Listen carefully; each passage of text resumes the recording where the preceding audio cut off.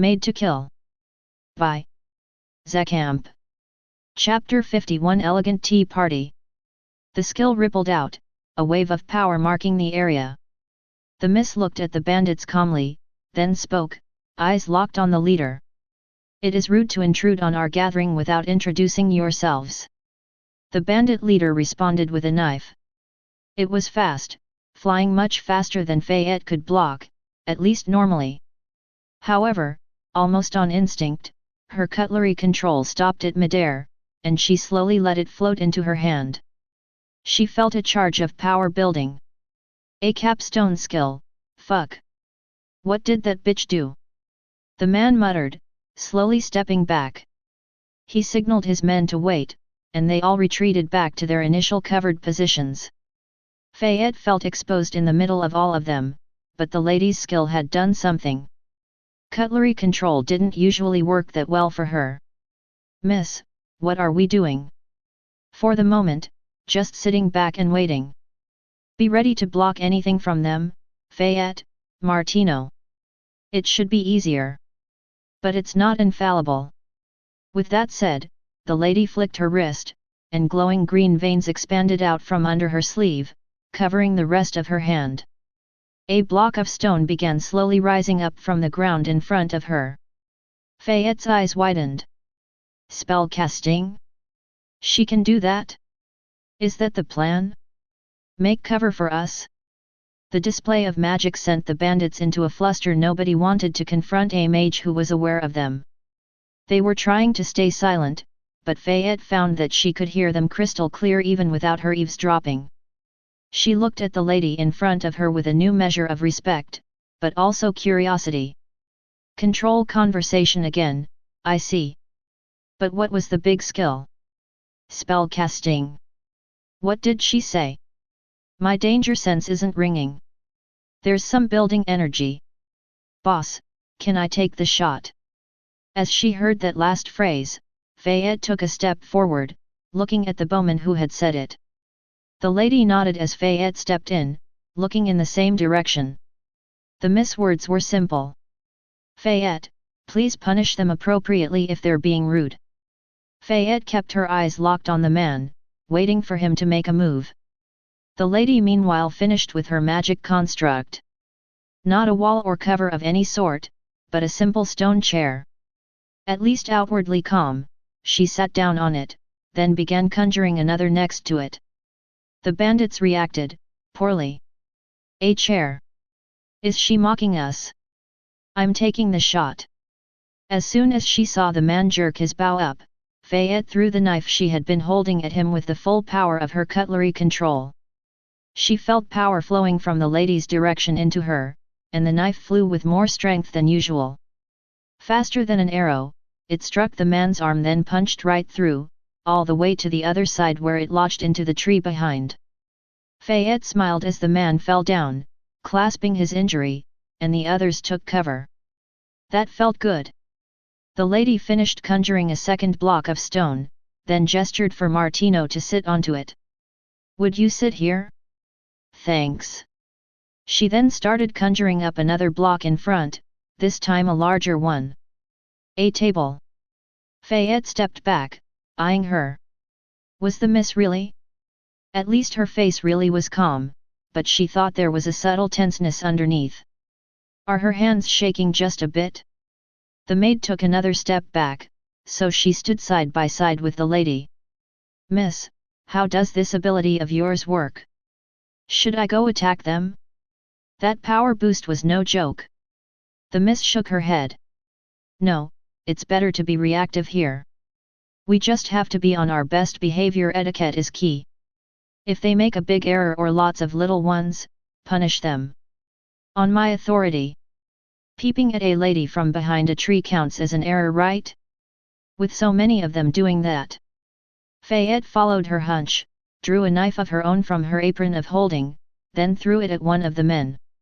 Only his head was visible, hidden behind a thin tree, but Fayette's knife went right through the tree into his forehead, and another man fell down. I think that used about half the charge we had built. Best save the rest for defense. She took out another knife, then a fork, and began setting out cutlery in front of the lady's table. I guess this is how we build that up. How many are we setting for, miss? For, the lady answered, then began conjuring 2 more stone chairs, this time on the other side of the table. Fayette slowly nodded, hiding a subtle smile, starting to understand the full plan. Something about this felt right. A lady and her maid. She stretched out, relaxing her muscles. And then she realized it. No ache. There was no subtle ache from her class, worming away at her mind. Just peace. Throwing that knife through the bandit had felt so easy. So calm. She shivered. Scary. I'll have to be careful here. The bandits were chattering more, and the leader was organizing them for a coordinated attack. Fayette turned her eyes back to them, feeling some nerves at standing still against something like that, but held firm. She was in pure maid mode right now, setting up a tea party. This was not a battle. Not yet. Martino, you are my escort for this tea party. You are acting on my authority.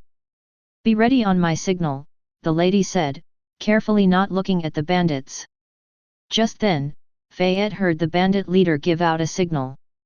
All the bandits leaned out of cover at the same time and activated skills. Arrows, knives, and some sort of smoke bomb flew out. A dozen projectiles. Right at them. Now, shield, the miss shouted.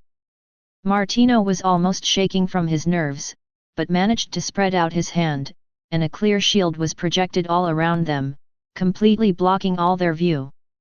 An array of projectiles clattered against it. The smoke still came through, over and under the glimmering ward, and Fayette felt her danger sense spike. She picked up her broom, activated a sweep dust, and swept it all away, right back at the bandits. It was like clearing away dust from the area was particularly agreeable to the skill, as Fayette felt the charge growing further in the process, despite how she was using it already. The smoke engulfed some of the bandits, and one started choking out, while the others managed to activate skills to save themselves. A rude interruption for the second time. The lady said, voice shaking just a bit, still not sparing a glance toward their interlopers. Indeed, a most impolite crowd, Fayette replied, smiling reassuringly. Despite the slight wariness she was keeping, she was starting to really like this skill. The bandits were in disarray for a few seconds, before the leader suddenly started to laugh. He stepped out from the cover, waited for a second, then started calmly walking forwards, a growing smile on his face. I get it, I get it. Not supposed to strike first, are we? Some type of non-aggression deal. Fayette, the miss, and Martino ignored his words, not looking his way one bit. Fayette produced 2 teacups from her apron of holding, placed them in front of Martino and the miss, then poured some cold tea from a flask into them. The grinning man stopped for a second, as if waiting for a reaction, then continued forwards after none came. He gradually approached their tea table, step by step. Boys, how about we all get nice and close and wait this one out? The other bandits came out of cover, carefully, slowly, and started approaching in a gradually shrinking circle. The bandit leader had again started to flip around a knife in his hand, his confidence returned. A trick. A clever trick this one is, but not enough.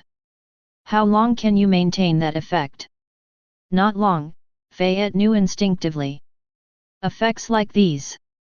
The lady finally turned to Fayette, setting down the teacup she had been drinking from.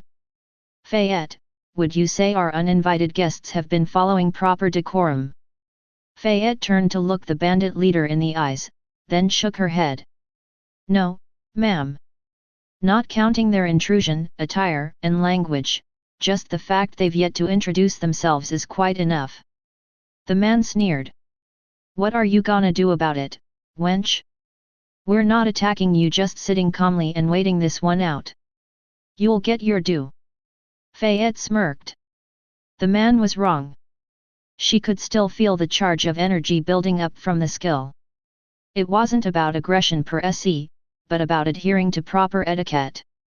Truly a proper skill for a lady. She suspected the men may even be able to be quite aggressive, as long as they followed certain procedures. How would this work if they tried to force a duel using etiquette? Or introduced themselves first, then surrounded us? That would have been bad. But they didn't understand yet. So Fayette stepped forward to face the man, then looked over all the knives he was wearing and holding. 2 belts, both full of them. She pointed. Bearing arms at your host? Unacceptable. She activated cutlery control and felt it surging with more power than ever before. The man jumped back as all the knives on his belts came out of their sheaths simultaneously. Even the one he had been flipping in the air stopped midway, slowly floating towards Fayette with the others. The man's smile vanished and he stopped, only taking 2 steps back.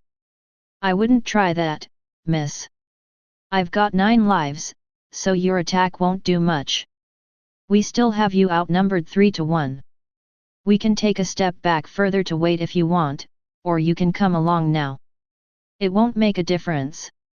It was true Fayette wasn't sure about how long the lady could keep up this skill, and they were still in a dire situation.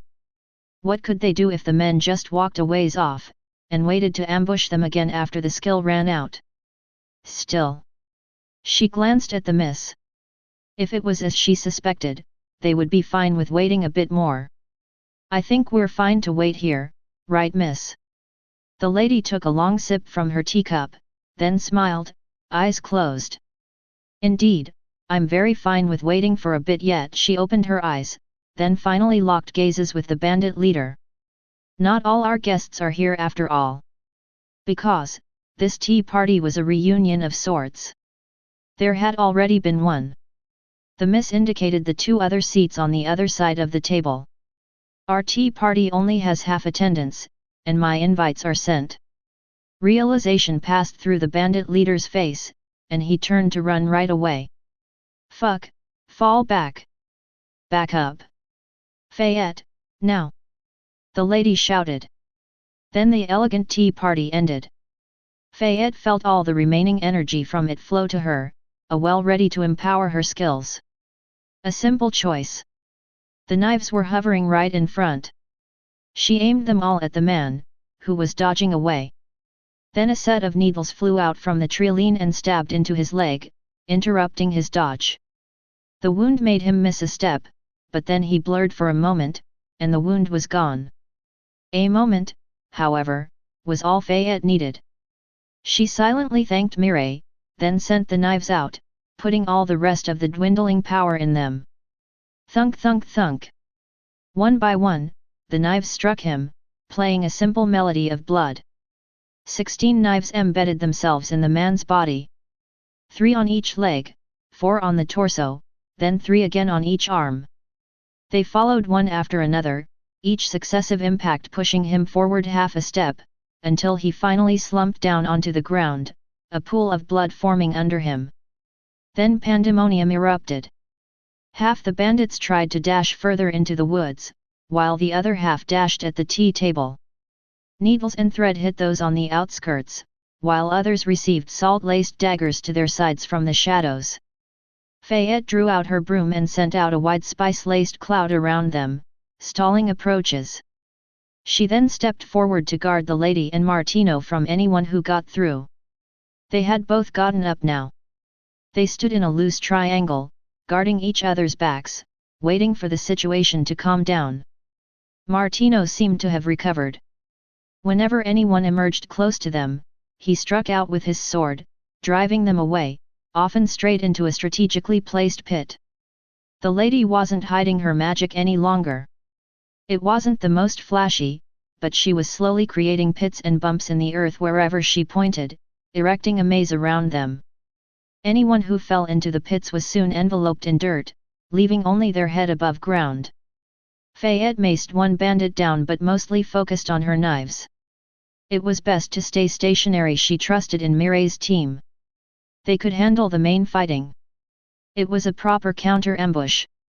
The bandits found themselves trapped between a maze of pits near the tea table, and a web of threads further out in the tree line. Those who ran in either direction got immobilized, while those who stayed out in the field faced a barrage of attacks from unseen opponents. They had no chance. It took a few minutes, but soon Fayette could breathe a sigh of relief. Mireille, Martin, and Foyle the ranger emerged from the forest, carefully walking down between pits. The miss slumped down onto her stool, face down on the table, and pointed one lazy finger towards them. Her hand glowed green, and a path cleared among the many pitfalls. "Ugh, I'm spent. That was terrifying," she said, shivering and making the most unladylike sound Fayette had ever heard from her. But Fayette gave her a respectful tap on the back.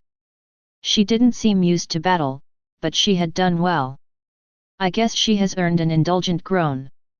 Mireille stepped forward first, focused on the lady like a hawk. She said only one word. "Magic." Fayette stomped the ground with one foot. "That's what you're focused on." "What should I be focused on?" Fayette pointed at the beaver monkey corpse, a bit forgotten amidst the fight, but still in perfectly good condition. It was right behind the tea table. Had been the whole time. Maybe a small etiquette loss. "I got you a gift." "Well, sure, that's great, but you really managed to find a situation here. How did you end up in a blasted bandit ambush?" "I want to know that too," Martino said, the hunter also slumping down on the table. He took a sip from his own untouched teacup. "This was supposed to be a little hunt, how can we be this unlucky?" "Son, that is indeed the question of the hour." "I don't think there is such a thing as bad luck," Martin said, stepping forward to the table. He was relaxed, but his eyes never left the lady, even laying down as she was. "You know, a proper bandit can have rather interesting skills. A nose for loot. I don't want to point any fingers, but are any of you by chance carrying lots of valuable items, magic and mundane on you?" Fayette froze mid-step, thinking of her precious apron of holding. And the collection of rolled paintings still inside it. And her pretty rock collection. And her alchemy gear. And all the other things she and the rest of her party had stored in there. And the bag of holding itself, most valuable of them all. She and the lady both raised their heads at the same time. They both stammered at once, then, surprised, they looked at each other. A brief stare, then they both laughed for a second. Nervous, but somehow relieved. Martin looked up at the two and grimaced. "Wait, both of you. Walking in the woods with little to no other escort?" Fayette straightened up and threw out a disarming smile. She honestly considered throwing a skill point in there. "Hey, now that you lot are here, why don't you have some tea? Look, I've set it up for you." "You too, Foyle." Martin shrugged and sat down. "Well, it is what it is. Give me a damn cup. What are we going to do with all these bandits though? We captured at least 6 from what I counted." Fayette hurried to pour him tea and smiled politely. "Don't worry, just sip on your tea. I'll go handle the pests." The miss watched as the maid set down the teapot, called a knife into her hand, then started cleaning it of blood. It took her a moment to understand what she had just heard. Wait! The lady shouted, rising up and waving her hands. "You can't just go kill them all."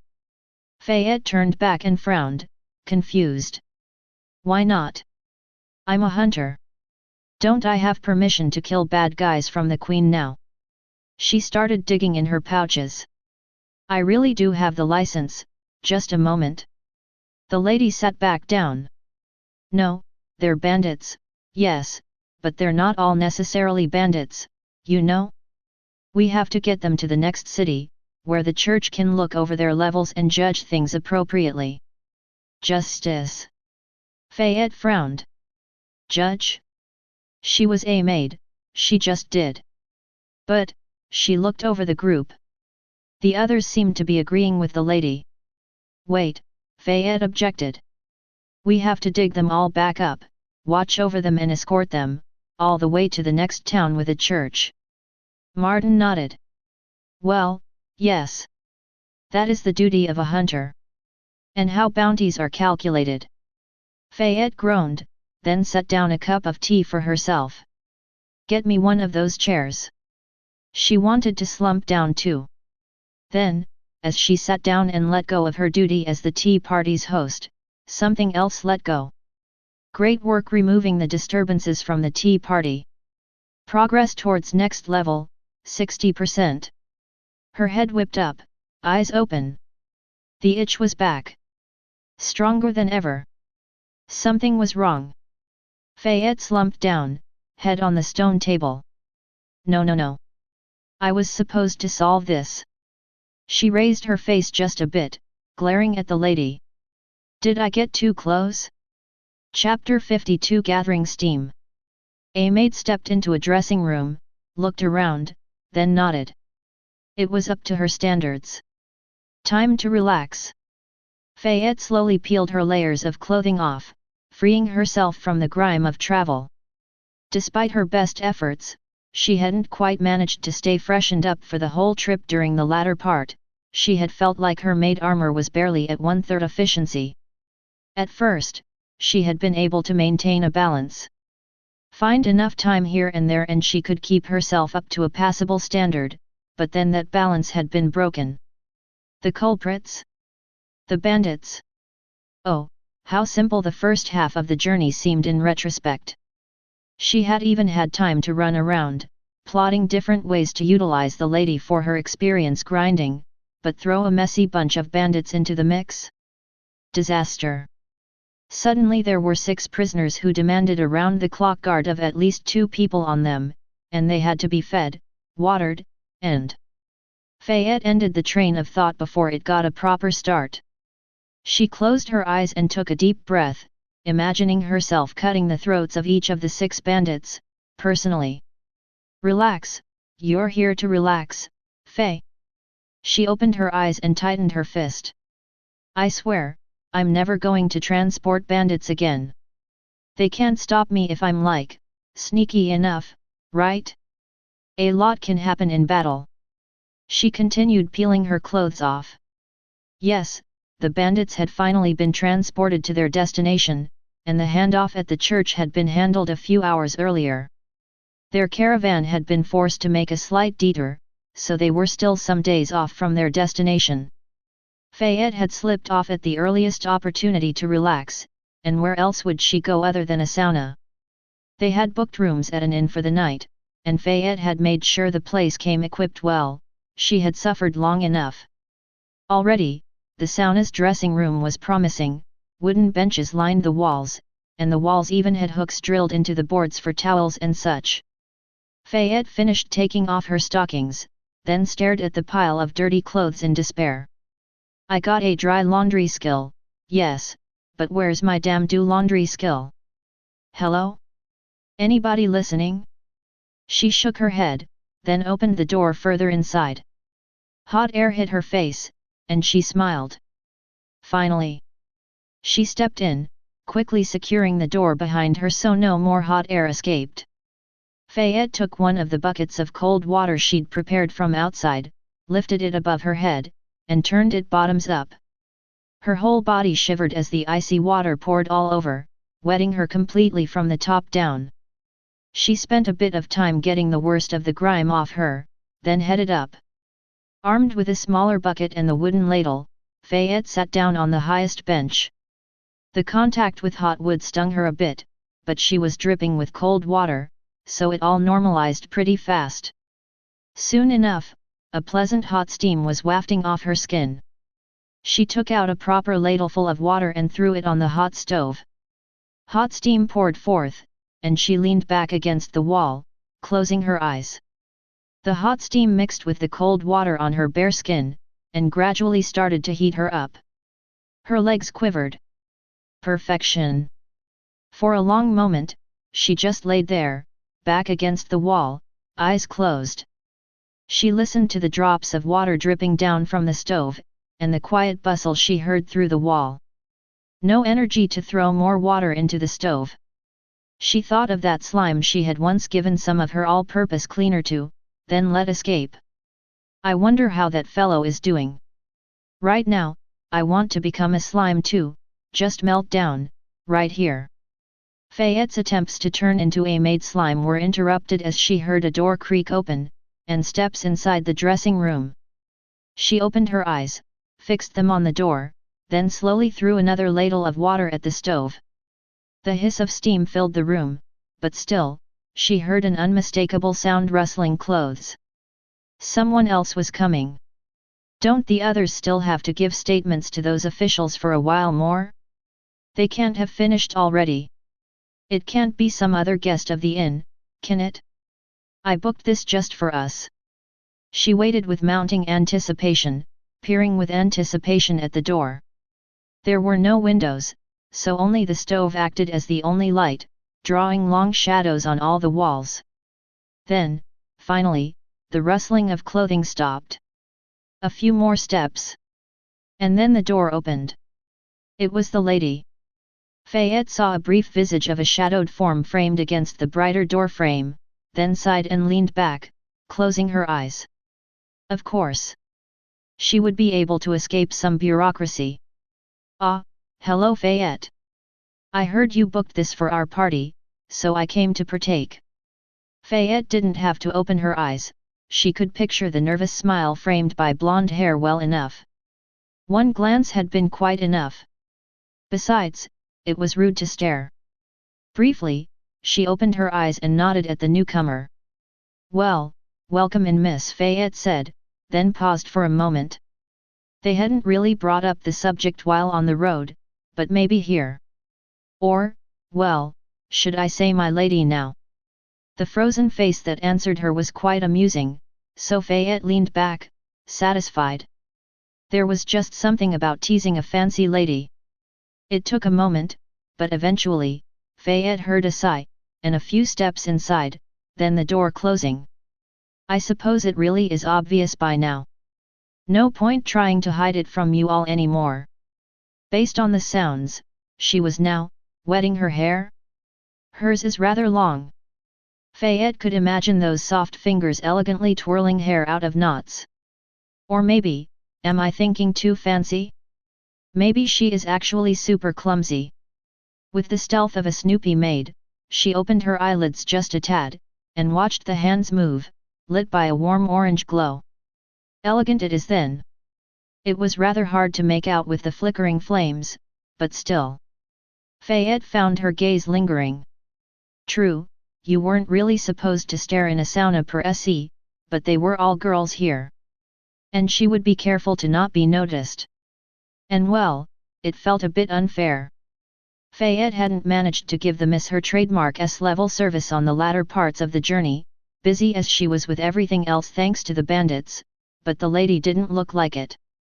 Despite several rougher days on the road, her skin still had a healthy glow to it, and her hair was nearly pristine. Skills, upbringing, or just birth? Maybe all three. The lady finished getting her hair wet, then turned back, just barely managing to catch Fayette turning her head back. Drat, my danger sense didn't warn me. Looking for something? A playful voice eventually asked. Fayette sighed, throwing more water onto the stove. Sorry. Just didn't know nobles partook in saunas. Only took baths back in my previous place. Maybe a regional thing. The lady climbed up the benches, joining Fayette on the highest one. She sat down just a bit to her left, a few paces away, where the shadows hid her form almost completely. You shouldn't generalize like that. I've always liked these. Fayette shrugged, put her ladle down, then brought her legs up to the bench, hugging them against her chest. It felt odd to have the miss here, at her relaxation place. Sure, they had spent a bunch of time together lately, but this was supposed to be her time off. Feeling just a bit annoyed, Fayette decided to throw out a barb. You know, you really need to work on your secret identity more.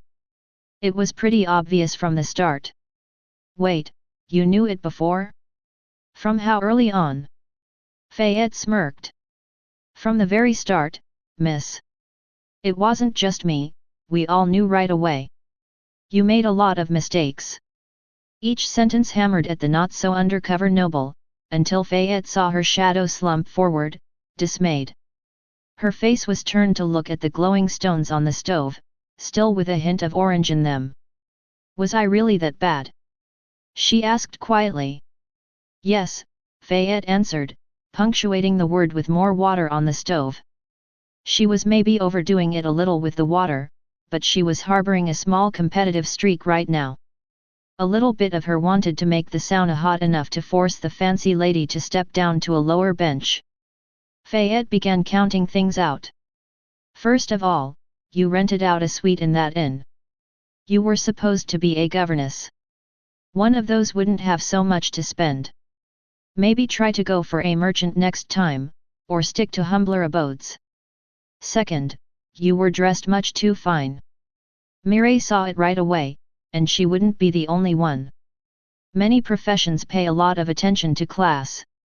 Third." She turned, pointing a finger at the lady. "You were utterly incapable of taking care of yourself. It was clear you were used to being waited on." The words finished off the miss, sending her slumping against the wall opposite Fayette, the fight completely gone from her. Fayette turned back, satisfied. "So, I really was that bad? Ah, did I maybe overdo it a bit?" The miss sounded genuinely upset, and Fayette felt a bit sympathetic. She gave a disarming smile. "Hey, you got that far at least, so you had to be doing something right." The slumped shadow rose up just a bit, and Fayette thought she could almost sense the frown. "Don't go using that skill smile on me, I'm only after the genuine article." Fayette let the smile fall from her face, returning her face to a cool normal, then turned back forward. "So, which scenario is it for you? Can you tell? Mireille set up a betting pool for us." "Scenario? What do you mean?" Fayette held up one finger. "Well, I think we pruned it down to two options. A, the run away from family because of a marriage scenario, or," she raised a second finger. "B, the run away from family because of a succession dispute scenario." She heard no answer, so she turned to the lady. "Well? Which is it?" The shadowed form had frozen solid, almost becoming a statue then and there. Slowly, hands were brought up to a face, then the form slumped down even more.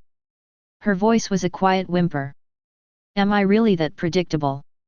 Fayette felt her heart stir. "Did we get it right? My money's on scenario A." The lady slowly turned to look up at the maid. "Yes. It's the marriage scenario." Fayette threw a celebratory bit of water on the stove. "Yes. That betting pool is mine." The lady slumped backward as the steam hit her, changing the wall she was laid against. "I can't believe it was that predictable. You had it down to two options. Am I really that typical?" Don't feel too bad about it, miss. It's not like you're alone," Fayette said. "In a class system like this, I figure we're all repeating patterns of sorts over and over." The lady was silent for a moment, thinking. "Is that why you're adventuring as a hunter, despite being a maid?" Fayette frowned and stared at the bucket by her legs. She was reminded of that conversation she had with Mireille, at the start of this journey. When she had decided on her path to becoming a truly great maid. "It's not the main reason, but I guess it is part of it. Just a thought I had recently. Well, if you're running away from a marriage, what's your big plan? Maybe you can hire us to help." "It's really not much of a plan. Have you talked it out? Mireille's pretty smart, maybe she can think of something." The lady sighed. "Well, I suppose there's no harm in it. It's a simple issue really, skills. And classes. In my family's opinion, the skills I have point in a certain direction, so in that direction I should marry. Aren't you a spellcaster? I would have thought that type of class would go well." The lady sighed, then stretched out an arm. A green glow rose from the center of her back, and vines of green lit up her form as they spread out, eventually reaching the tip of her fingers. The shadows were chased out by green light, and Fayette turned her gaze away. She saw the sauna stones shift about on the stove for a moment, putting the cooled down stones further down, and pulling the more hot stones up. Handy magic, that. The miss continued. It's really about what kind of magic you can do. This stuff, it's mostly useful for building things. You heard my boon skill, right? Boon of the Stone Bastion. That's what it turned into with this magic I took on. She held the magic for a second longer, then let it go, and the vines began retreating, and shadow followed them back. Do you know where they send classes like that? Where the most desirable matches are gotten. The miss finished. Fayette thought for a moment. Where did one need building skills, and the ability to defend places well? It took her a moment to get it. She had to think about where the money was shifting. The colonies, she whispered. The lady nodded. That's the match they gave me. I was to be sent far off, to help hold some fort with a colonial lord. You know the sort, the new frontiers. Fayette whistled. Well, I can understand running away now. No way would I go work in a place like that. Not just work, but marriage. But, well, I don't know if I'm really running away from the whole family like that. The lady said. Just trying to get a small bit of leverage. A hint of time. Well, go on. The miss sighed. Don't laugh, I know it's not great. I just needed to get away, so. Basically, they never really let me do anything concrete here, so I just wanted to prove I could be useful for the family in other ways too, not just a match to be traded. So you wanted to go do something? What, get ambushed by bandits? No. It's at our destination. I heard there was trouble at one of our family's mines, and we had no one to send there to handle the matter. Just angry letters. I just thought I could go there, handle things, and show that I could do things too. Fayette was silent for a moment. That's really not a great plan. Will they really respect that? Look, I know. I know they probably won't. You promised you wouldn't laugh. I'm not working with much here. I'm not laughing. I'm just Fayette threw some water on the stove. Thinking. I don't really know what to say, miss. It took a bit for the hiss of steam to clear, revealing a lady's pout. She pointed an angry finger. Well, whatever you say, don't say that. I'm revealing a lot here, quite literally bearing myself out, and you're still doing that. Fayette turned and met her shadowed gaze. Doing what? The lady fumed, the sauna steam rising up around her. Miss. It's always you or miss. I told you to call me Marie, didn't I? Several times. The others do it. Don't try to say it's some etiquette thing. We both know it doesn't work like that. Fayette fell silent for a moment. She turned and looked down, spinning her ladle in the bucket. She took a deep breath, feeling the hot air burn her lungs.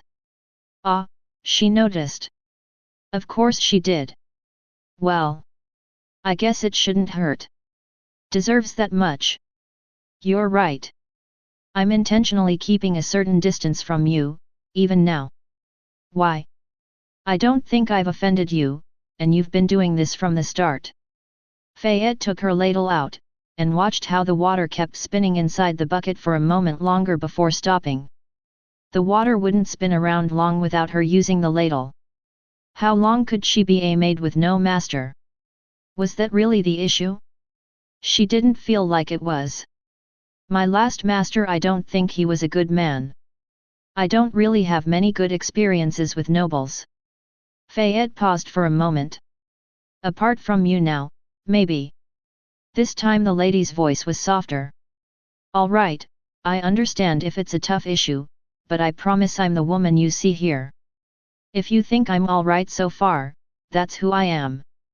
Fayette turned to look at her, at the shadowed form.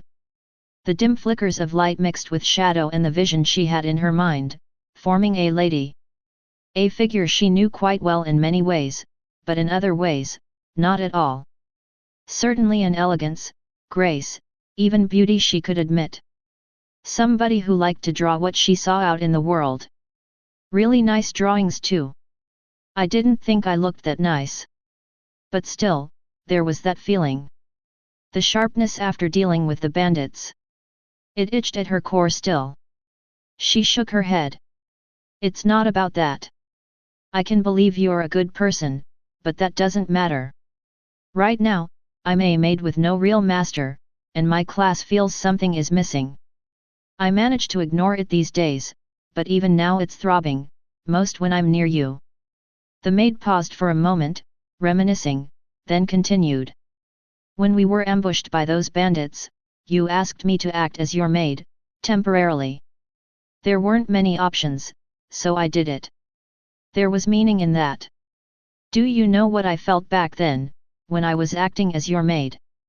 Her gaze was growing more intense, now with some sort of yearning in it, and the shadow shook under it. I felt good.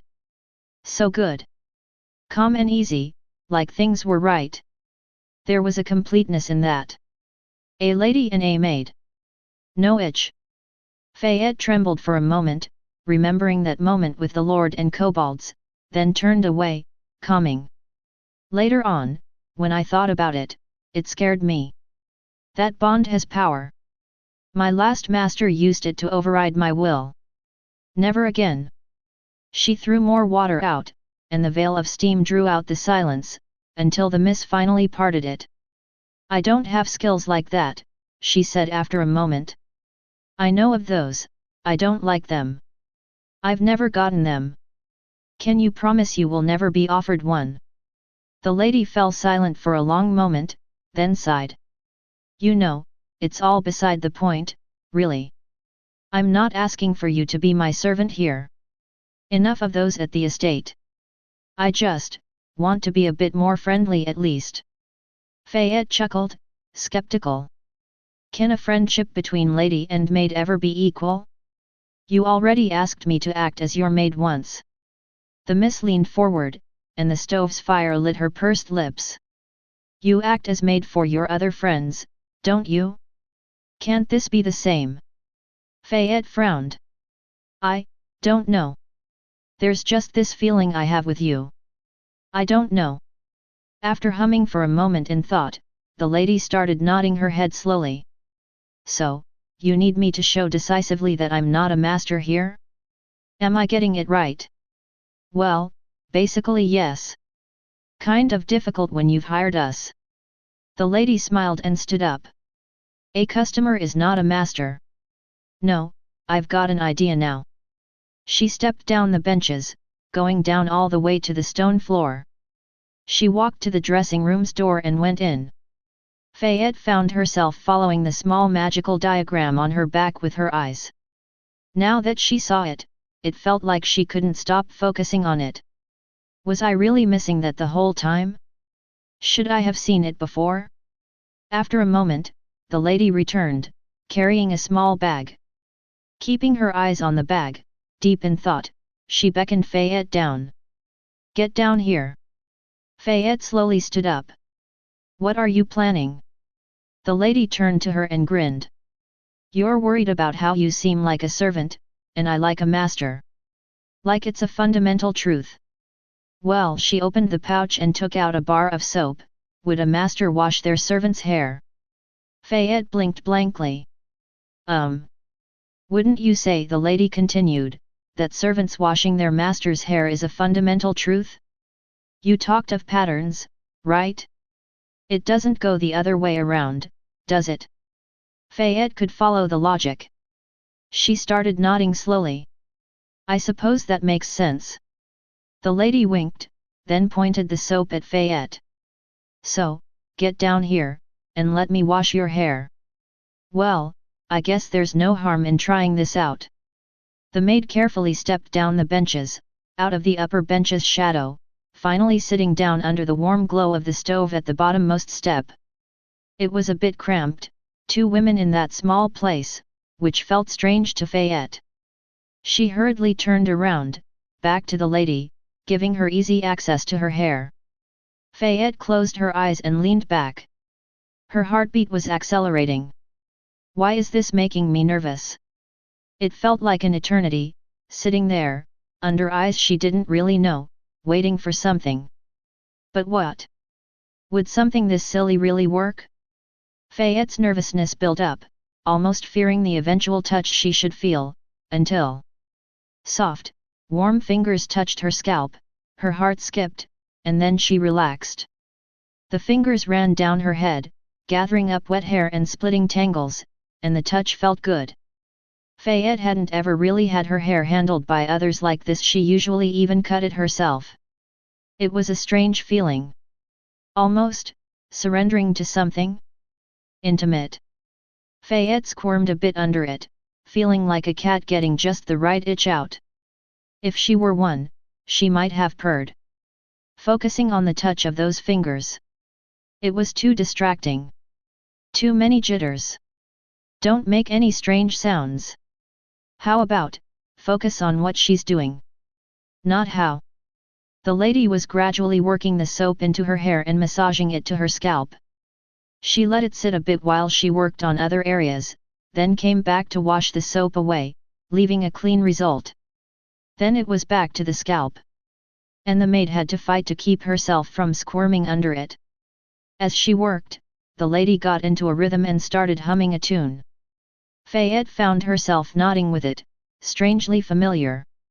She froze for a second, because it was a tune she remembered, something almost forgotten, from back in the orphanage. No, of course, she hadn't always handled her hair herself, but that song. Before she could complete the thought, the humming stopped, and the lady stepped away. Fayette opened her eyes, and blinked, waiting a moment more for the soft touch to return. Over already? Well, do you feel any better now? Do you think it worked? The lady asked. Fayette did feel better. That had been a really nice experience. She almost answered so, before she remembered. Right, there was a point to this.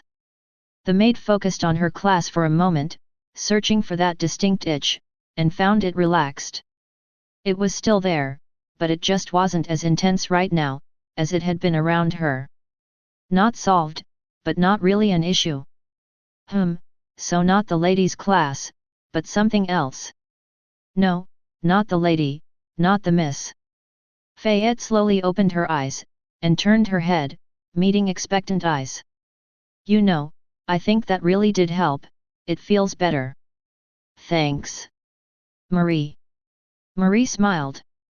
She held up her soap again, a twinkle of mischief in her eye. Want me to dry it off and style it too? Fayette realized that here, before the stove, there really wasn't much dark to hide in. She held her eyes up carefully, then covered her bosom with her arms and turned away. I think this was enough. I'll do the rest myself. She turned to look back. I don't want you to be my servant either, all right? A chuckle left Marie's lips. All right, fine. I get it. Fayette frowned in suspicion. By the way, that song you hummed. I don't think it's one a noble should be singing. A servant's song. The lady winked.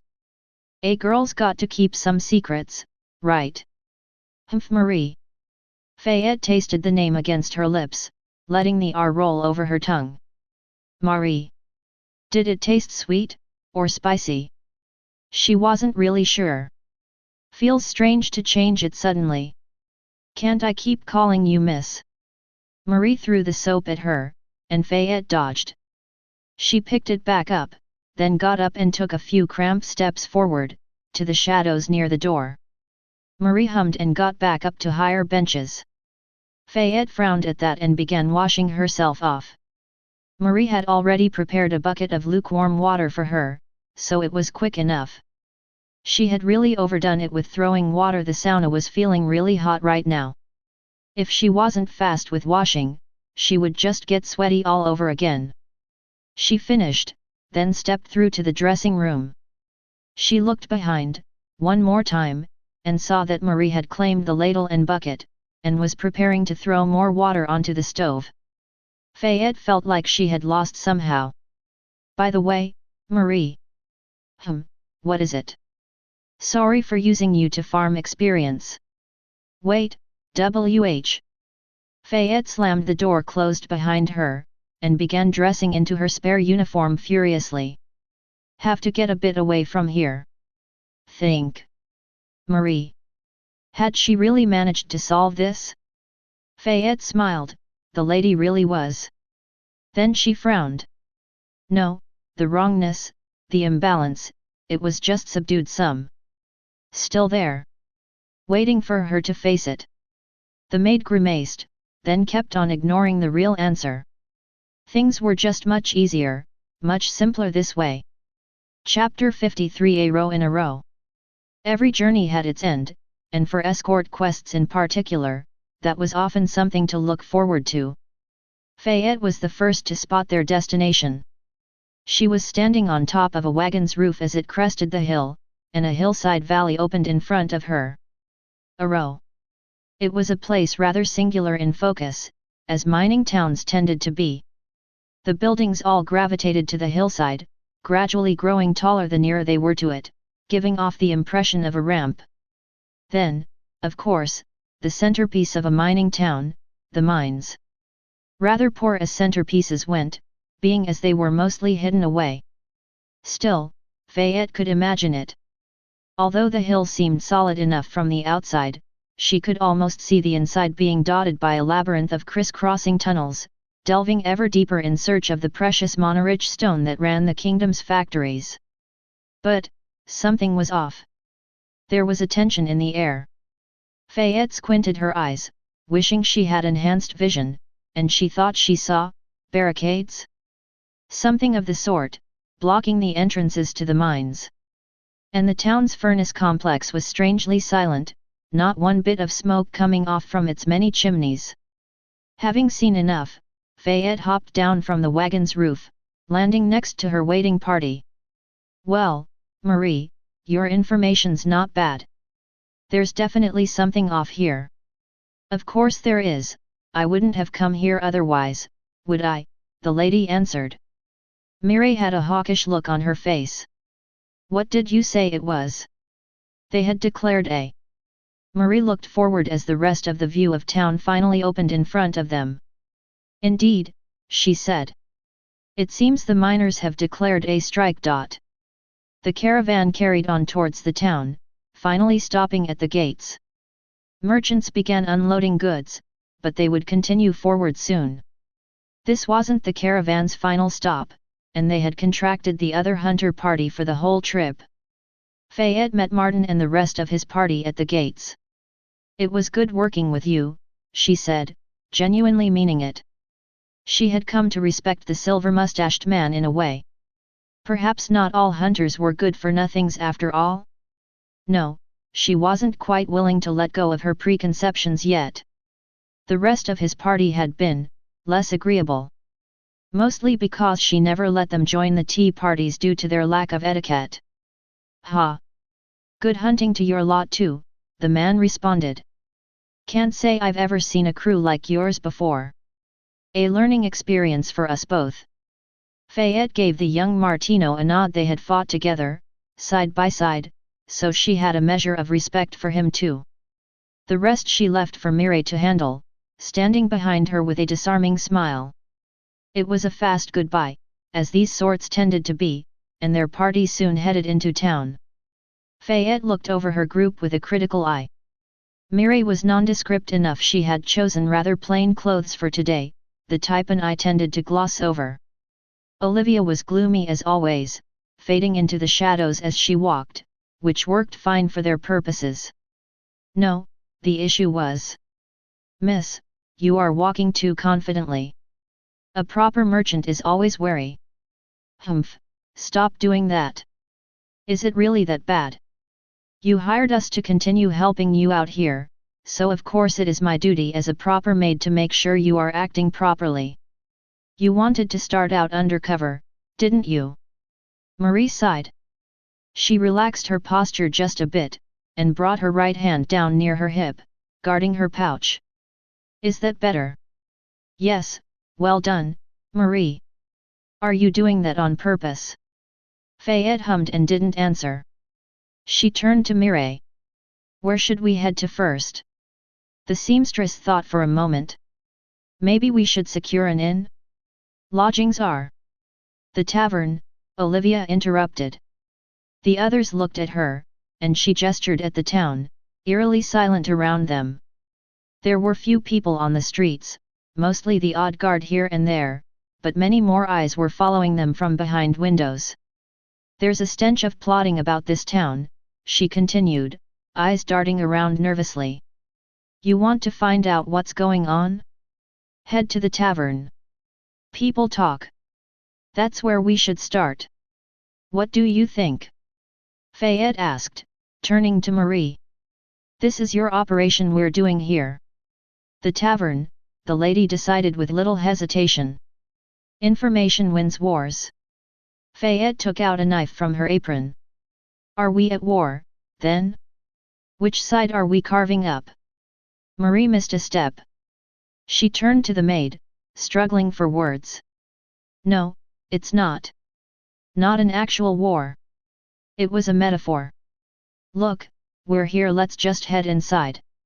True, they had reached a reputable enough-looking tavern.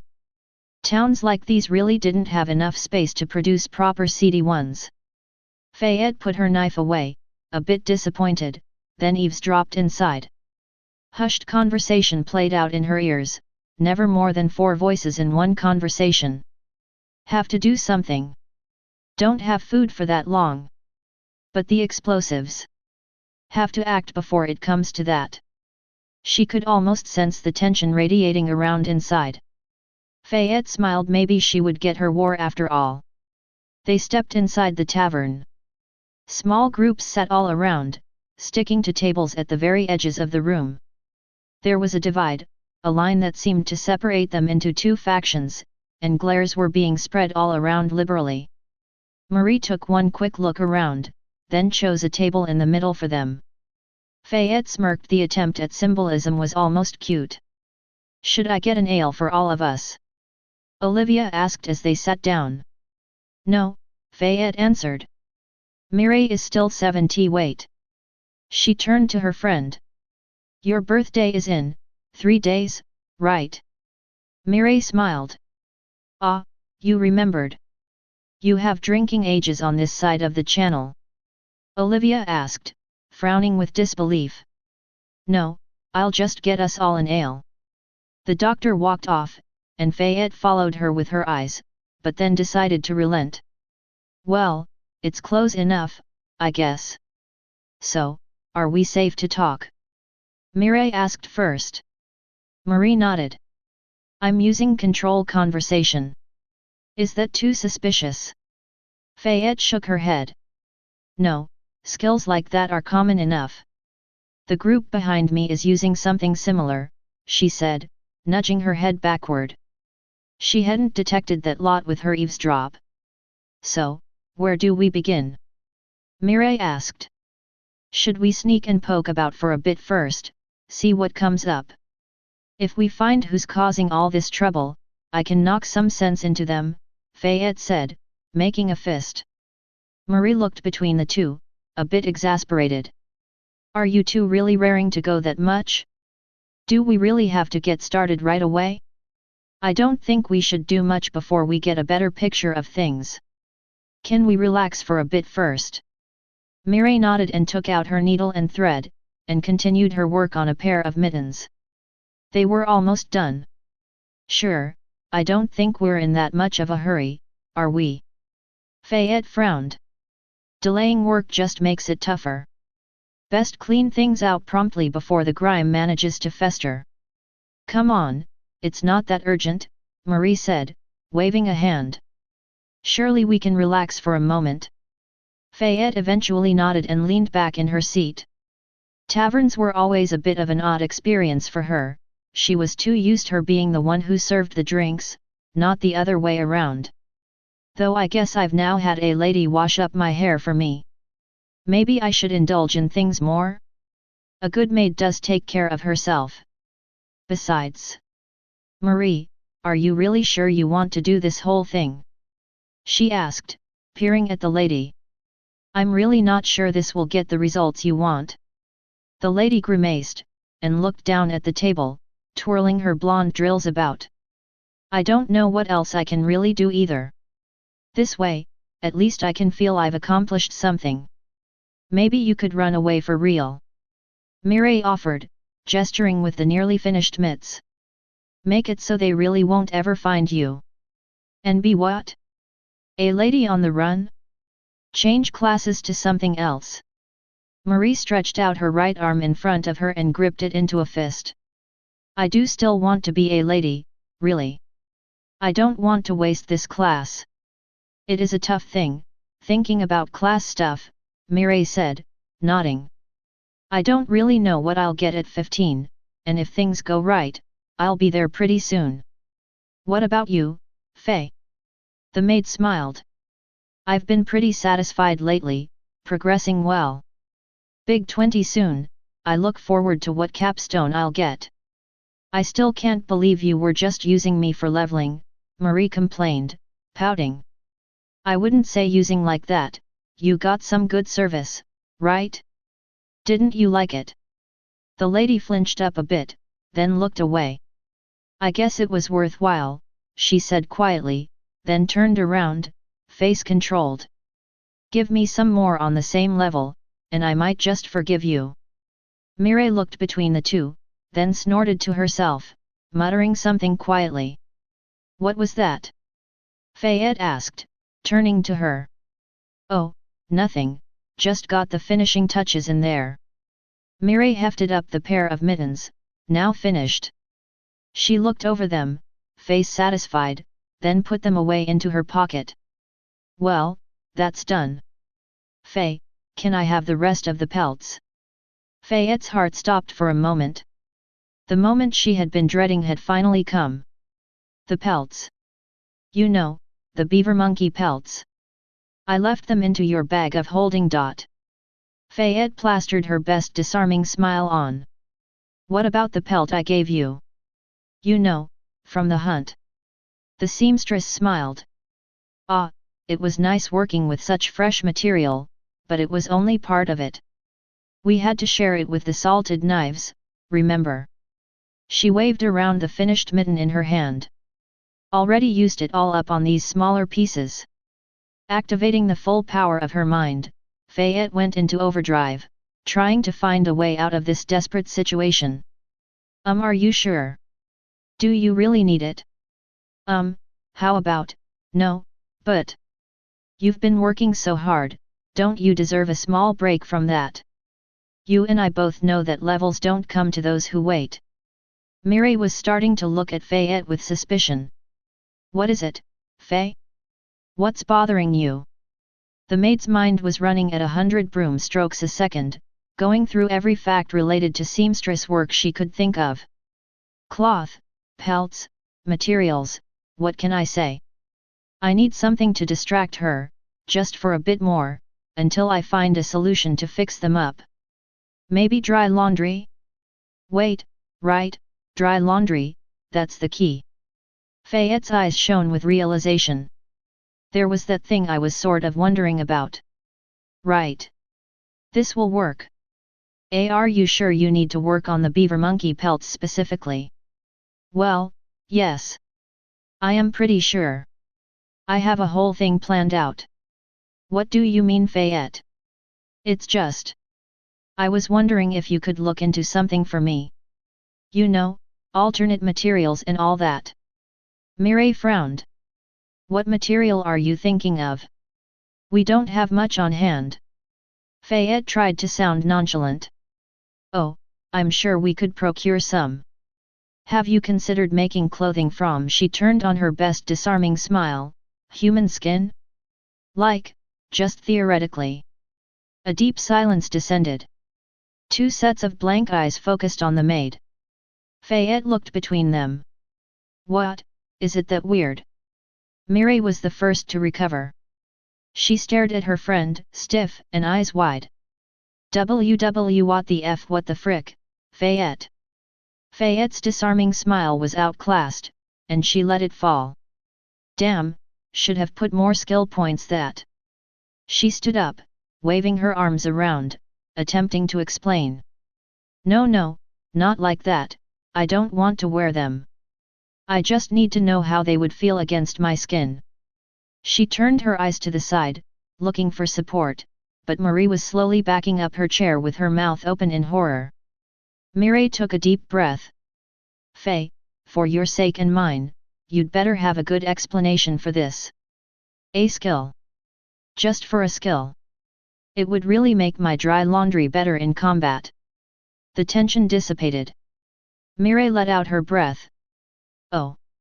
Okay, for a moment there I thought you had finally lost it.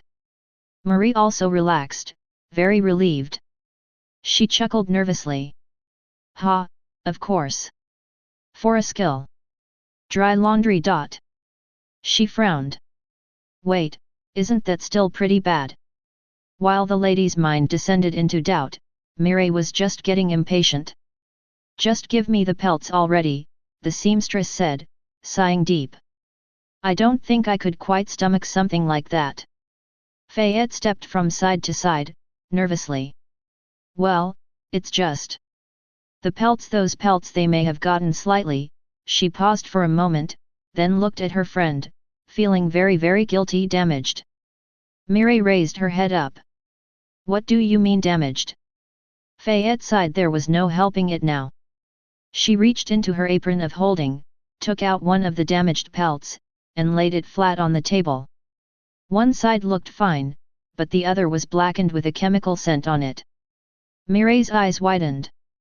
She jumped up from her chair and leaned over the table, inspecting the first tee. This is ruined. What happened? Are they all like this? Marie's eyes widened in recognition, and she turned to the very guilty-looking maid. Aren't those from? The maid winced but then nodded.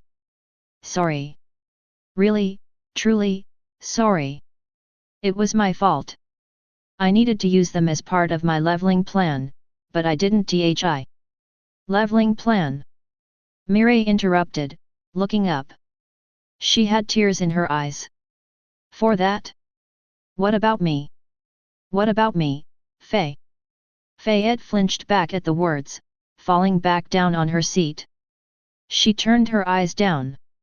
Sorry, I really didn't think it would go like this. If I had known. That's it, isn't it? You didn't think. Mireille said, voice strained as she dried the corner of her eye with a tissue. She slammed the hand on the table. You're already way ahead of me, and you go and do this? Do you have any idea how much you've set me back? Fayette looked up. I'll make it up to you, Summit. How? Mireille demanded. She sat back down, anger deflating from her. I was going to make a set. That was my idea, a whole matching set of high-quality clothing. I've never done something that big before. Quality work, difficult materials, a cohesive theme to it all. She looked at the ruined pelt, eyes hollow. Now she just sounded tired. But now it's ruined. I was close to a level, Faye. Maybe two if things went right. How could you even make that up to me? I'll think of a way. Look, how about we? No, Mireille said, a note of finality to it. She leaned back in her chair and closed her eyes. Look, Faye. You are my friend, always will be, but you can sometimes be so thoughtless. Just let me think for a moment. I need to plan. Need to think on how to salvage this. Marie was frantically looking between the despondent seamstress and the apologetic maid, searching for a way through this knot. She jumped as tray of drinks was placed on the table. Bad time? Olivia asked, looking around the table. No, Mireille answered, opening her eyes. Just perfect. She took an ale from the tray and began drinking it down in one go. Fayette looked over with concern as the girl struggled to gulp it all down, some spilling out her mouth, but eventually, Mireille slammed the tankard back down, emptied. She shivered for a moment, wiped the froth off her lips, then looked at the others, frowning. What? Everyone turned away, eyes down. You could have cut the silence with a knife. Olivia slowly picked up a tankard of her own, and sipped at it, peering over with her eyes. Like a true doctor, she began dissecting the scene. So, what are we doing? Did I hear some talk of skin clothing? Do I need to get out the knives? Mireille stared at the doctor, face getting slightly flushed, and very unamused. Don't joke around. I saw you skulking about, taking your time. Get to the point. Did you get the news? The doctor nodded. It wasn't hard, not exactly a secret. I have the main points. The seamstress cracked her fists. Good, let's get to work. Marie looked hesitant. Are you sure? She asked, voice soft. Is now really the time? Yes, now is the time, Mireille said, turning her angry gaze to her. I want to punch something. The lady sighed, then nodded at Olivia. All right then, give us the news. Olivia took a long sip from her drink, then started. Well, from what I've gathered, the mess here all started from one dispute. The miners reported a high concentration of beasts in the direction they were to mine. Some say there were even monsters. They requested that the Lord in charge call for mages to clear out the tunnels. He refused, claiming such monster concentrations were expected, and the duty of the miners to clear out. Do you know this lord here, Marie? Mireille asked. To me, it sounds like he's the one in the wrong. Do we go at him? I don't know him well, the lady admitted, frowning. Lord Marcel is my second cousin twice removed, from a minor branch of the family. It is true that miners are expected to fight and deal with a certain amount of hazards, but it's strange that he would oppose calling in mage support so much. What about calling in hunters? Why mages? Fayette asked. Fighting in tunnels they know and built, miners are probably better than the average hunter.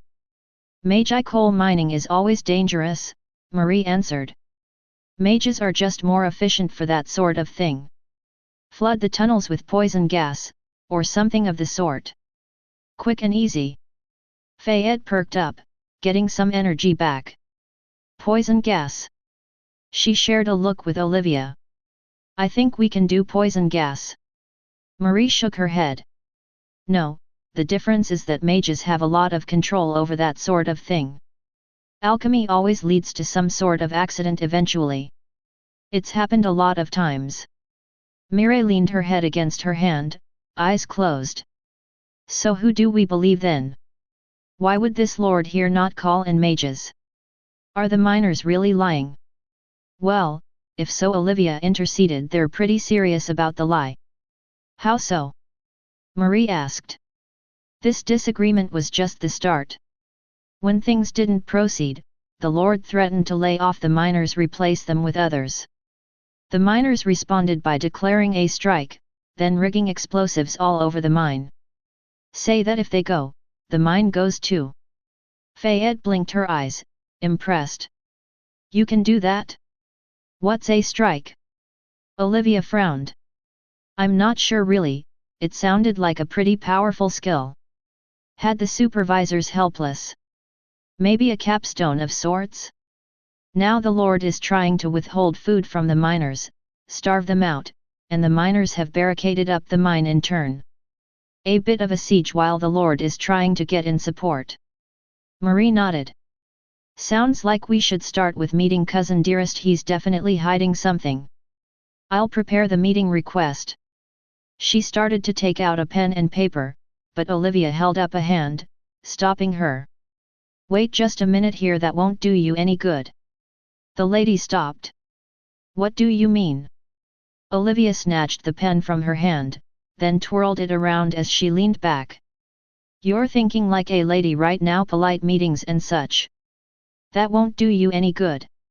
You need to think like a proper inspector, and she gestured at herself, happen to know quite a bit about dealing with inspections. Fayette blinked at the admission. Olivia really was reliable in the strangest things. Should I really be taking medicine from her after all? Marie was thinking, brow furrowed. What do you recommend then? Olivia tapped the pen 3 times in front of her. Speed, surprise, and impact, those are the 3 things we need. Surprise so they can't hide anything, speed so they can't keep up, and an overwhelming show of force that sets them off balance. Otherwise, it's too easy to slip away and hide evidence. Mireille cracked her knuckles and frowned. I can do impact. Just unnerve them and poke around like they don't want us to, right? That's exactly it, Olivia said, then shifted her gaze, pointing. But the key role is on you, Marie. The lady nodded. My task is to keep the primary target engaged, right?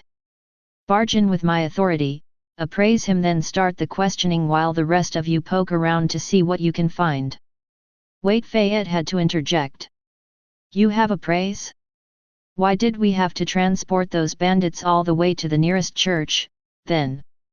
Marie made a very conflicted expression, squirming under Fayette's gaze.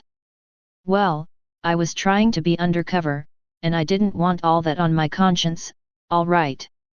Fayette wasn't satisfied. Really? But it made all that so much more difficult, and… Lay it off, Fayette, Mireille interrupted. She stood up, swaying a bit from side to side in the process. She isn't the only one who's made things more difficult for us after all. They locked gazes for a moment. Is she? Fayette slumped down, withering under the glare. She tried to say something, but Mireille turned away. So, are we leaving? The seamstress asked, looking over her needles. Surprise is best, right? No point wasting time and giving them any hints. Marie looked between the 2 of them, conflicted, but Fayette gave her a small nod. Sighing, the lady stood up. She looked at her own tankard of ale, untouched, and laid some coin on the table as payment. I guess we'll go right away then. Simple is best, right? Olivia and Fayette got up too and started making their way to the door. Fayette lingered a bit, so she was last to go, as she stared at Mireille, feeling guilty. Yeah, I really messed this one up, didn't I? She was raring to go and knock some sense into the dense heads in this town, but that was a small issue in comparison. She watched her friend stomp out the door, like a storm front gathering in strength. Fayette closed her eyes for just a moment, then followed. I can knock down a lord, easy, but how am I supposed to fix this? Chapter 54 Interlude, Surprise Inspection. Aro was a humble mining town, so it had no great manor overlooking it, but there was of course a building, the mining company's headquarters. A simple 2-story building, with a large office space on the top floor. A room arrayed with countless cupboards, all full of various reports, letters, and other texts.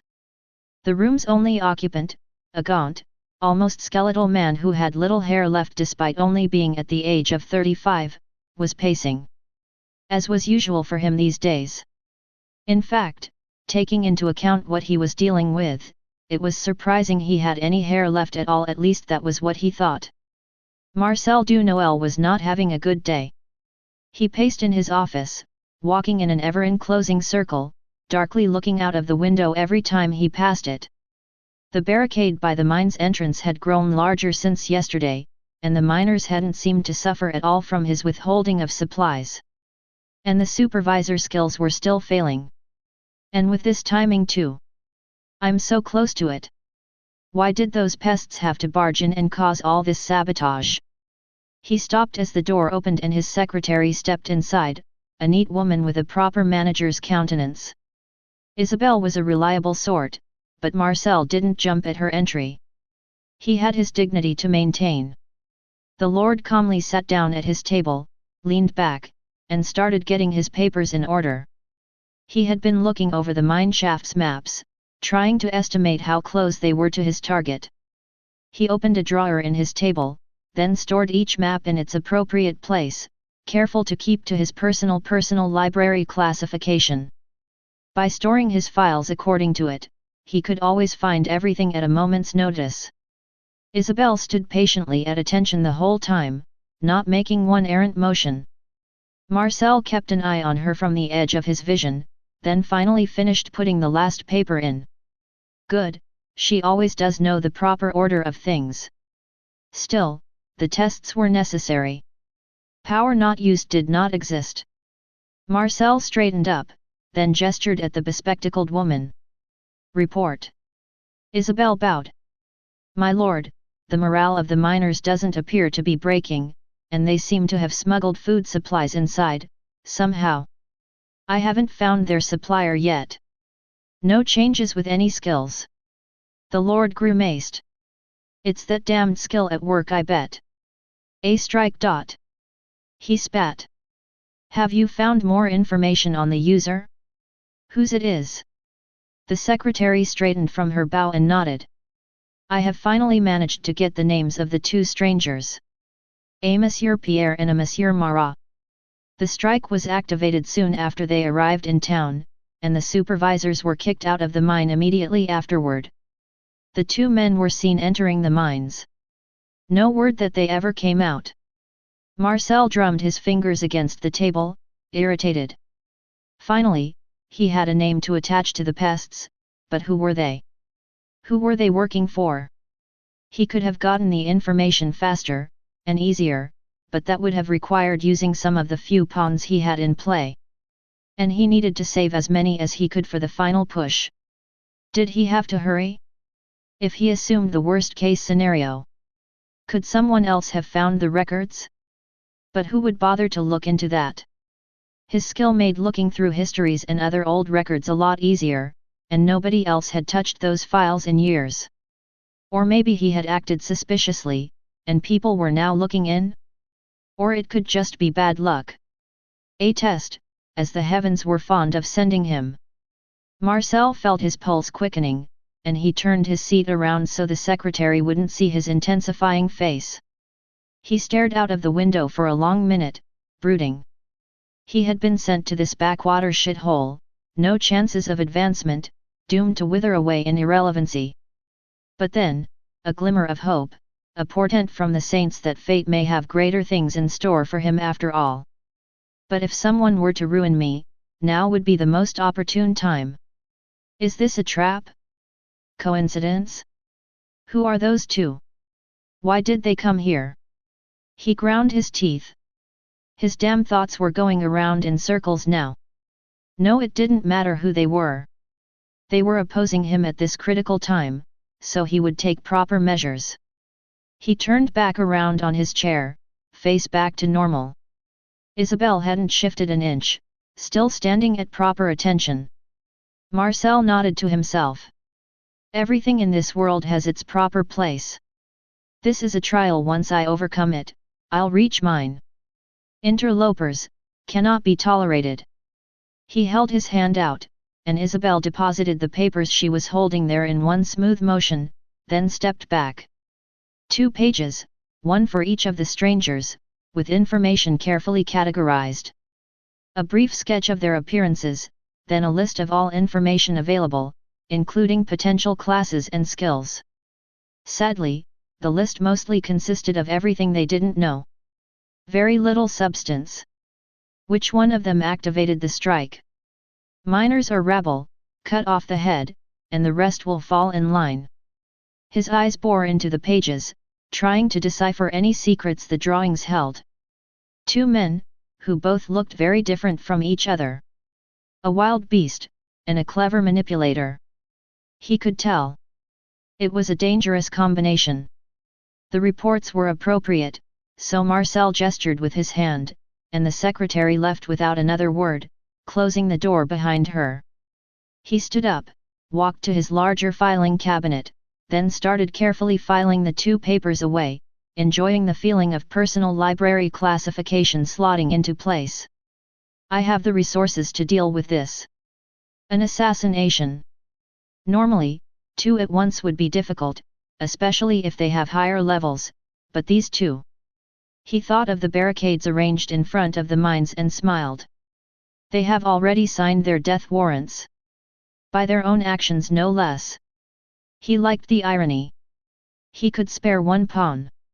Those 2 had kicked things out of order by arriving, but slowly, he would reverse the harm they had done. One step at a time, the world would return to normal. With each paper he slotted inside his filing cupboards, he felt his life slowly falling back into his control, until his pulse had finally calmed. He sat back down at his table, careful not to hurry. That would be a mistake. His timeline wasn't urgent yet, and if one more bit of information filed into its proper place could improve his chances by even 1%, he would do it. No waste, no hurry, no mistakes. He crossed his arms on his table, interlocking fingers. Yes, first I'll have to inquire more after the two, then I'll. He heard a shout, opened his eyes, looked forward, and then the door exploded. Freeze! This is an inspection. You are under suspicion of acting against the interests of House du Noël. No, the door hadn't actually exploded, but it being kicked in and then rushed by 4 people gave off the same impression. A blonde woman led the charge, dressed in a simple black dress, and she was holding up. Marcel felt his eyes widen. A command seal of the Main family. He saw how the gem glowed, indicating the holder's bloodline. How? I made sure that no one. 3 other women followed the first one in. One dark-haired, obviously a maid by her clothing, who stayed by the door. For some reason, Marcel felt his instincts screaming at him to edge away from her, and that wasn't counting the others. The 2 others walked further inside, falling on either side, glaring at him. The stare from the rightmost one felt particularly ominous. Is she holding needles? Marcel's spine shivered. Frozen still from the shock, it took a second before he could raise his voice. Guards! What is this? Intruders! The lead woman waved her command seal in front of her, making a bored expression. That's all you have to say, second cousin dearest? Your troops are granted from our family, and you do not stand in favor right now. Marcel finally recognized her Marie, the 3rd daughter of the Main family. But when he had last seen her, she hadn't been like this. Wait, hadn't there been word of? The lady stomped forward and slammed her fist against the table. Marcel jumped back on instinct. You'd better have a good explanation for what's going on here, she said, eyes focused. Marcel felt his anger bristle. This upstart girl, waving that he tried to stand up, but the woman at his right flicked needles around in her hands, and he instinctively backed down. He glared up at the lady. This is my posting, and things are well under control here. I was told I could handle things. Well, the lady said, circling around the table, you really don't seem to have things under control here from what I see. Not calling in the mages, ending up with a strike after weeks of the standoff, it almost reeks of sabotage. Ladies, do your thing, she finished, gesturing at the others in the room. The maid stayed by the door, expression dark, and the lady didn't move either, looming in front of him, but the other 2 moved. The one with the needle started eyeing the cabinets and walls, while the gloomy one started pacing about, investigating the floorboards. Marcel fixed a dark glare at Marie, then started standing up again. If there is sabotage here, I assure you it is not my own. Something banged in the room, and Marcel fell back down on his chair. He looked to the side, and his eyes widened in horror. The needle user had ripped out one of his filing cabinet shelves, thrown it on the floor, and started rifling through it. Papers were floating in the air and started to spread out on the floor, ruining his carefully crafted system. I'm sorry, did we break your concentration? The lady asked, waving at him for attention. Her eyes were focused, like a viper eyeing a mouse. You were saying something? How this was not your fault? Marcel turned to her, frozen from shock. He could feel his personal library classification eroding bit by bit. Something was thrown into the wall behind him, and again he flinched. He looked behind him and saw that the gloomy woman had pried off a floorboard, then thrown it to the side. Now she was digging at the space under the floor, prodding the space between floors with a knife. Go on, the lady continued. Take your time. Wouldn't want to get your excuses wrong, would you? We can do a thorough search. Marcel fumed. He stood up, shouting. It's the fault of those two interlopers, who incited this damn strike. My actions have been nothing but. He suddenly froze as a cold wave went through his body, like 100 pieces of ice shifting through his veins. He shuddered, falling back down, and looked at the lady. She was appraising him? Sorry, just making sure, Marie said, frowning in thought. A level 21 Lord of Management, at your age? My condolences. He shivered from more than just the cold, but from genuine fear this time. So close, if I had not been. Well, the strike may not have been activated by you, but you do seem to have quite a bit of culpability. The lady said, eyes focusing back on him, away from whatever data she had been parsing. Why did you not call in the mages when the miners demanded it? Because that would ruin everything, he thought, but his mouth stayed silent. It was hard for him to think, as the two women wrecked his workplace, grabbing files from wherever they pleased, peering at them, then putting them away. Still, he forced his mind to action. If he just got control of this situation. The miners are contracted to deal with certain amounts of monsters, he finally said. If we call in the mages or whatever they come up with whenever they beg us to, we would be losing money by the wagon load. These things have to be judged each time, and additional support was not judged necessary. The lady fixed him a skeptical gaze, then looked around the room. Even with reports of monsters? She asked. Ha, reports of monsters, Marcel sneered, there are always reports of monsters. Someone gets careless and the excuses come about like mushrooms in rain. I've seen no proof of monsters from the... Miss the maid interrupted. Marcel glared at her, his anger flaring. A mere maid had dared interrupt him? A brat at that? I would remind you that monsters explode into puddles of blood when killed, the girl finished, then turned that glare at Marcel. Can't exactly bring the corpses out as proof, can they? Marcel eyed the maid for a moment more, making a promise to himself, then turned back to the lady. Awfully convenient for the miners, isn't it? Polish up some bits of magi coal, then present them as monster cores like I don't know better. Easy vacation for the lazy lot. Marie quirked her eyebrows. You don't seem to think much of your workers. The Lord laughed, a semblance of a plan finally forming in his mind. He would get control of this back, step by step.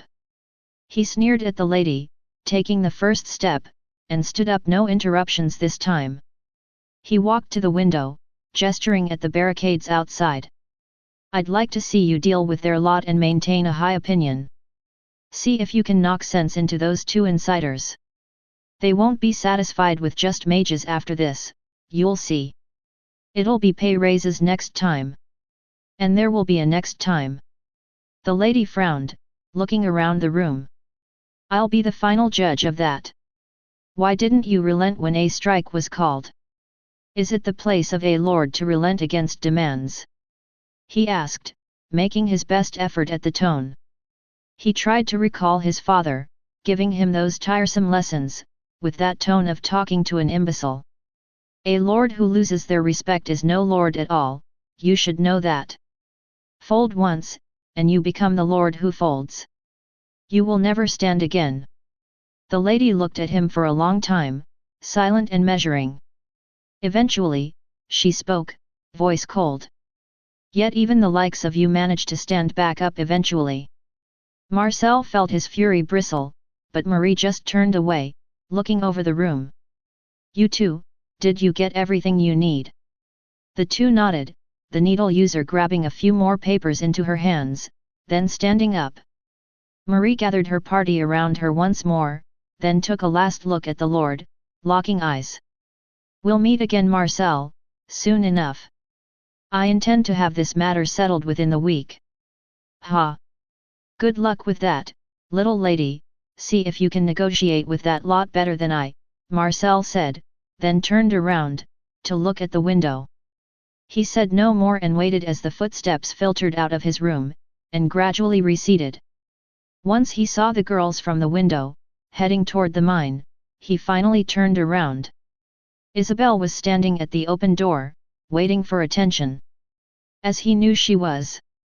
Marcel stared at her for a good minute, but the secretary did not shift about or move her eyes one bit. The Lord's eyes followed every curve of her body, from the lithe legs, their form only hinted at by the long skirt, the bosom, then eventually arriving at her face. He didn't see one bit of motion anywhere. Satisfied, he nodded to himself. He felt calmer. A secretary had their place. It wasn't dealing with situations like this, but rather, dealing with the aftermath. His other servants and workers though. They had forgotten. Gather everyone in the courtyard. Immediately. I will speak to the staff. He said, then turned around. He didn't have to wait for an affirmative or observe the process. He knew Isabel would do the job. Knew better than many might suspect. The staff could wait outdoors, and he would come to talk to them eventually. It was no hurry. They could stew there for a bit. How many hours? He closed his eyes, and he saw the nervous and guilty faces as Isabel walked through the building. He could see through their eyes. Of course, none of them had managed to stop the lady, they were just servants. They could be overwhelmed rather easily. He would have to train them better. Marcel smiled, then opened his eyes. He had been saved. By a skill he had never had to actually use before, but that he had still invested points in. Just in case. Deceive appraisal. A bit more control over his life. A rare and difficult skill to get, and one that could be sidestepped, but it had proven worth it. That move he had made years ago had waited patiently, and today, it had allowed him to retain some semblance of control. Is this how it is to be? As I near the end, a challenger from the main family arrives, trying to claim my fate as her own? More errant pieces thrown onto my board? He stretched out his hand, and faint lines of red ran across it, glowing with magic. Oh, so weak. He squashed the attempts to wrest control from him and dismissed the glow. He would clean up the board. He had gleaned much from the conversation before.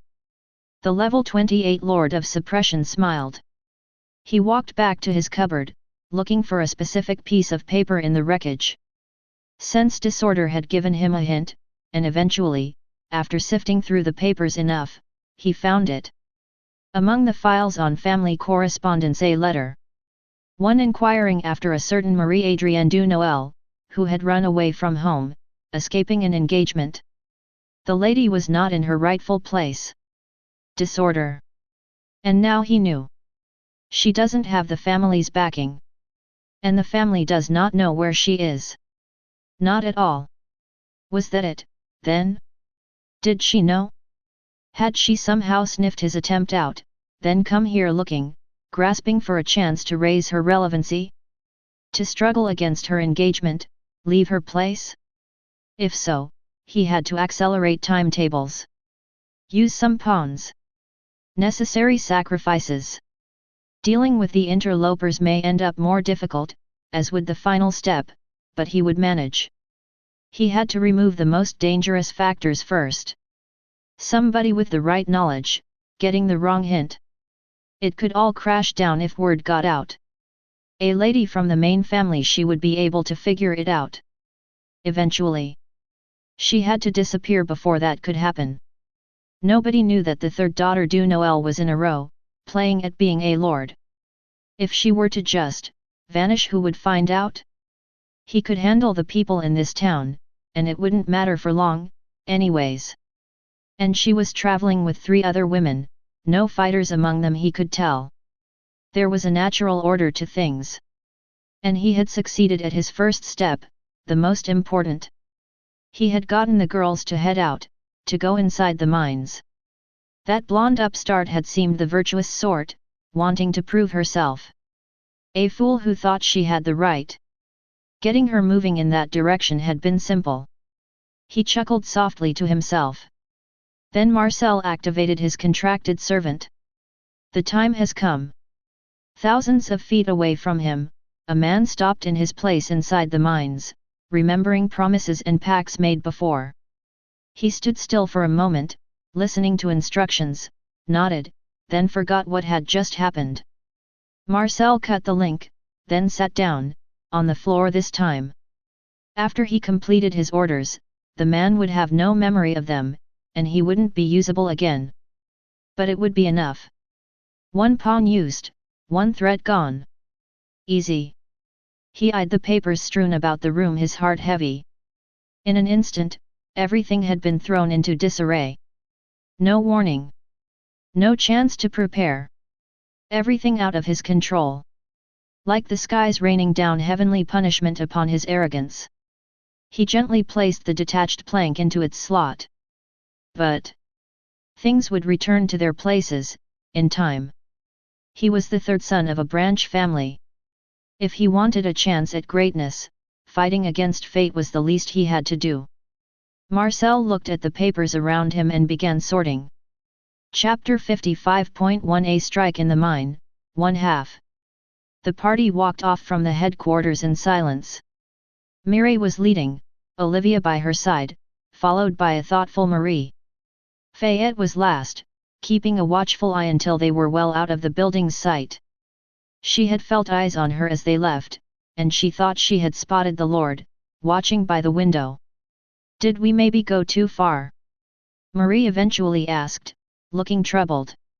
"I mean, we did all that, but what if he's not really guilty or anything? I would feel really bad." "Ha, getting regrets now?" Olivia asked, walking along cheerfully. The doctor had rather liked being on the other side of one of those. She narrowed her eyes at the lady. "Still, I didn't think you really had it in you. That was an impressive performance." Marie pouted. "What do you mean by that?" "That I look like some sheltered little girl with no real bearing to her." "Yes." The blonde lady missed a step, her hair swinging. "You what?" "I'll have you know, my education has been quite." "Relax," Olivia said, waving her hand lazily. I know. You did well there. As for any guilt, I for one smell a rat." "Humph, definitely guilty," Mireille agreed, keeping up her brisk pace. She was still frowning, but her mood seemed to have improved. You could just feel it in his eyes.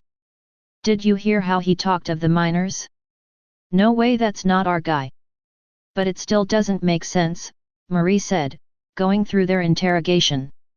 "Why would he do all that? Why is he so reluctant to call in mages to handle matters?" "Fun fact," Mireille said, turning and holding out a paper as she walked. "I found an interesting bit of info. That guy, he hasn't accepted any requests to call in mage support for 2 years. This one was the third time he said no, must have finally been too much for the miners. Still," Marie pondered. 3 times over how many years? And how many yes replies before that? It's something, but hardly foolproof evidence. We need something more. Any luck?" The seamstress made a face. "Blat. That Lord, he keeps so much paperwork, and it's not like I'm an expert. Couldn't glean anything from any paper with too many numbers on it, and I only looked through maybe 1/5 of everything that was in that room." The lady sighed. "We'll have to go through what you took later, then. I'm still not sure this was wise of us. We've announced ourselves and made a definite enemy." "He didn't seem too tough," Fayette said. "I just gave him a look, and he whimpered. Didn't seem that dangerous." "Those are the sorts that are most dangerous," Olivia said. "But still, I think this effort of ours was worth it." "How so?" Marie asked, curious. Olivia stepped to the right, bumping Mireille at the side. "Don't you feel better, Mireille?" The seamstress frowned. "Mireille. C'mon, admit it, that helped clear your head." Mireille hesitated a second, a small grin slowly emerging. "Well, all right, yes it did. The look on his face when I threw that cabinet. She laughed for a second. Marie, I need a drawing of that face. Olivia cackled with her. That's my girl. They shared a fist bump. Fayette looked between the two, at the camaraderie, feeling oddly hurt. She caught her thoughts, then frowned and shook her head. Wait, am I really that possessive? No, relax Faye. It's good that Mireille is getting along well with the others. She stayed silent. Well, I guess I'll log that in as a win for us then, Marie said, head scrunched up in thought. I'll see about that picture for you, but first the mines. The mines. Everyone looked to the front. They were stepping into the hill's shadow now, and the dark entrances of the mines loomed ahead, blocked by simple barricades of wood, like the looming drawbridge of a keep. It seemed to be a quick measure, a wild array of old furniture, mismatched planks, and whole trees had been dragged into a heap good enough for a makeshift wall. The mines had been turned into a fortress. A fortress under siege. Guards and other more discreet types were keeping an eye on things. They didn't approach the mine, but they were watching. Waiting. Fayette counted at least 12 people out in the open, and she expected many more were more hidden. And we're walking right inside there, Fayette thought. Marie, are you sure we should go in there? They seem to be pretty angry with the Lord, and you're kind of in the same family. Marie shook her head. They're my family's workers, I owe it to them to face them myself. What kind of lady would I be otherwise? I'm here to set things right, so hopefully, they'll be understanding. Olivia was nodding. This sort of lot, it will be a big deal to them, having a big-shot lady walk in herself. Respect pays. I think it's a good move. Mireille looked back. I don't think your cousin. Second cousin, Marie corrected. Yes, whatever, I don't think he ever went inside there himself. Didn't give off that kind of feel. Might be good to differentiate yourself from him. Yes, let's hope they see it that way, Marie said, looking forward. She stepped past the guards, who only watched their group pass with confusion. And then they were there. The hill loomed above, cast in darkness, like a giant tomb. Gruff men in black clothes were loitering about near the barricades, pickaxes and shovels hanging off their sides. They all wore helmets, tough boots, and overalls which were kept up by suspender belts. Every man had the physique of a seasoned laborer. Fayette felt a measure of respect looking at them. With men equipped like that, skills fitting for tunnels, she understood why hunters weren't needed here. True, they had some grime on their skin, but that was the grime of hard work. She didn't admonish that. Except in hunters. The men were eyeing them warily, and a shorter man with a scraggly black beard walked to the front, oversized helmet swinging side to side on his head. He had no shirt under his overalls, and his bare skin was worn with scars and blemishes from a long life of work. What have we here? Sorry, but this ain't the sort of place to entertain fine ladies like yourselves, especially with the tension about. He had chewing tobacco in his mouth, and he spat it out, snapping the suspenders on his overalls with his fingers. Off with you, shoo! Marie walked to the front, changing her bearing. She stood more upright and stepped every step with certainty, no nervousness being betrayed, and then a lady spoke. I am Marie Adrienne du Noël, and I have come here to resolve this strike issue. I think wrong has been done here and will make sure your men get their justice. I would like to meet with your leaders. As soon as Marie's air had changed, the miners had grown wary, hands going to their pickaxes. The short man in front looked over her, eyes no longer friendly. Is that so? About time someone with a say showed up. He gestured at the mine's entrance, dark and foreboding. Well, can't keep a lady waiting, can we? He pointed at the others, and they split, opening a path through the barricades for their party. The short man didn't look back and started walking inside. After a moment's hesitation, Marie followed. Fayette looked at the hill looming over her, and the tunnel inside, lined with wooden pillars as supports. She gulped and walked in, feeling the oppressive weight of a mountain set on top of her. Despite everything, she couldn't help feeling that she was walking into a trap. The mine shaft was long, but not narrow. There was the walkway, then a rail running beside it, with some mine carts standing still here and there. Magic-powered lights lit the tunnel, an array of gemstones set apart just so the patches of darkness couldn't grow too oppressing. Yes, it was a mine tunnel, but Fayette still felt a certain orderliness about it. The place was well maintained. There wasn't any trash splayed about or bits of errant rock sticking out of walls. Just the consistent dirt path and stone walls. Even the rail wasn't rusty or frayed, it seemed to be kept in good polish. The maid rather approved of the cleanliness of it all. While Fayette may have been satisfied admiring the scenery, the others were growing a little stifled by the eerie silence and lifelessness of a tunnel. For a lady especially, lack of talk was generally a sign of mistakes being made. There was always time to improve bonds. Marie decided to act. She looked at the miner walking in front of her, searching for the appropriate words. "Mr. Sorry, I don't believe I ever got your name." The man grunted, and his oversized helmet shifted to the other side of his head. "Name's Henri." There was another moment of silence. Marie tried again. "So, you're a miner here?" "That I am." "And there's been trouble?" "You could say that." "Beasts?" "Of course." "Monsters?" "Those too." Fayette found herself listening, rather approving of the efficient conversation, but Olivia wasn't quite so satisfied. "Say, Henri, I heard you have some interesting guests here."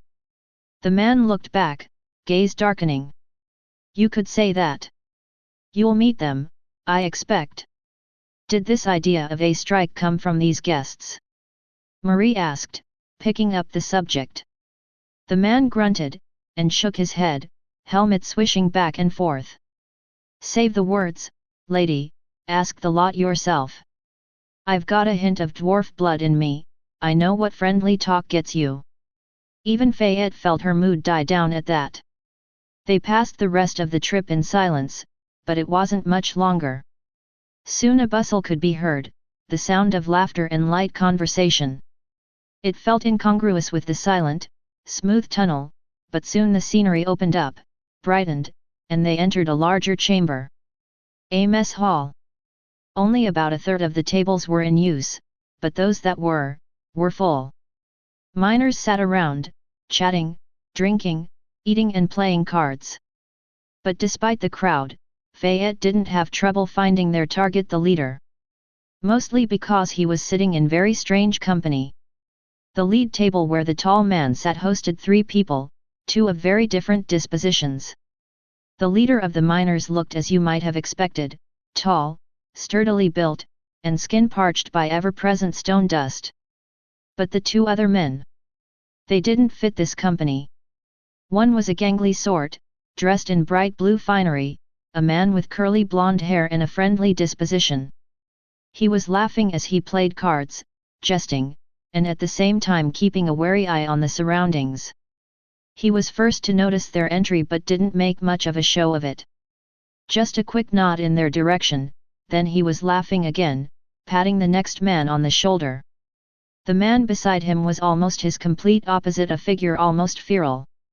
He was hunched down in scraggly dark blue robes which were marred by age and dirt. His face was wild, and so was his voluminous beard. He did not talk, and he didn't seem to pay much attention to his cards. His eyes were roaming, and as soon as they found Fayette's party, they locked on, like a predator seeing prey. Henri led them to the table, and the lead miner at once sat down his cards, face growing serious. "Sir, the Lady Marie du Noël has arrived to parley," Henri announced, making a mocking bow. The leader's eyes moved over their group, one by one, until they focused on Marie. He gestured at the table. "Men, get us some more seats. Seems the time has come. Greetings, lady. The name's Romaine. I'm in charge here. Chief miner these days." Marie looked him over coolly. "Congratulations on the promotion. I see you have guests," she said, glancing at the two other men at the table. "Ah, allow me to announce ourselves, it wouldn't do to be rude," the gangly man said, standing up. He gave a very proper bow. "Greetings, my lady. I am Paul Marat, a humble journalist at your service." He rose up from the bow, then gestured to his side. "This is my traveling companion Pierre, please forgive his manners." Pierre was staring at Marie intensely, and Fayette was pretty sure he hadn't blinked once. There was something about his gaze, and Fayette blinked. "Is he measuring her neck?" Fayette moved to Marie's side, blocking the man's view, and the bearded figure scowled.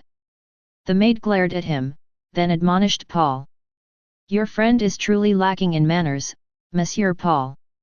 Paul looked to the side and frowned. "Robes. Stop that. We've been over this." Pierre shook his head darkly, then turned to glare at Paul. "Robes?" Marie asked. "Strange name for a Pierre." "Oh, just a little nickname," Paul said, glancing back. He sat down at the table. "We all call him Robes Pierre, you know, because of how he always looks. He saves his words. Thinks it gives them more weight." Pierre frowned, then turned to look back at his cards. He still wasn't talking. Marie was apprehensive for a moment, but then gathered herself, and approached the table. A few miners had come and set down chairs for the rest of them, so Mireille and Olivia sat down too. Fayette stayed standing behind Marie, ignoring the fourth chair. "Monsieur Romain, allow me to express my apologies," Marie began. She gave the man a small bow. "It is my suspicion that you have been gravely wronged here." "Suspicion?" the man asked, voice low and rumbly. "I think it is no suspicion, but a fact. That man Marcel, he's being damned stubborn about a simple thing, and we've had enough." "Just how severe is the infestation you're facing?" Marie asked. "I'm puzzled by his stubbornness in this." "As severe as these things get," Romain responded. "Spiders. A whole damned nest of them. Don't mistake me, if it was just that, we could handle that ourselves, we're not cowards. Trouble is that there's monsters mixed in. Spiders with a touch of fire laced in. Nasty buggers, burn our wooden supports right up." Marie weighed the words for a moment, then nodded. "Look, I believe you, but Lord Marcel implied that you were making the whole thing up. Do you know why he would do that? If I found out what he was after, this would be easier."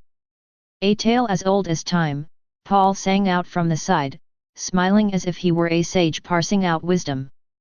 "The paranoid master sees every request from a servant as an affront, as an attempt to weasel away from responsibility. The stubbornness of that type could deny the sky and stars." Marie frowned. "Excuse me, but why exactly is a journalist down here? I don't believe you told us yet. Not your usual sort of haunt, is it?" The man nodded at her, like a parent to a child.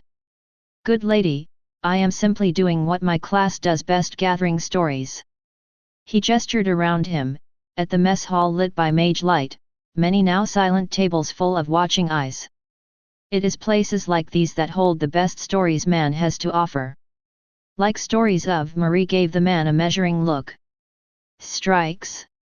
He gave a light smile, betraying nothing. "Perhaps, my lady, perhaps.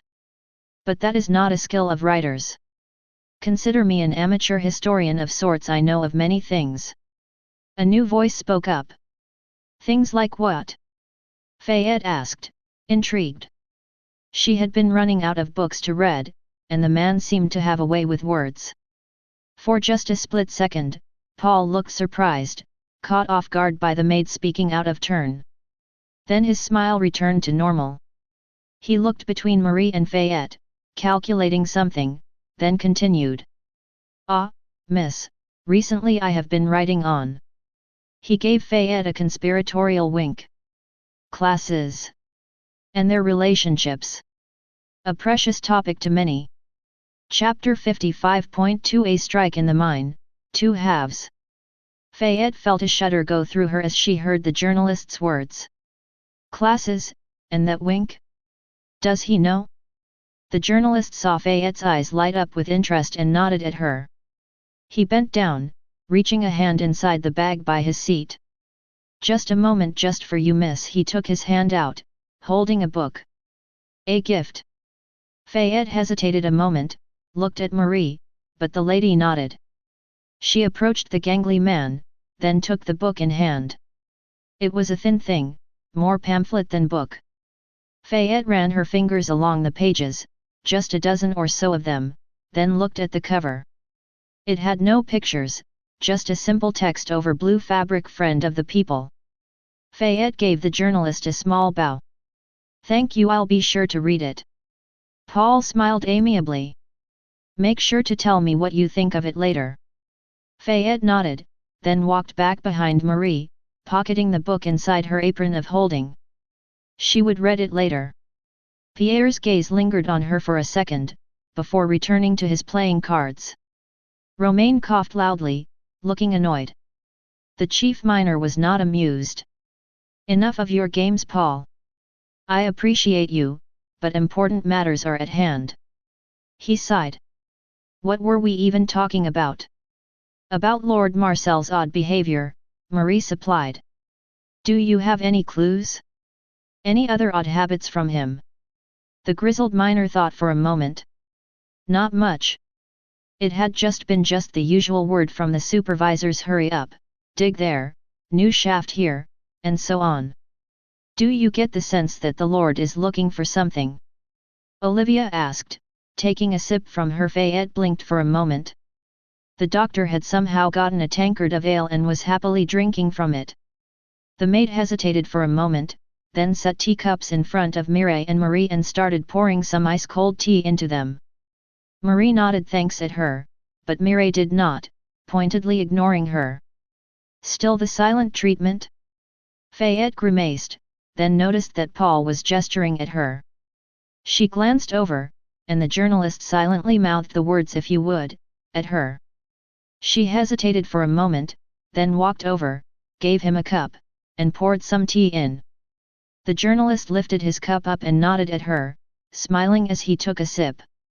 Fayette shook her head, returned to Marie's back, then focused back on the conversation.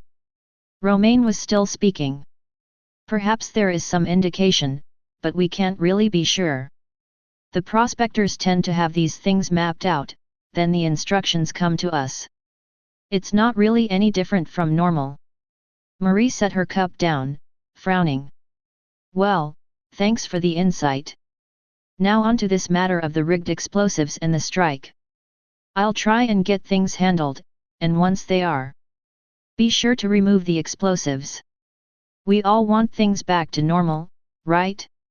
Having this mine explode on us would be very unfortunate. The chief miner huffed.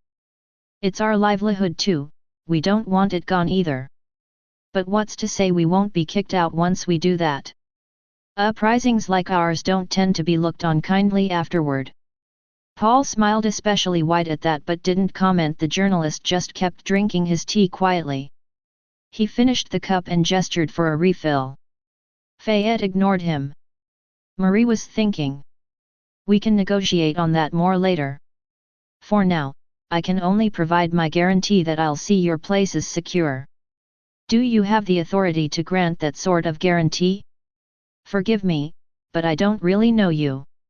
Marie froze for a moment, then hesitantly spoke. That I can only promise. I'll do my best. If things work out, hopefully. The lady sighed, then stood up. We'll discuss that later. For now, she looked at Fayette for a moment, biting her lip. I'm thinking we do a little hunt. A hunt? The chief miner asked. Yes, a hunt. Marcel seems to insist that these monstrous spiders don't exist. I'd like to prove him wrong. She paused, looking over everyone at the table. Maybe by throwing one into his bed. Or something else of the sort. Everyone at the table smiled at that. Paul started laughing, and Mireille and Olivia got up, stretching and checking their equipment. You all up for it? Marie asked, looking over the party. I think we can manage to nab one spider, fiery or not. Olivia said, spinning a syringe in her hand. Sedatives should do the trick. Mireille nodded too, eager to get going. Fayette felt more hesitant. She picked up the cups of tea from the table, and felt a bit of relief when she saw that Mireille's was empty too. She looked at Marie, then finally nodded. We can do this. The blonde woman turned to the gruff chief miner. Could we have a guide point us towards the nearest spider problem? And maybe some advice on dealing with them. I won't say no to backup either. The man ground his knuckles on the table, thinking. Sorry, but we're on strike. Can't exactly be fighting now, can we, as for guides? Sir. A younger voice spoke out. The leader turned, looking at the miner who had approached the table. He was younger, maybe about the same age as Mireille, or a bit less. A youth with more pimples on his face than clear skin. What is it, Felix? The boy saluted. Sir, I was keeping watch on the further mines earlier, and I saw some flashes of fire behind a corner. Might have to deal with it anyways. Romain nodded. Fine, you can go along and guide them. But no joining the fight. You're too low level for it, still. Excuse me, sir, a gravelly voice spoke out. Fayette looked over, and saw Henri. The short miner's expression was much friendlier than before. He stretched out his suspenders, and let them slap down onto his skin. But if it's to stuff some spiders down that lordling's breeches, I don't care about no strike, I'll do that on my free time. He stepped forward, winking at Marie. Let's give the bugger a good scare. Romain sighed, but nodded. Do as you will, but make sure no one gets hurt. I don't want any accidents from this. Especially while transporting the monster. Relax, we're professionals, Fayette said, patting her broom. She looked over her party, feeling relieved. With a more experienced miner at their side, they should have this handled. They took a moment to get their gear ready and maintained, then gathered at one of the many entrances to the mess hall. Many of the miners were watching them go, toasting at their tables. The young Felix was bouncing with nervous energy, while Fayette was thinking over her options carefully. 1. Skill point in reserve. My gear is in good condition, and I've got all our supplies. Maybe I should. She stepped to the side and held her hand out toward Marie, who responded with a confused look. The boon skill of yours, Fayette said. I'll be the front line, right? Best be ready. Marie blinked for a moment, frozen solid, then nodded like a puppet. Oh, right. Of course. A good move that. She leaned forward and quickly gave the hand a peck, then turned away, muttering the skill under her breath. Boon of the stone bastion. Fayette saw a mark settle on her hand and touched the spot, thinking. She hefted out her broom, trying out her lantern in one arm, broom in the other grip. It didn't feel quite right, like there was some issue with her MMA, but it would be better than risking darkness. No point stretching this. Boon won't last forever. Well, let's head out. She said, after making sure that her party were all looking ready too. Lead the way, laddie, Henri said, clapping the young man on the back. The youth nodded, held his lantern up higher, then started guiding the group forward, stepping into a dark tunnel. It was narrower than the one they had come in, and now they only had their own lanterns for light. They marched in silence for a while, gradually falling deeper into the labyrinthine network, changing passages here and there. Fayette had a hard time tracking their travel. Time and distance had a way of bending underground. Just how far are we? Then suddenly Henri stopped, confused. He stared at the young Felix for a long second, then spoke. Lad, that can't be the way. Where are you leading us? The youth jumped, looking at the older miner nervously, then stammered. What do you mean? I'm sure it's this way. I was just here this morning, I should have a marking up ahead. We just need to go forward a bit. Henri frowned, shaking his head. I've worked here longer than you've been living, lad, and I know damn well this leads to a dead end. He nodded to the side, towards a branching path. Are you sure you don't mean this way? I know that's where they were a few days past. The youth stared at them all for a long moment, the darkness hiding his eyes. Eventually, he nodded. Okay. Maybe it was that way. We can check. That should work. Right, good lad. Lead the way then, try to remember. Henri said, gesturing at a side passage. They started moving forward again, and Fayette checked over her broom, making sure the metal ends were secure. She felt nervous, bouncy. Felix was still leading them, now more animated, glancing behind occasionally. Next was Fayette, followed by Mireille, Olivia, Marie, then lastly, Henri. Fayette took another look at the walls around them. The tunnel was opening up, and they were now walking in a cavern. It seemed natural. Still a bit tight and narrow, and the walls felt less secure without the wood implanted in them. I guess spiders would be in caverns. Suddenly, the boy stopped, and Fayette felt her heart jump. Felix turned around, looking nervous. Sir, this can't be the right way, we're going to end up more and more south like this, but I'm sure it was in the eastern caverns. I know what I saw. Fayette turned, saw the old miner's face, then her heart skipped. His expression had changed completely. He was lagging behind the group, a good 20 feet behind Marie. His eyes had filled with tears, and his lines of age seemed deeper. Henry's voice was a whisper as he looked the young Felix in the face. Lad. Then he turned, flicked a switch on the wall, and started running in the opposite direction. Fayette felt her danger sense flare, and she ran her eyes around them, looking over every detail in an instant. The segment of cavern bulged out ahead and behind, but they were in a bottleneck. Then she looked down. Something had been implanted there, and something removed. Wooden supports, taken out?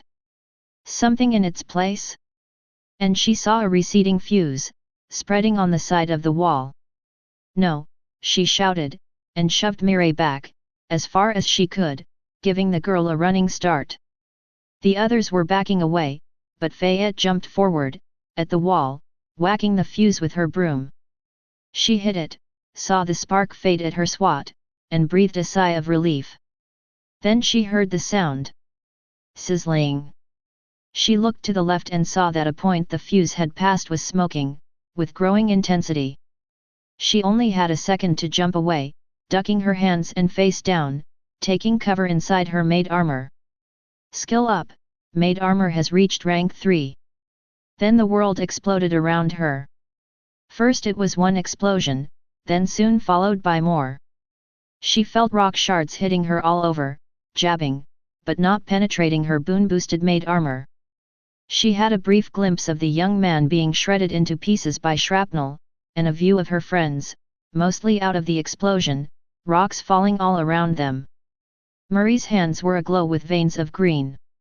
Fayette briefly locked eyes with Mireille, who was shouting, but the maid couldn't hear anything right now.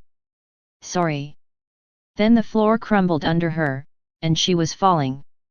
Down, down, down, so down. Fayette saw nothing in the dark, only felt the impacts as she smacked against the wall, scratched herself on sharp edges, rebounded off edges, and rolled down, still moving ever down. Just how far down does this go? But the boon held, keeping up under the barrage of hits, and she kept tumbling down. Then she finally smacked to a stop, the final remnants of the boon of the stone bastion fading, a spray of small rock shards falling on her head. Hey! So the boon's not about the amount, did it count as continuous, or the timing? She dizzily got back up, battered, bruised, a total mess, but whole. Her outfit was in rags and her skin was marred with bruises. She saw only complete darkness around her, her lantern smashed. But her hearing was slowly returning. Did the boon protect that too? She took an unsteady step, then leaned against the wall, her vision swaying. Her hands were wet with blood, but it was mostly just surface scrapes. The sound she could hear. The rocks were still shifting up above, and little pieces were falling all over. She covered her head. And was that flowing water? And her eyes opened wide as she finally recognized that last sound, but she saw nothing. Still, it was all around her. Little and large legs, scuttling about, ever closer. Skittering. Chapter 56.1 Maid in Abyss Part 1. Fayette saw nothing, but she heard it all. Sounds of skittering shapes, creeping along the rocky ground, getting closer. Her body ached and hurt, but she had to act fast. My broom, she felt at her hand, then noticed the tool was still right there in her right arm, gripped tight. Shifting to a two-handed grip, she turned against the incoming tide. She swung out blindly, trying to estimate where the sounds were coming from, but she hit nothing. Something hit her. A sharp limb pierced into her thigh, but Fayette suppressed her wince and swung down, lightning fast. Something crunched. I got one? There were smaller ones too swarming. She brushed at them, throwing them off, then realized it was not enough. Too many sides, even with her back against the wall.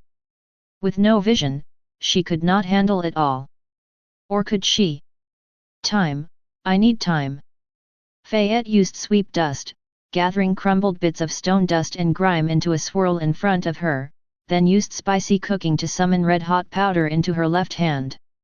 She almost dropped it when the spice hit the open scrapes and minor wounds in the hand, stinging like dozens of fire ants. Barely, Fayette managed to hold on, throwing the powder away as fast as she could. She let the sweep dust suck up, then quickly licked any remnants off her hand. She tasted iron and heat, blood and death spice in some unholy combination, and felt her tongue burn. The maid was starting to regret her decisions. Still, it was working. The spiders were wary of the vortex she held and didn't approach. From the front. Then something skittered above. No hesitation when she heard it, Fayette swung her broom up, released the skill, and covered the ceiling in spice. Half a heartbeat, then small forms started to fall. On top of her too. She pried one off as it fell into her hair, the size of a monstrous rat, then kicked a larger one away as it squirmed, stepping unevenly. Red-hot dust was falling from the ceiling in a powdery rain, and when it hit the scrapes on her scalp, Fayette really started to get upset. She was burning all over, but she used sweep dust again, just a bit this time. Just enough to cast off anything floating towards her mouth. Breathing it in would be bad news. She was starting to get a sense of things. The skill it gave off a vague impression of what it was sucking up, the dust it was affecting, and now with dust falling all over, she could almost make out the forms in the room. Larger spiders, the size of dogs, stood among their countless smaller brethren. Despite it all, Fayette felt the feeling was familiar. She felt herself smiling. One problem solved. She pried her back off the wall sticky with webbing, then took in the forms in front. The combat maid advanced. Alone in the dark, fighting against a horde of unseen enemies, her broom's metal end swinging this way and that. It had been a while since she had really been alone like this, without anyone standing by her back. With only enemies to advance against. That was why it reminded her of the manor.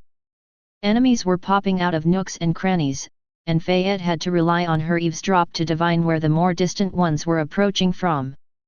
Back at the manor, it had been a desperate struggle. Monsters screeching at her, and her own harried breaths, desperately trying to hold on. Now though, the sounds of battle were different. Very distinct. Splat! Splat! Splat! Splat! Splat! Splat! Splat! Yeah, this really isn't the same at all, is this? Fayette thought, sprinkling more powder into the air, then wincing as a bit landed on her bare back, revealed by torn clothes. But she had changed. Fayette was no longer a level 7 maid with barely a grasp at what she was doing.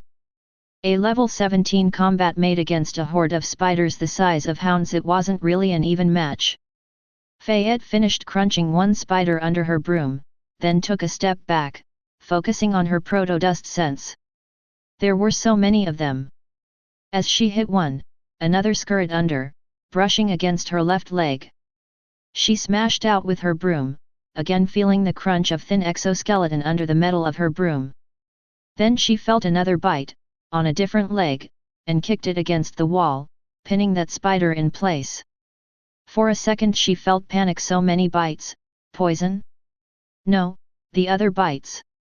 I don't feel weakened or anything. Fayette breathed a sigh of relief, then took a quick step back, smashing out with her broom. She had her eyes closed, but now she was seeing. Maybe a part of her maid martial arts was helping too. She felt her control of the battlefield gradually growing greater and greater as she claimed territory in it, clearing away dust as she moved. The skill guided her broom down, and she nailed her last target. Splat! Again, Fayette forced her breathing to quiet, and searched out with her eavesdrop, then focused on her sweep dust. She heard no more sounds. After waiting for 10 heartbeats, then 30 more, the maid finally let herself slump down on her back. Her back hit shattered glass and spice, and she flinched back up. Right, lantern, spice hells. And no levels. She felt just a bit disappointed at that, but she wasn't really cleaning here, right? This area, it couldn't be part of the mines. She was the one intruding on spider territory and making a mess of things. But still, the experience would have been nice. She had no skill points to spare. What she had, that was what she was working with. Right, resources. Work, plan, focus. Fayette breathed in and out, slowly getting her lungs back to normal. Some of the dust and spice had gotten in, so she had to pause and cough her heart out for half a minute before she finally felt it settle. The adrenaline was starting to leave. She began running through the situation in her mind, forming a plan of action. The spiders were first on her mind, but they weren't really important, were they? All right, so, betrayal, explosion, pit, spiders, yay. That about summed up the situation in 5 words. Fayette let out a hysterical laugh, forcing herself to straighten up. She examined her body, running fingers along fresh bug bites and wounds which burned from spice, and then felt at the tattered remains of her outfit. Body mostly whole. Painful as I don't even know. As getting Olivia and Mireille to make a skin suit out of you, maybe. Outfit, less so. Need to get this all cleaned and mended. Step 1. Get myself into shape. The plan of action. She stopped for a moment, remembering that last moment before she had fallen down here. Mireille, Olivia, and even Marie. She included the lady in the list. It felt correct. Were they all right? Had they survived? No, they had to have. Marie had her earth magic.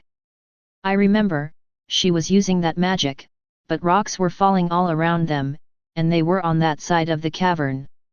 Are they trapped somewhere too? A pang in her chest. The look Mireille had given her in that last moment. Leaving them off on a note like that felt bad. Fighting over such a stupid thing. Need to get back to them and fix all this. Well, they could probably make their way out on their own. Or could they? Their group had been ambushed out of nowhere. Was something waiting outside? Could they go out, battered and lacking her? Fayette's pulse calmed as a plan of action formed in her mind. First, take care of myself. Get these wounds patched up. Make sure I don't drop dead suddenly. Then, find the rest. Or help them find me. Whatever. She sighed, taking a few experimental steps. It ached, oh so bad, but she could manage. Resources. First, resources, what do I have? She had her uniforms, remains and broom, but what else? Taking careful steps, she prodded the ground around with her broom. She heard the shards of the ruined lantern crinkle, not much use to anyone like that, then felt at the many spider corpses around her, and Fayette paused. No spider this one. Carefully, she felt out with her hands and touched hot blood and a rapidly cooling body. The boy. She didn't remember his name, but she did remember what she had seen. The kid getting shredded by shards of rock. Sorry, kid. Shaking her head, she mentally categorized him with the rest of the spiders. Emergency food supplies. Okay, she was joking with that. Mostly. Still, she took a step back from him and wiped the now bloody hand on her apron, then paused. Apron. Right. Of course. How silly of her. Not just any apron, but her apron of holding. She gingerly fitted her hand inside, searching for that pouch she had attached to the apron's main pocket, and felt it enter the cool extra-dimensional space. It was magic, it wouldn't break just like that. She let out a laugh. Of course. Thanks to the bag, she was carrying all her party's supplies, so she wasn't low on anything at all. She had spare clothing, food, water, bedding, more food, other tools, healing potions. Fayette stopped as she realized something. Yet, she wasn't going to run out of things anytime soon. She had all of her party's supplies after all. All of her party's supplies? Really? All of them? Every bit? She thought back, trying to remember what the others had brought along.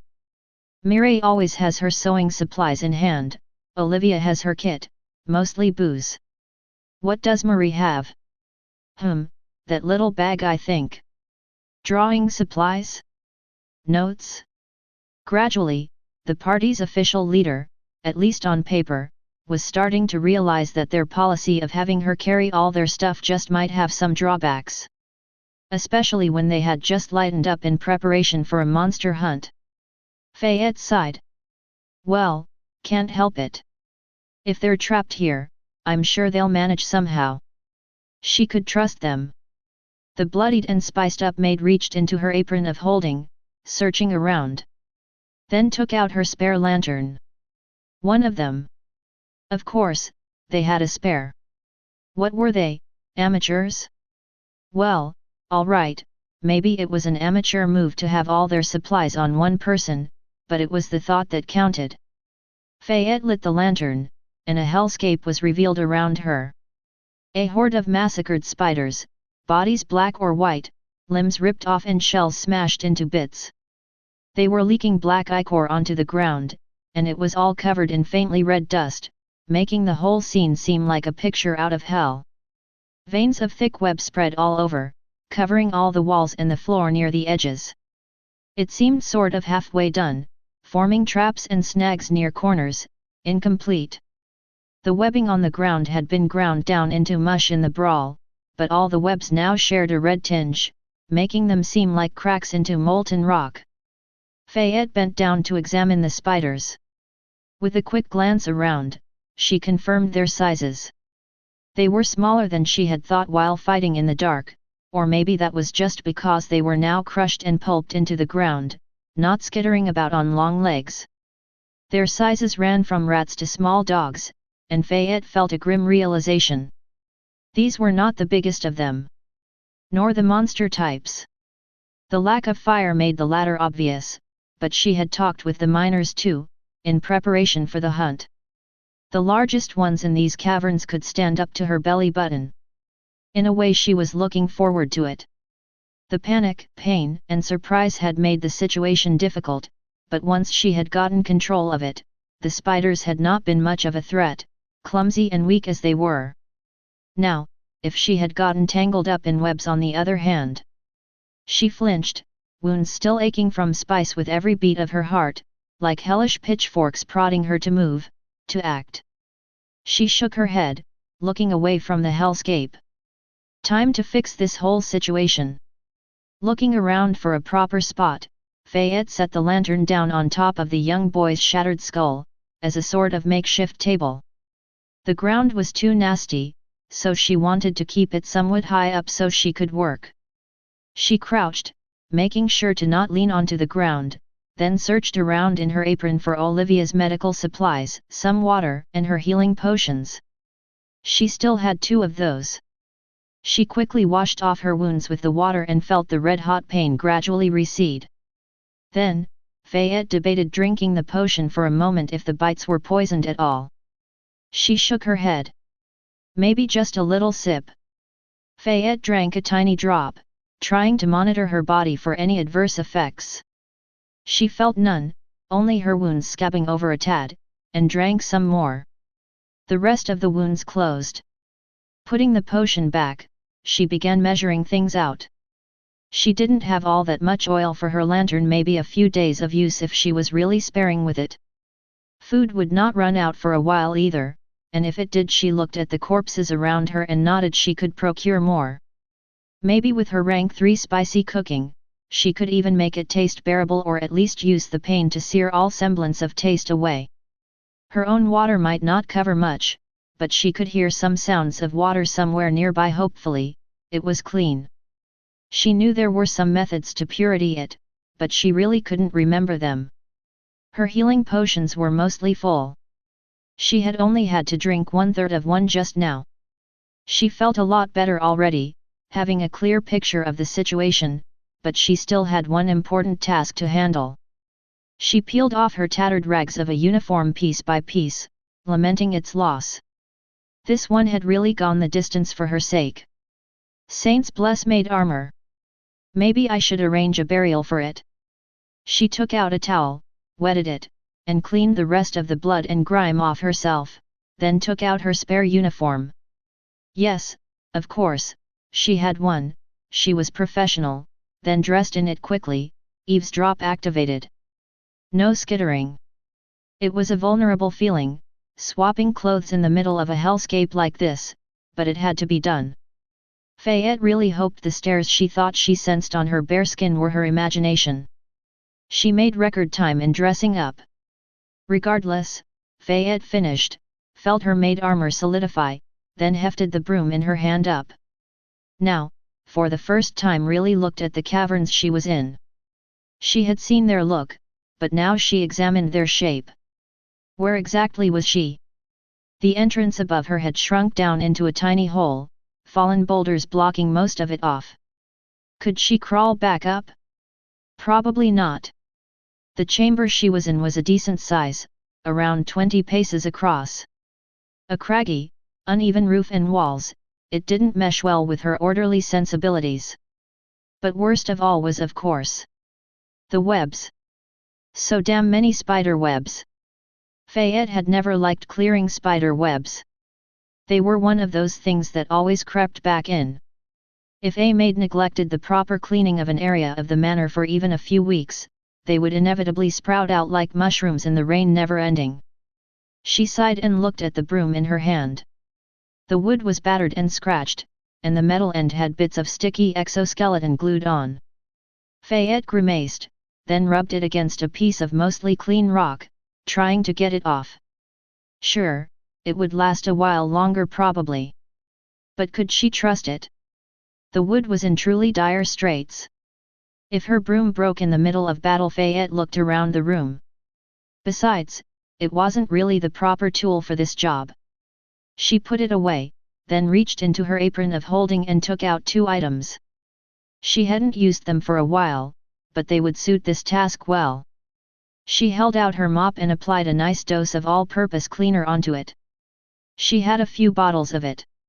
Should be enough for a few days. The maid looked at the web standing in front of her and felt good. With everything settled, she honestly had no issues at the moment. It had seemed like a desperate situation at the start, but really, she was the most fine of them all. Fayette moved and started cleaning out a path. Forward. She faced the darkness lit only by her dim lantern, and advanced. Chapter 56.2 Maid in Abyss Part 2. Inside a cavern, deep down under the ground, a spider was constructing its abode. Or weaving a web, another way to look at it. Its brood was scuttling about around it, making their own expansions here and there, gradually constructing a fortress against the corrupted ones. They were tough to fight, requiring many sacrifices to bring down one, and their fortress would be ruined afterward, but it had to be done. She could produce new soldiers faster than they. This spider was a larger, older one. In its way, maybe even a wiser one. It had fought off the corrupted ones many times, and they had less sense than it. They were a greedy sort, but this spider knew how to hunt stronger prey. Lie in wait, let the expendables perish, then move in for the kill. Its legs gently tugged at the threads of web all around, and it could sense everything on them. Its eyes were weak, but it didn't really need them at all. The web reached out everywhere. Until they suddenly didn't. Alarmed, the spider focused its senses on the direction, and could feel the connections burning up, no, melting down. It felt different. Still, it was an attack. The spider signaled the brood, and they fell into wait, lying down in crevices and cracks, waiting for the signal to jump down and bite into whatever came. A larger one? One newly formed? Mother? But as it waited, no glow of searing fire emerged. Just the dim light of a lantern. And footsteps. The spider grew excited. It knew that sound. Prey. Sometimes, these things wandered down, and the spider got to feast. Their flesh had something special to it, and eating it had once filled the spider with vigor and a new kind of insight. But this sort was prey. Prey didn't charge forward, it ran. One had to be fast and decisive. The spider signaled its brood into motion, and they clumped together, closer to the entrance. Even the spider itself slowly approached, crouching down. Its shell was so aged and worn that it was indistinguishable from the rock around it. It slowly advanced, keeping its legs low, creeping nearer to the entrance. The web of connections was still fading. The prey was wiping them out somehow, but that didn't matter much. The spider felt it near and saw a glimpse of a small figure, a bit taller than it, but it held no great weapons. Just a stick in one, and in the other? The spider couldn't recognize it. It had never seen birds or the sky, so it did not know of feather dusters. The spider gave the attack order, but the creature moved first. It held out one hand, then opened it, spice inside. The creature blew it out softly, then swept the smaller stick across in front of it, and small bits of something swirled inside the room. Then there was pain. Mainly along the feelers on its legs, and its ruined eyes. It trashed about for a moment, wiping whatever the thing was off, and managed to recover in a few seconds. It reached out for the web, seeking those connections. Gone. Its leg did not hit the web, but something that sizzled and bit. It flinched back, blinded in sense and sight, and began scuttling away, trying to reach back to its web behind it. A trap. This was not prey, but predator. Then something jumped on her back, and that sizzling hit it. The spider screeched. Its shell. Its shell was melting. And as it melted, something started to pour inside. Hot and searing. The spider swung up with half of its legs, trying to impale the figure, but it managed to dodge, taking advantage of the opening. It landed down, then reached for the spider's face with the long stick, pushing. Pain, then everything faded. Sheesh, that was a big one, Fayette said, looking over the hulking figure. She wasn't bothering to keep count on her silent crusade, she was just moving forward, looking for any path that might lead upwards. No luck on that front yet, but she had made a few acquisitions for her shiny rock collection, so it was not all a waste. And she had killed lots of spiders. The maid sighed, starting to look over her dwindling supplies when she suddenly heard it. 32 minor pests, and 5 major pests removed, keep up the autumn cleaning. Progress towards next level, 80%. Wait, what? But this isn't. Fayette paused. She looked at the room around her.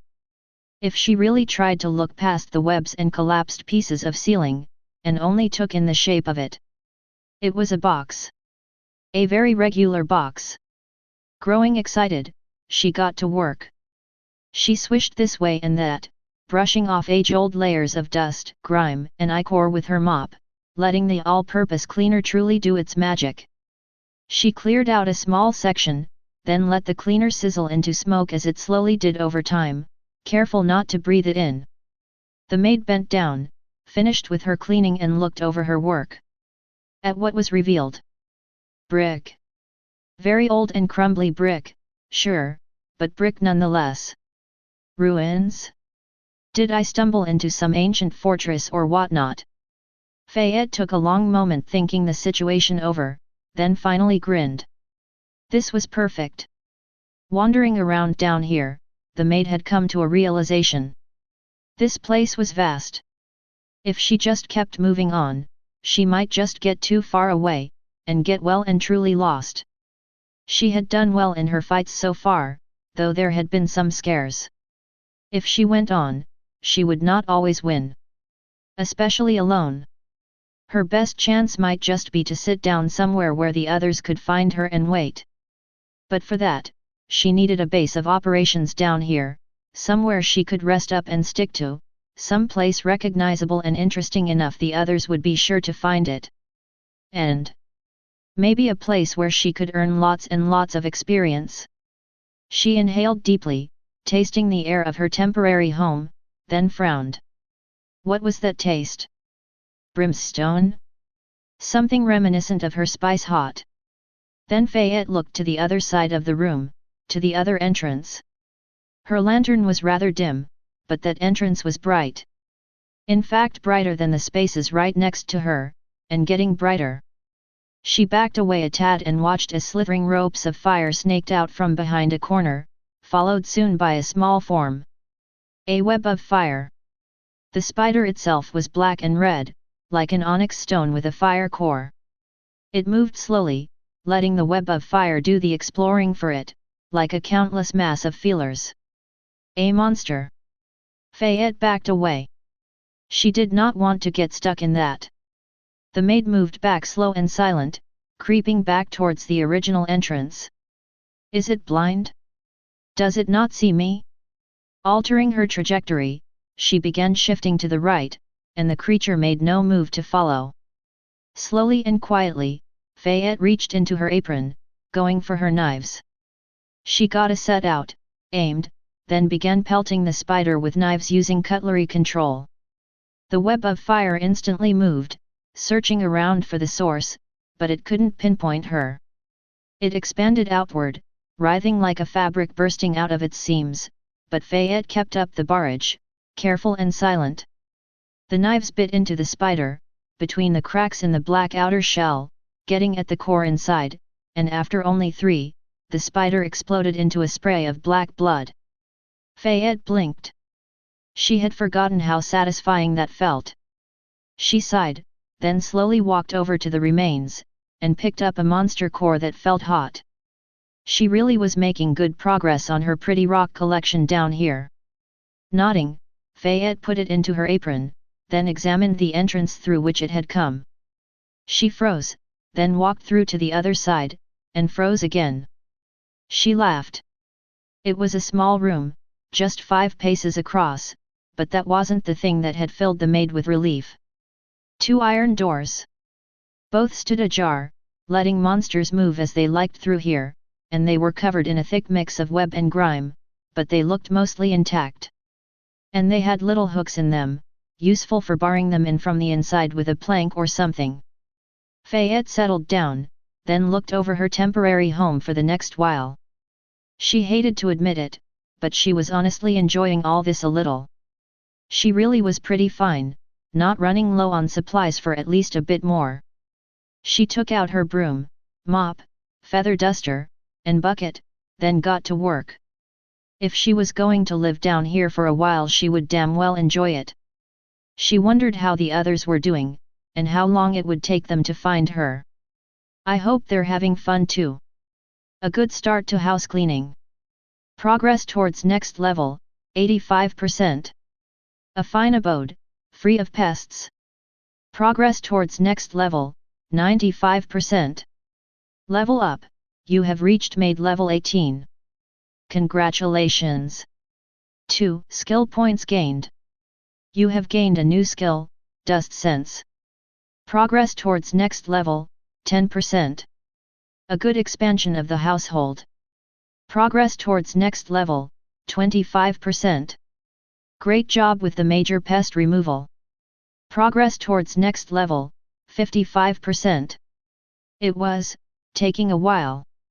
Chapter 57.1 Interlude, Makeshift Seamstress Part 1. Going back some time, to just after Fayette had disappeared down into the pit, the others were in some trouble. Mireille's ears were ringing. She was shouting, but she wasn't sure what. Hopefully something coherent. She couldn't tear her eyes off the crumbling pit, rapidly closing between two shifting bits of rock. The floor was steadily crumbling inwards, gradually blocking off the entrance, shift by shift. With a final collapse, it ground shut. Mireille felt herself being grabbed and dragged back. She fought back until the doctor gave her a sharp jab at the forehead. That cleared her head a bit. But it was still ringing, she couldn't hear a thing. Just that first explosion, ringing on and on and on. A glance to the side, and she saw Marie, hands held up in a glow of magic. The roof above them was still holding, but it did not look pretty. The bigger rocks and boulders were not falling, but dust and little bits were starting to flake off, and Marie's hands were starting to shake. Mireille let up, and Olivia dragged her to the side, to more stable footing. Slowly, letting the rocks gently down after her, Marie backed up. With the final step to Mireille's side, the lady finally sagged down, the glow of magic fading from her. And all the rocks fell in a roaring cascade. No sound she could hear, just the thumps roiling through the ground and air. Mireille backed up until she hit the wall behind her, and she saw they were enclosed in a small chamber, the exit now gone. Suffocated. She coughed out dust. Only the lantern light lit them now. The seamstress looked down. One lantern.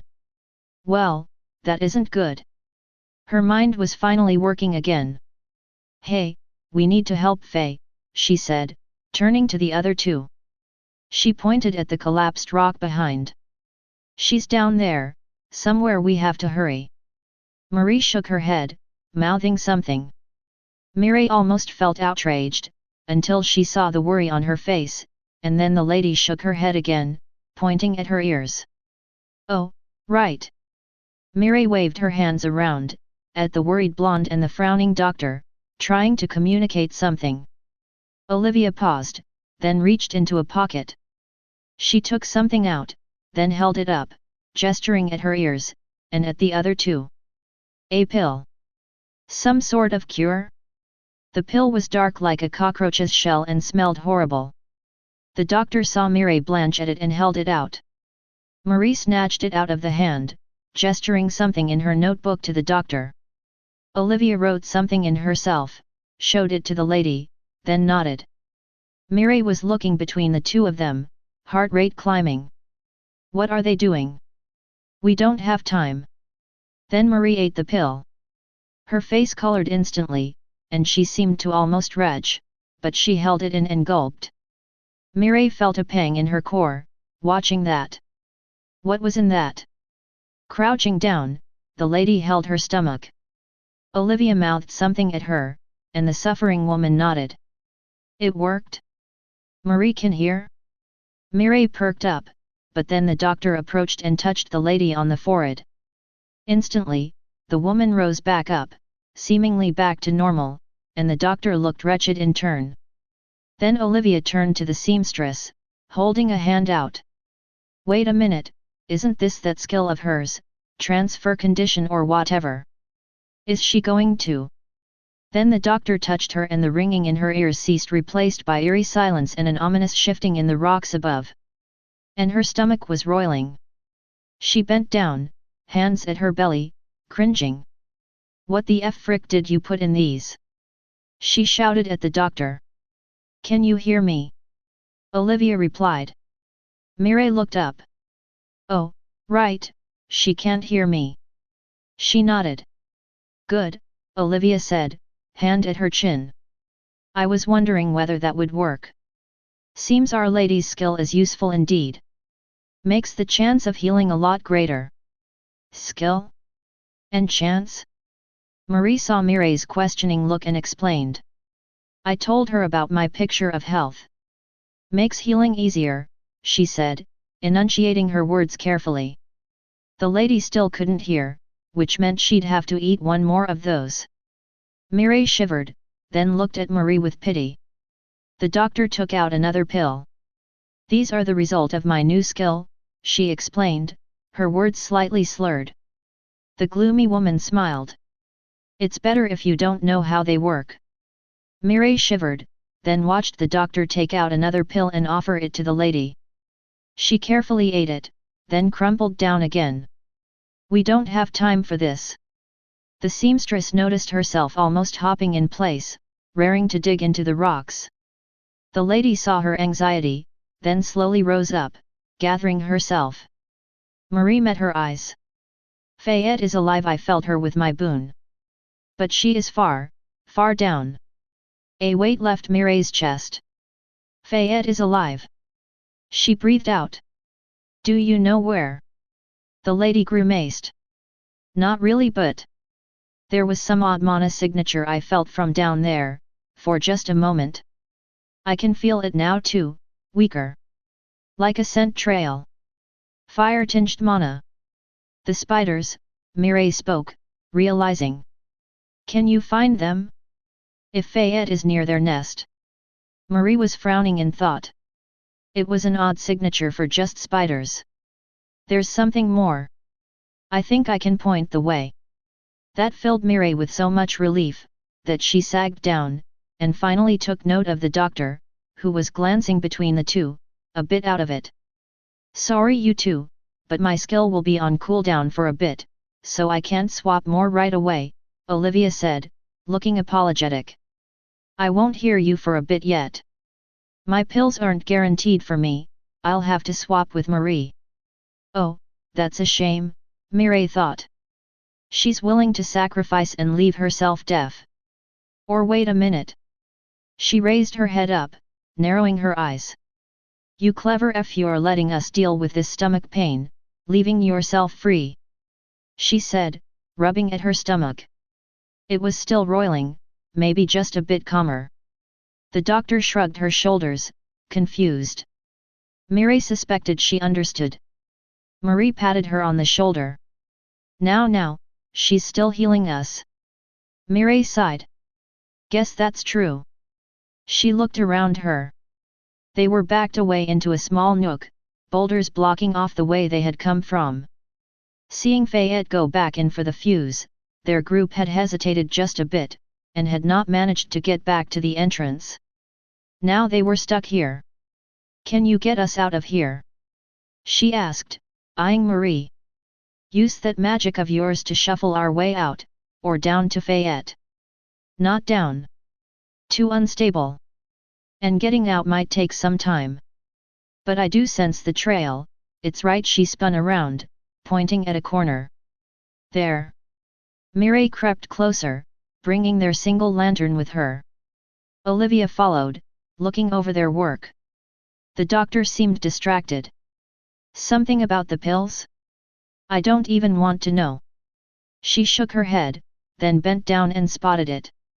Hidden behind a bulge in the ground there was a crack in the wall forming a crawlspace of sorts. She peeked inside, holding the lantern out, but couldn't make out the other end. It was long and dark, stretching forward like a wound in the earth itself. I guess that's the way forward, then. But... She paused. There was the difficult question. Should they head inside deeper and search for Fayette, or try to make it back outside and face their betrayers, and only go after Fayette later? They didn't have any supplies. She didn't like the decision. Both options felt bad. But not going after her friend immediately felt worse. She had been giving the Fae just a bit of the silent treatment, hoping to teach a lesson, and then this went and happened. What were they meant to do now? She felt panic forming but forced it down. Plan. We have to discuss this and plan. and making a plan of action without Olivia's hearing. Then Mireille paused. She had an idea. She gestured at Marie's notebook, and the lady nodded, took it out and set it on the ground. Together, they crouched around their single lantern, notebook in the middle, and began to plan. Now Mireille felt calm. Her stomach was still aching, but this was good planning. Listing things out. She wrote first. On top of the page, she listed out 2 choices, then separated the note into 2 segments with a vertical line. On the left side, she wrote, Option A, we go deeper down and search for Fayette. She put a big or in the middle, then on the right side she wrote, Option B, we dig ourselves outside for supplies, maybe face enemies, and then come back for her after. Not going after Fayette was obviously not an option at all. Olivia took the note, thought for a moment, then wrote in her own additions short ones. Under the left side, she wrote, Supplies for surviving in cave? On the right side, she wrote, Who are the enemies? She handed the note to her side, giving Marie the turn. The lady didn't think long and made a quick list on each side in elegant handwriting. On the left side, we can search for supplies underground. We need food, water, and light. Fayette has all the other supplies, she can last long. If she can handle the monsters. I can make a magic light if we find fire monster cores. On the right side, the betrayal on us was too unnatural, I think it was forced somehow, using a skill. Culprit, either the Lord or the 2 strangers. The Lord has a motive, and I felt the other 2 were hostile to me. The Lord didn't have skills for this. The minor chief is not guilty. The details of it all are too wrong. Finished, Marie thought for a moment longer, then after adding a last bit at the bottom, nodded and gave the notebook back to Mireille. The seamstress looked at the last note. At the bottom, Mireille, you should decide whether we go for Fayette now or later. Mireille looked the other 2 in the eyes, and they both nodded. So, the decision comes to me? She felt just a bit of dread. It wasn't a decision she liked making. But she couldn't let the other 2 make it either. She closed her eyes, thinking long about the risks of both sides. The 2 men had seemed dangerous, and if their attacker was the Lord, who knew what else he had in store? Especially if he could hide skills. But facing the deeps ill-equipped as they were, she feared it too. Fear and fear. She did not want to face either without Fayette at her side. And in the end, that decided it. She wrote down her decision. She handed the note to the others to read, then turned to regard the hole they were to crawl into. The plan she had written was simple. We go in and search for Fayette. If things get desperate and we risk too much, we turn back and try to sneak out and get supplies. Then we go back in. They would make it up as they went. A makeshift plan, not the best, but what they had. And regarding the food they needed to survive down here, Mireille had 1 free skill slot. Just in case of situations like these. She mentally sent out the command. Free skill slot available. Listing options. She went through the list in her mind, quickly finding the option she had considered many times. It had been unlocked after their trek away from Pelagny. She chose the skill. You have gained a new skill, Survivalist. Survivalist in the wilds, finding food, water, and shelter can be tough until you get this handy skill. Get information on good places to search, potential dangers, and many other little perks. Toughing out the wilds has never been easier. She smiled at her foresight, then activated the skill.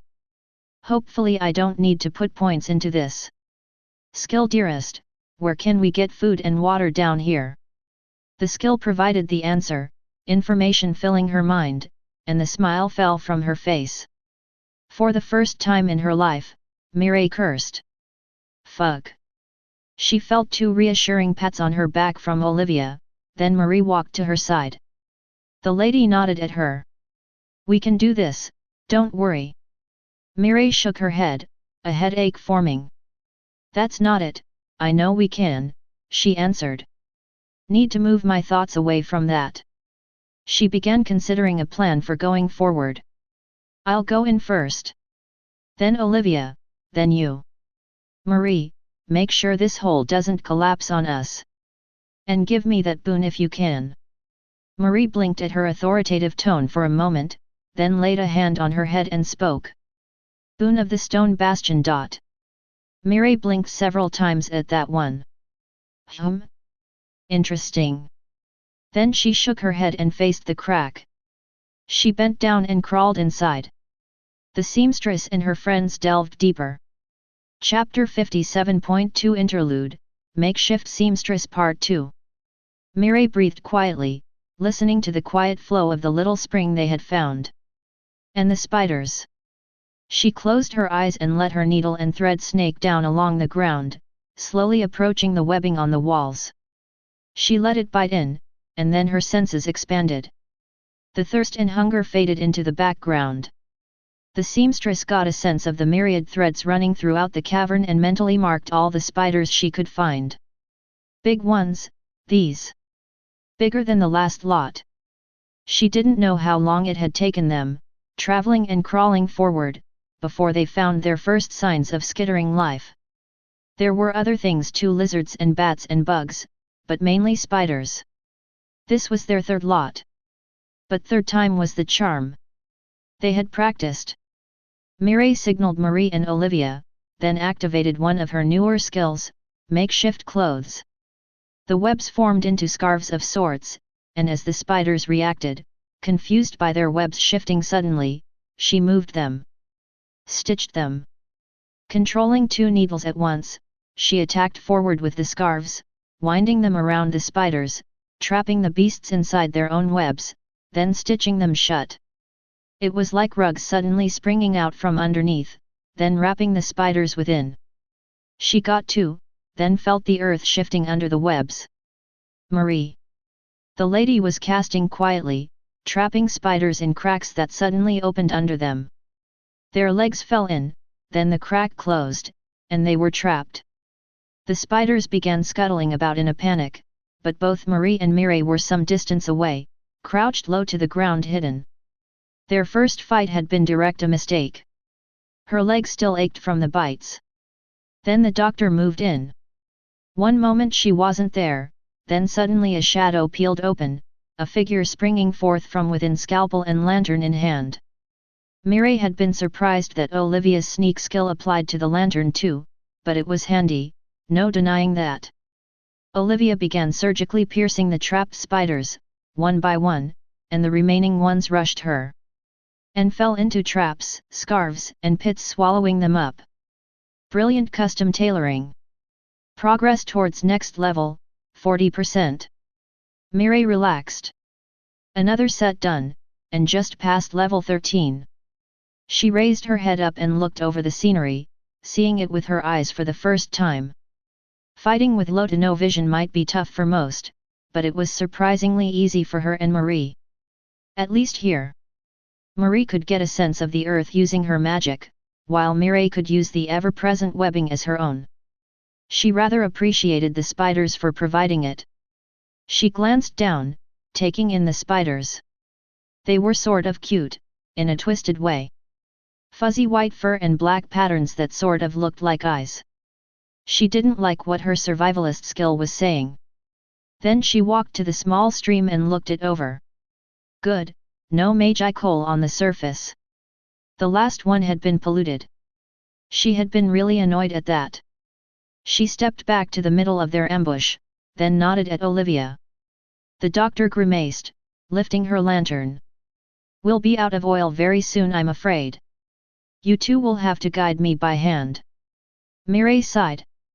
She was not looking forward to spending the next bit in darkness. Turn it off then, we don't need it right now. Are you sure you can't spare a free skill slot for anything vision related? The doctor could hear again. Marie had not been pleased about eating a third pill, but she had done it. Olivia had insisted the skill she was using wouldn't work well for herself, so she had swapped the lady's previous health to herself. It really was a useful combo, Mire had to admit. She felt healthier. She had asked for specifics and found out that Marie's picture of health helped her body naturally stay in top condition. Then, with Olivia's transfer condition, it felt pretty unfair. How much money could you make by selling this as a service? Though it wouldn't last, she expected.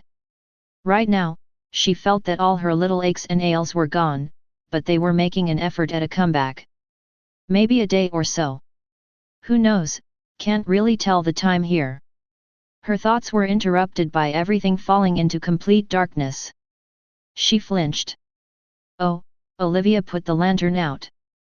Mireille connected her thread and needle back to the webbing and got a map of the area. She felt at the spider corpses around her, then listened to the flowing water. I guess there's no helping this. At least the water should be fine. She bent down and cupped the water into her hands. She brought it into her mouth and tasted it.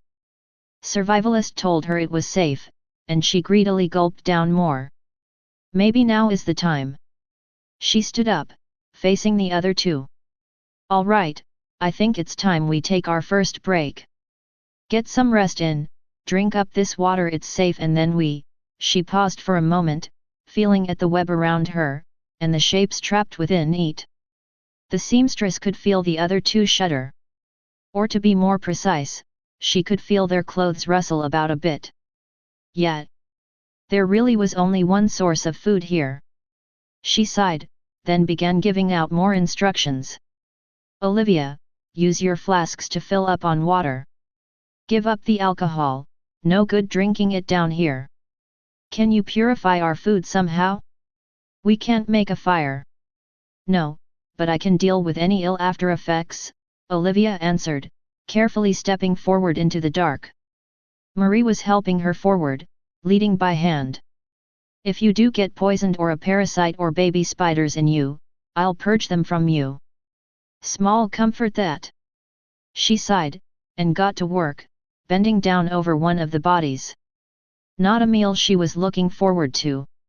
For the first time, she really found herself wishing for Fayette's death spice mix. It was not a filling meal.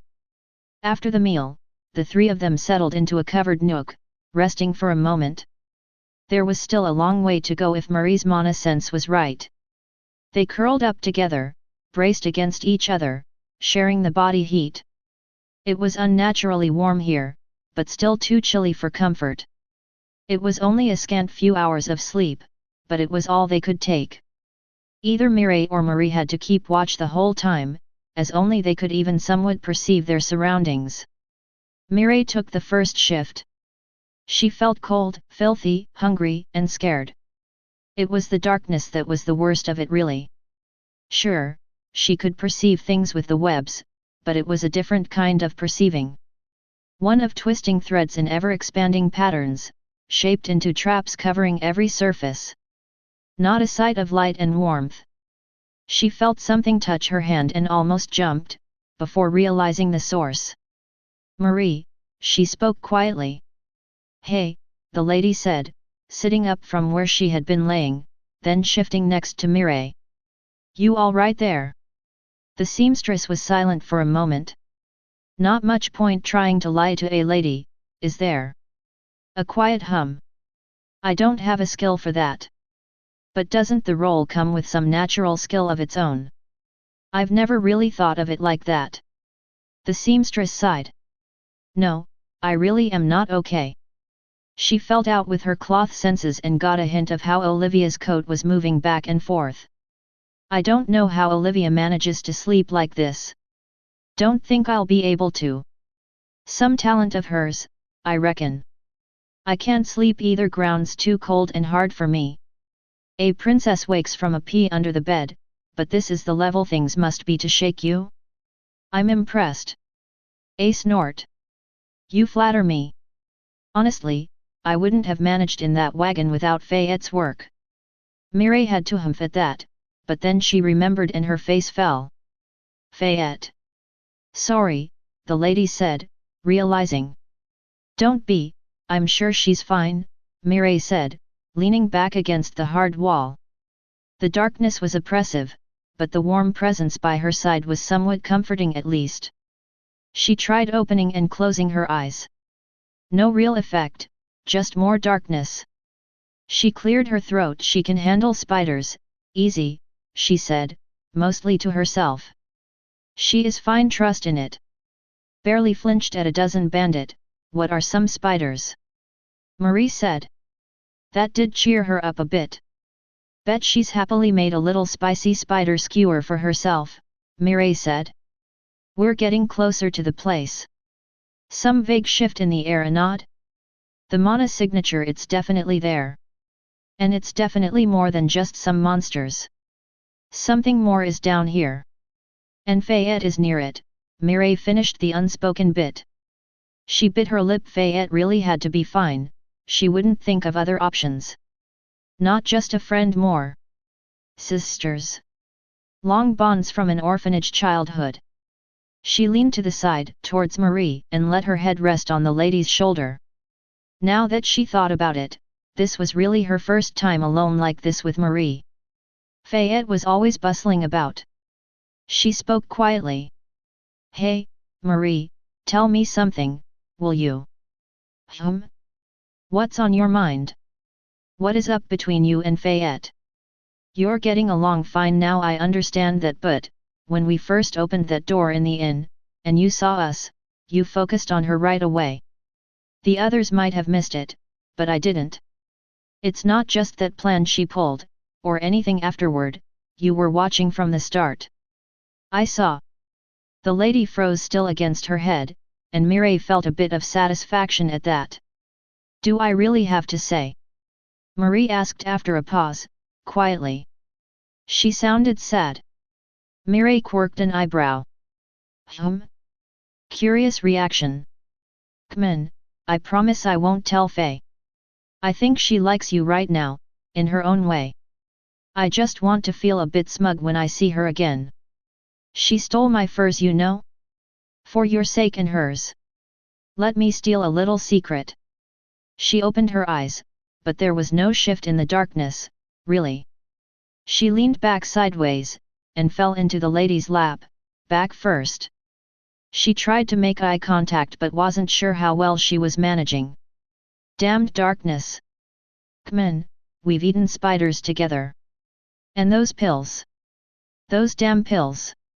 That's a bond, only we share a bond of stomach pain. The lady shifted a bit. Fine. It's not that big of a deal. It's just seeing a black-haired maid about that age suddenly. Fayette reminded me of someone. You have a maid like that back at your manor? No, not anymore. Oh. There was a long pause. She's not dead or anything, all right. Marie suddenly added, realizing she may have made some misleading statements. Oh, that's good. Or is it? Was she a bad maid? There was a long sigh. You consider Fayette your family of sorts, right? Marie finally said, after thinking a long moment. Mireille reached out and poked her in the head. Of course I do. A makeshift sister of sorts, I suppose. She paused. Or no. That's the wrong word. You know, I got a skill recently, makeshift clothing. Everything I make with it is temporary and fragile, but a faux sister like this, it's better than the real thing. I bet. Chosen. Marie shifted around, and Mireille's head bounced around in the lap. She thought the lady was looking down at her now too. Well, I think you'll get it then. Consider a noble family for a moment. Who is more family? Your mother, who sees you a few times a day at meals as she oversees your progress, or the nursemaid who has taken care of you as long as you remember. The seamstress was silent, looking into the darkness. She nodded. I think I understand. Right, and then, of course, the maid-in-waiting who has also been with you as long as you remember. I guess she was a faux sister for me too, of sorts. Was. I wasn't getting the proper skills, so those two got dismissed as bad influences. I haven't seen them since. 4 years. Mireille winced. Talk about a sore spot. But, well. She poked the lady in the head again. In that case, she still is your sister now, dummy. Is she makeshift or foe, temporary or true? Go find her or something. No was talk. She poked the lady a third time, just for emphasis. I'm down here eating spiders, searching for mine. Even dragged you along. Guess I'm the better sister of us. With that dagger thrust, even the lady was stunned silent. Right in her most vulnerable spot. But, well, they weren't the worst sort of daggers. Still. Slowly, the lady reached out, grabbed Mireille from both cheeks, then pulled. Kya, stop, you'll wake Olivia, Mireille hissed under her breath, struggling under the lady's grip. After one last tug, she was released. Marie laughed softly, patting the seamstress on the head like a doll. Miri girl, you really are the unruly sort, aren't you? No, stop, I'm putting a stop to this Miri thing right now, Mireille said, sitting back up. She rubbed her head, annoyed. She sighed and leaned back against the rock. Hard and cold after the soft lap. So this sort of sister of a maid you have, she's like Fayette. Marie snorted. Not one bit. It was just the first reaction. I learned otherwise fast. Well, Mireille felt she would feel very smug indeed when she saw Fayette next. She looked the lady in the eye, and met a concerned blue gaze. I'm seeing? Quick, both of them turned and saw the glow emanating some distance away. Fire. Or a fiery something. Marie kicked the doctor awake, and Olivia rose up in a flash, hungry for the light source they needed. Together, they approached, and saw the tiny creeping spider, black and rocky, with veins of fire web snaking out. Just what they had been looking for. The three looked at each other under the dim lighting and nodded. It was a simple ambush. The monster crept along, snaking its fiery feelers around, burning up any webs it found. Then it sensed magic. Something earth-related. Like a fly to sugar, it began rushing in the direction, sending all its webbing forward.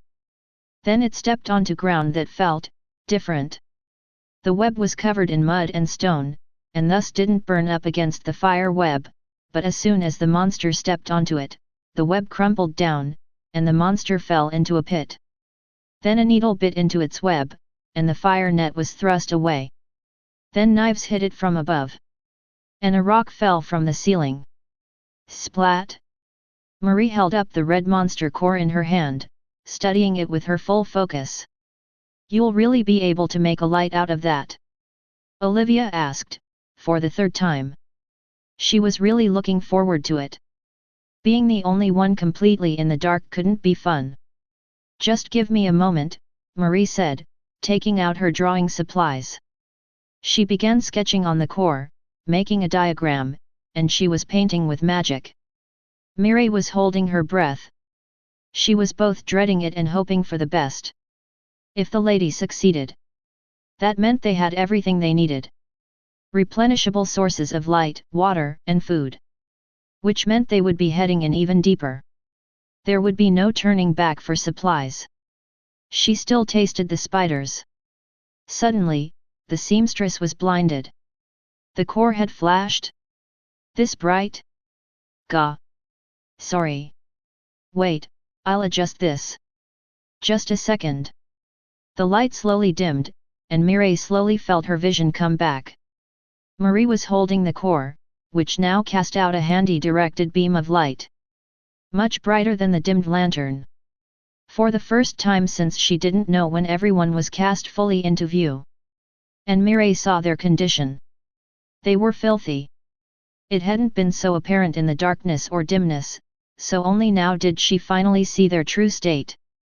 Spider blood, dirt, rock dust, anything, and everything covered them all.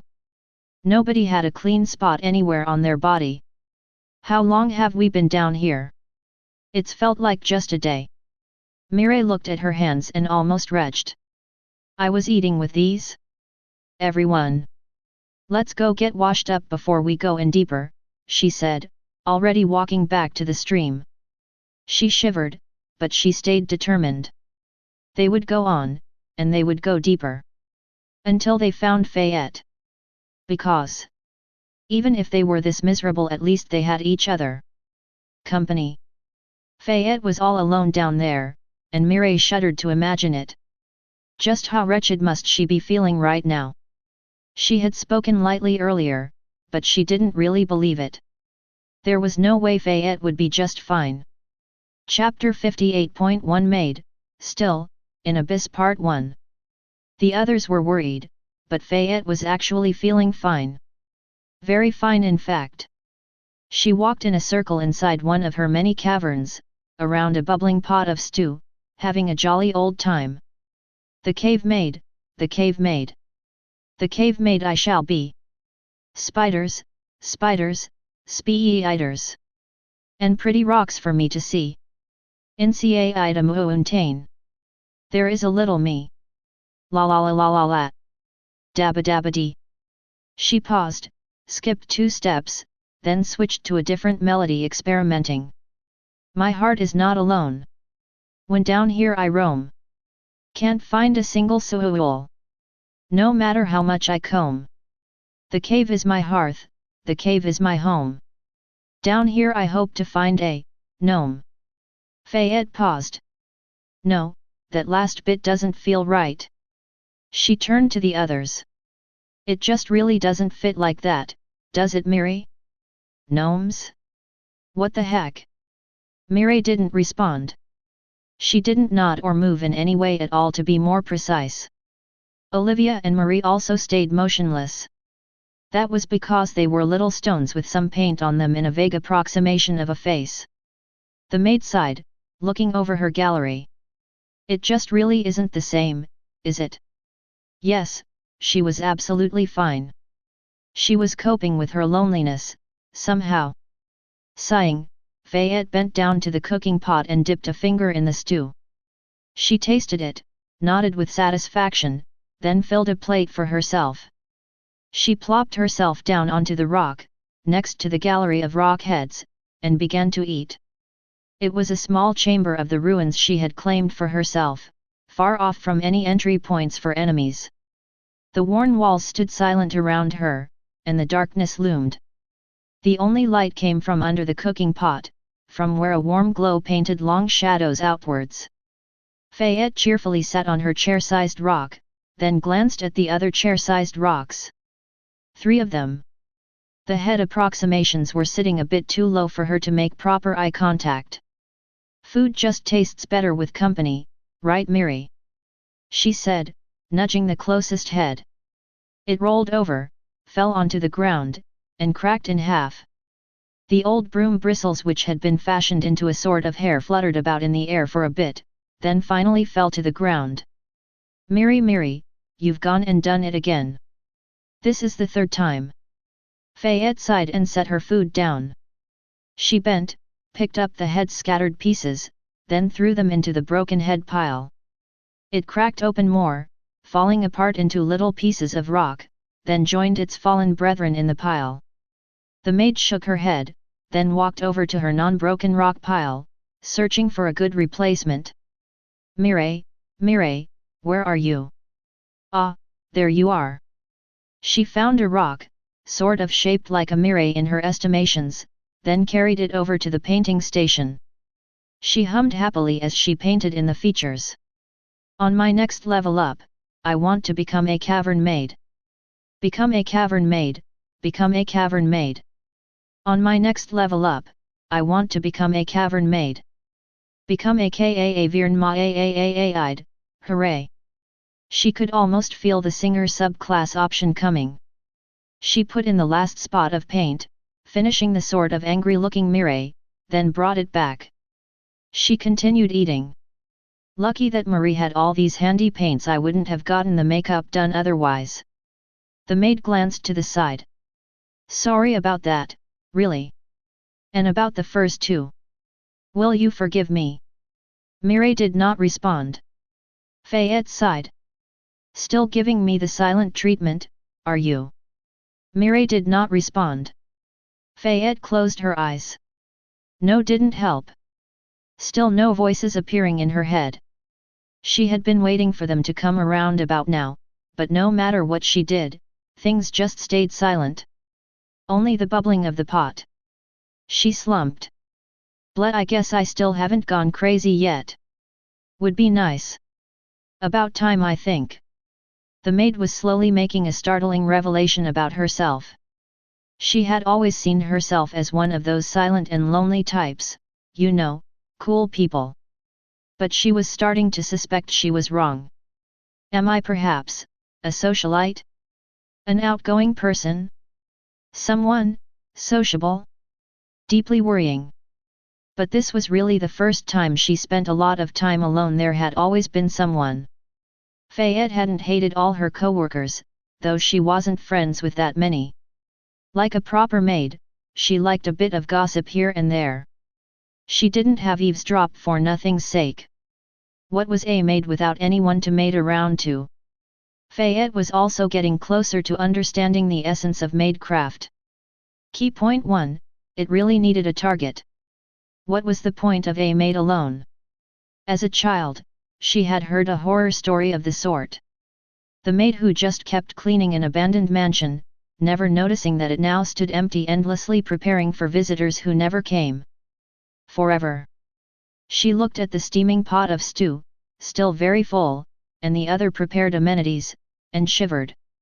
Was she on that same path?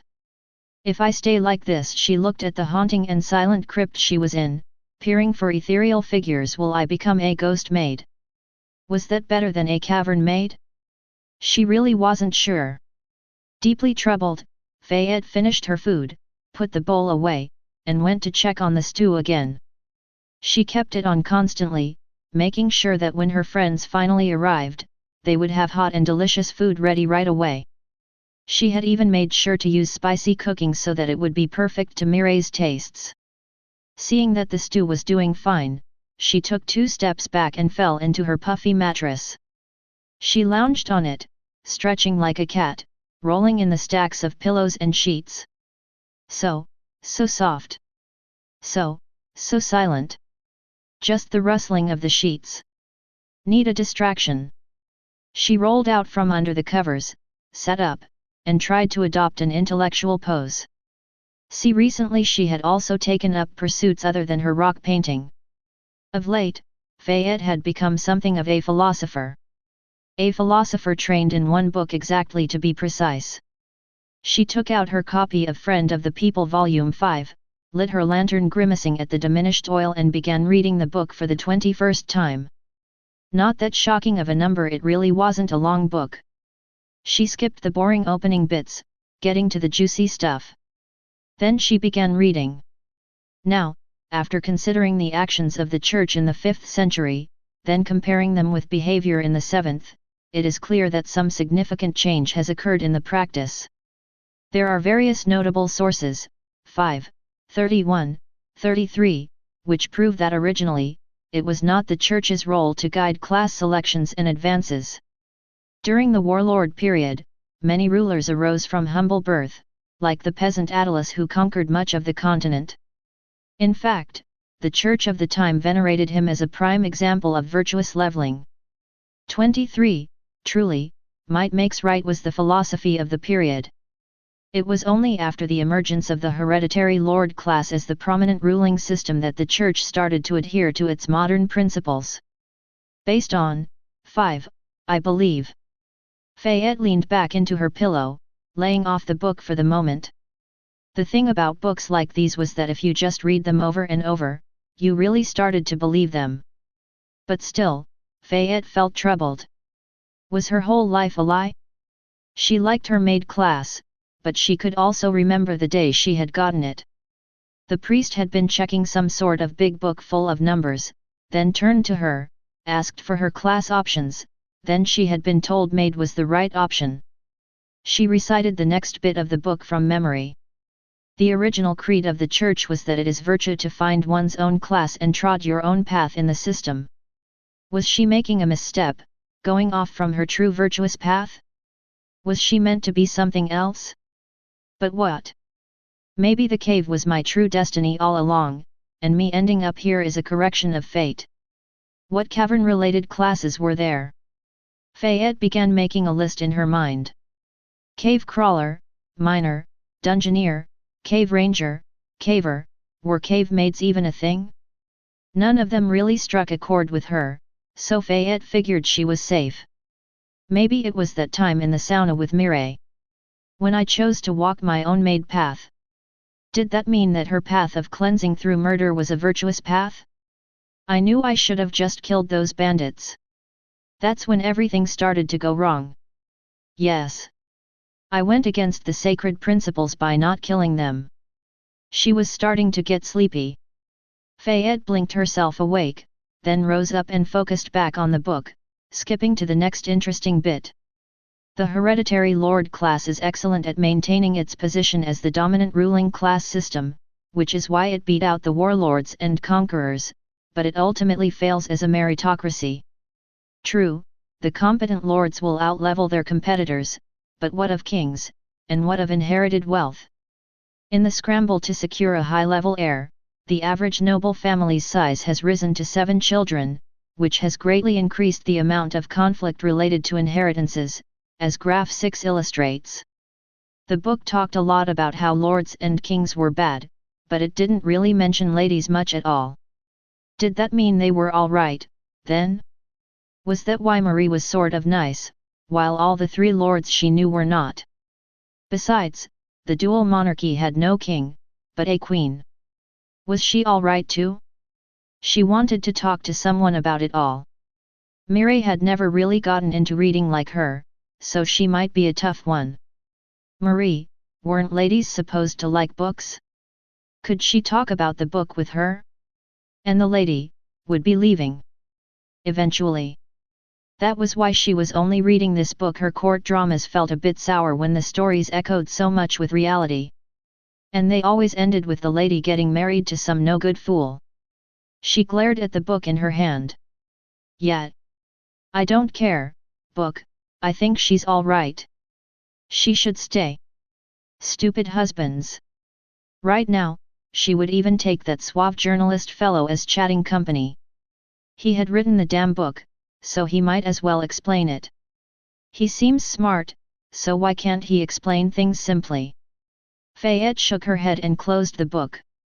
It really wasn't the most exciting way to spend her time. She turned and looked at her rock heads. Not the best company either. Sighing, she rose up and grabbed her metal-tipped broom. She shut her lantern off, closed her eyes, and focused on her new dust sense, the handy thing that it was. It was an annoying skill though. In a way, she really hated it.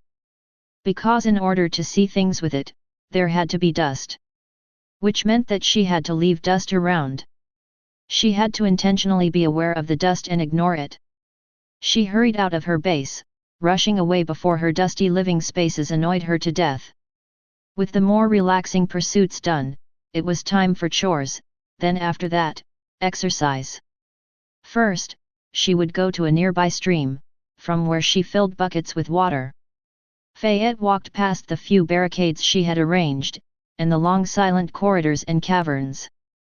She passed her dead spider pile and grimaced at the smell should take those further away, then arrived by the small stream, flowing through a crack in the rock. She had worried about the water's purity at first, but then she'd developed a handy system to get any silt and mud out. She held a feather duster near the water's surface, then as always, she used sweep dust. The maid swept the tool past the bucket, and along came any loose particles, away from the water. You really can solve so many problems with sweep dust. Can I get a skill advancement for it, please? Pretty please? I have the skill points full. No answer. Then Fayette checked on her makeshift pit by the stream. She was making another bathtub, one closer to the water source than last time. She hoped to directly divert water from the stream into the bath, which would make it very convenient. The work was a mix of explosive alchemy and usage of the pickaxe she'd looted from the dead boy. But the ground here was stone, so it was slow going. I think if we really squish in, everyone might fit in at once.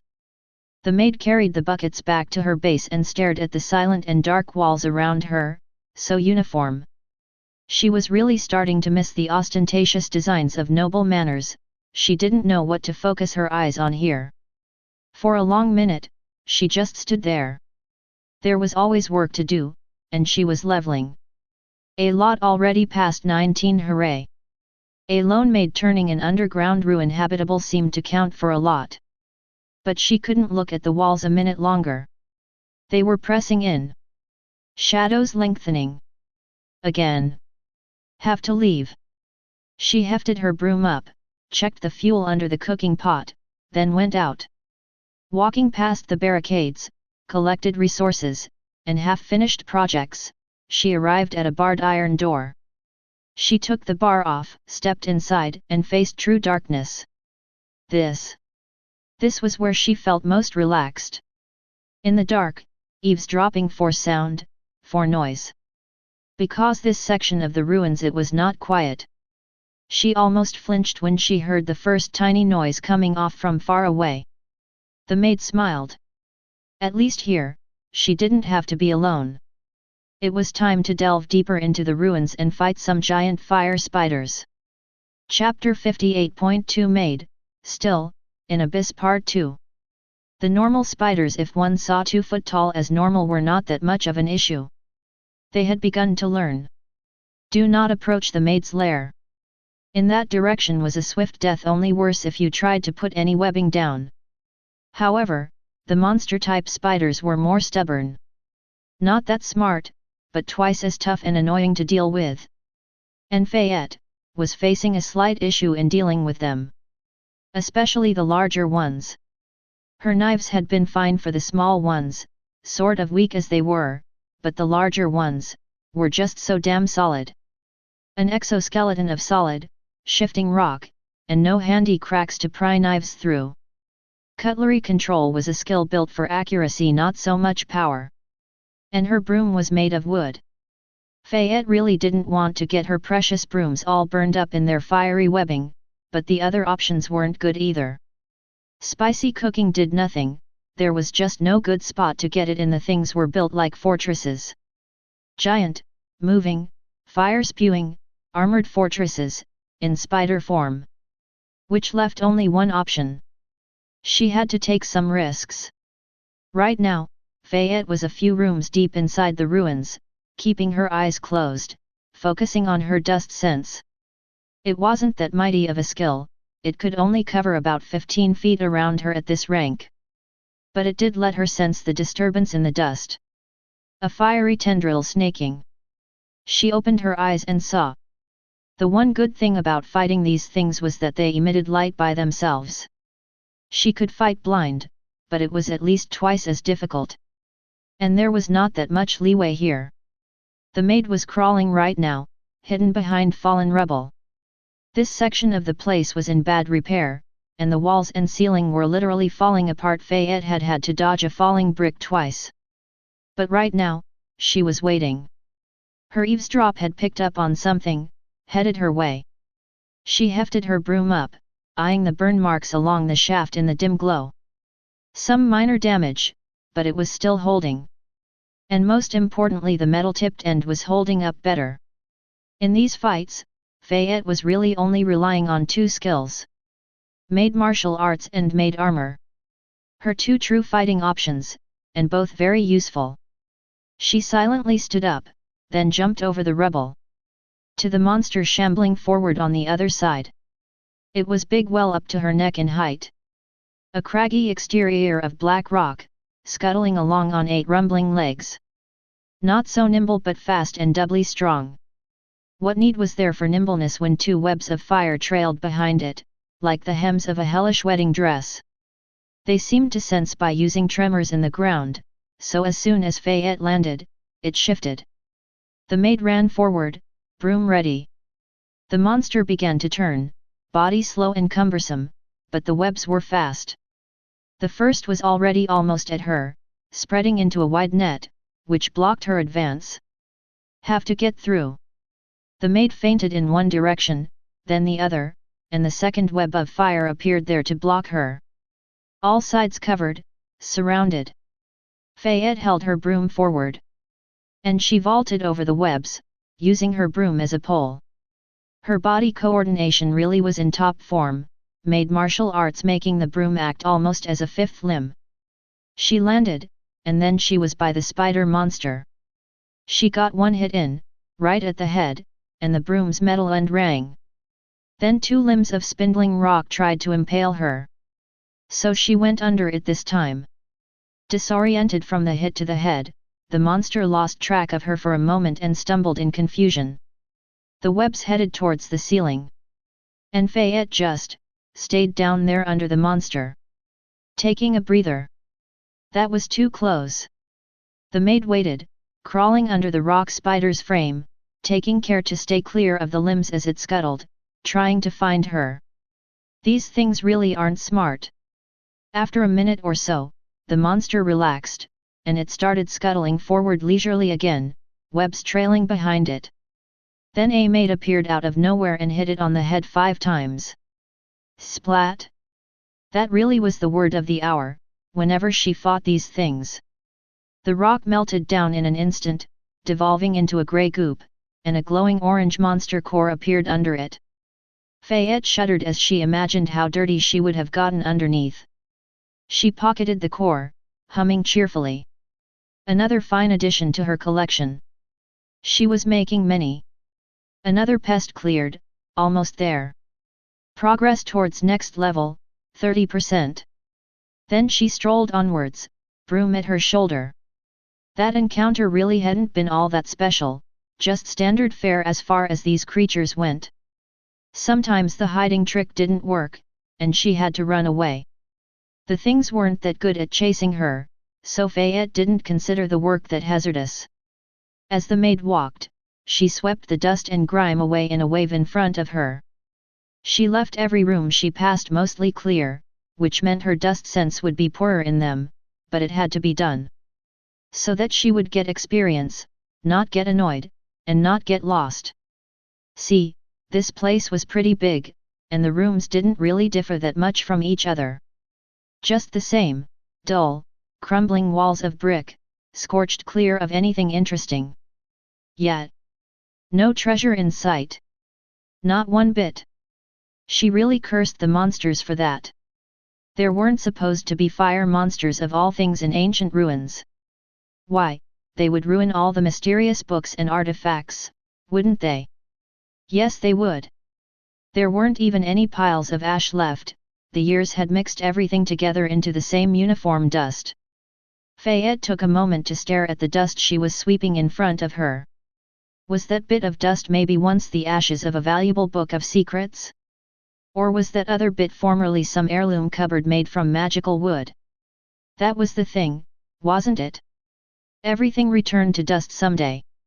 Dust laying in some dim corner slowly accumulating. And then a maid would have to clean it. Fayette's eyes opened wide as she made the realization. Is this why sweep dust is so powerful? It represents the true power of time.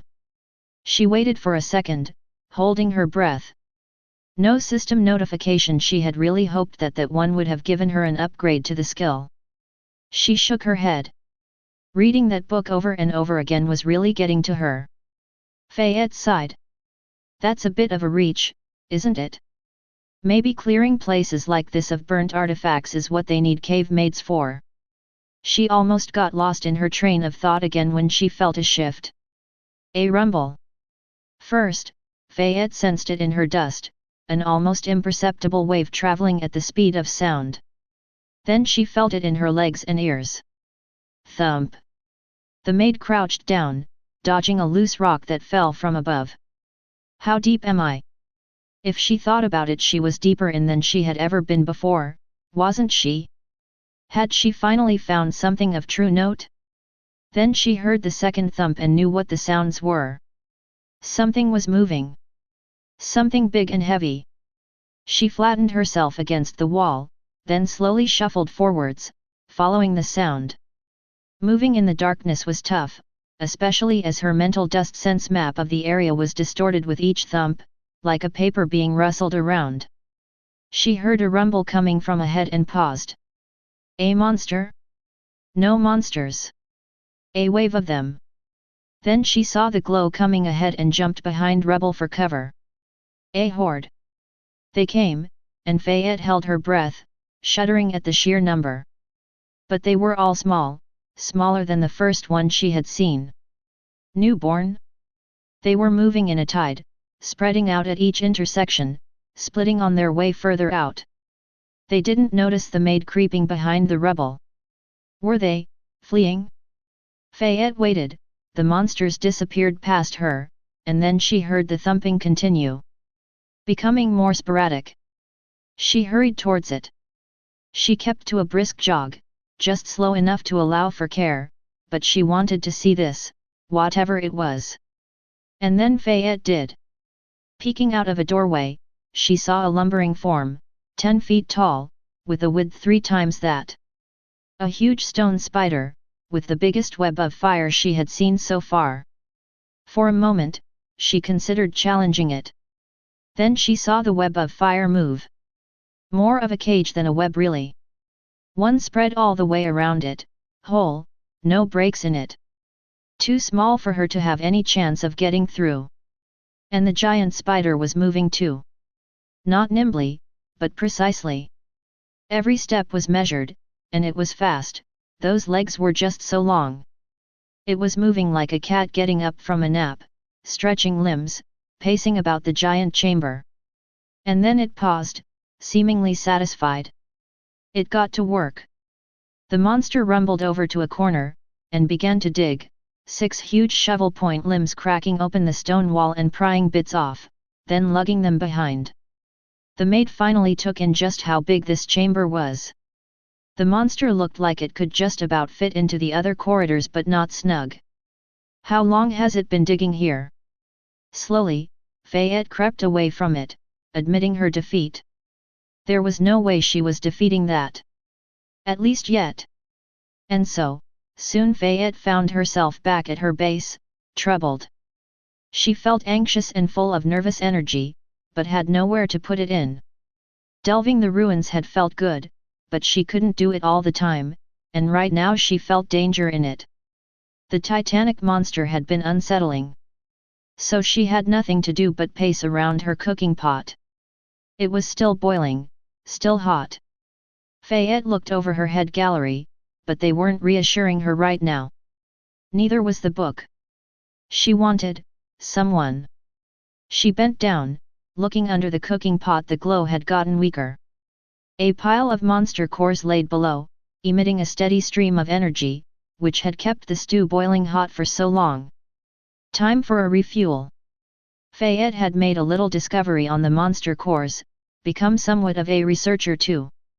Normally, they were only slightly warm, a bit more than her body, but there was a way to increase that.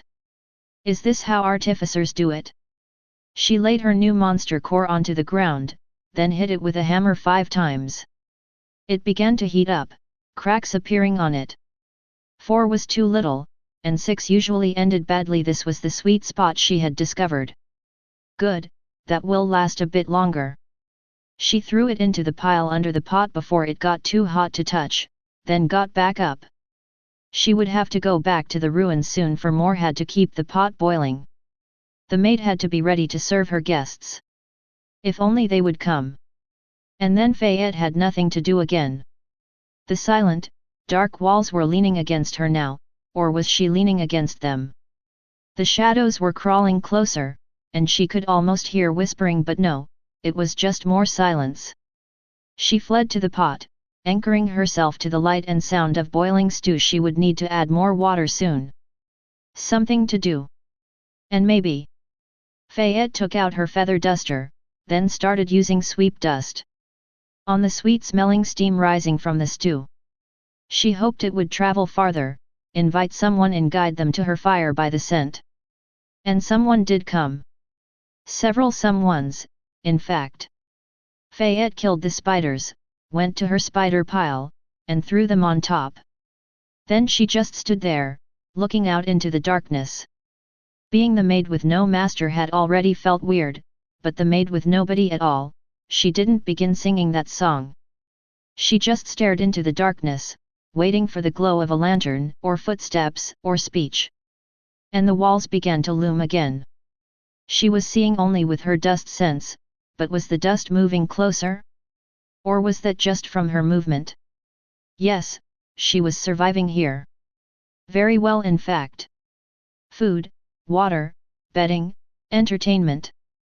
Getting lots of levels too, but she really didn't want to stay any longer. Fayette wanted to leave. Or not leave, just listen to someone talk. She smelled the scent of her stew, then began to walk back, saying a silent prayer. Come in, everyone. Hurry up. Chapter 59 Interlude, Connecting Threads. Spiders. Spiders never changed, at least in taste. It never really got any better.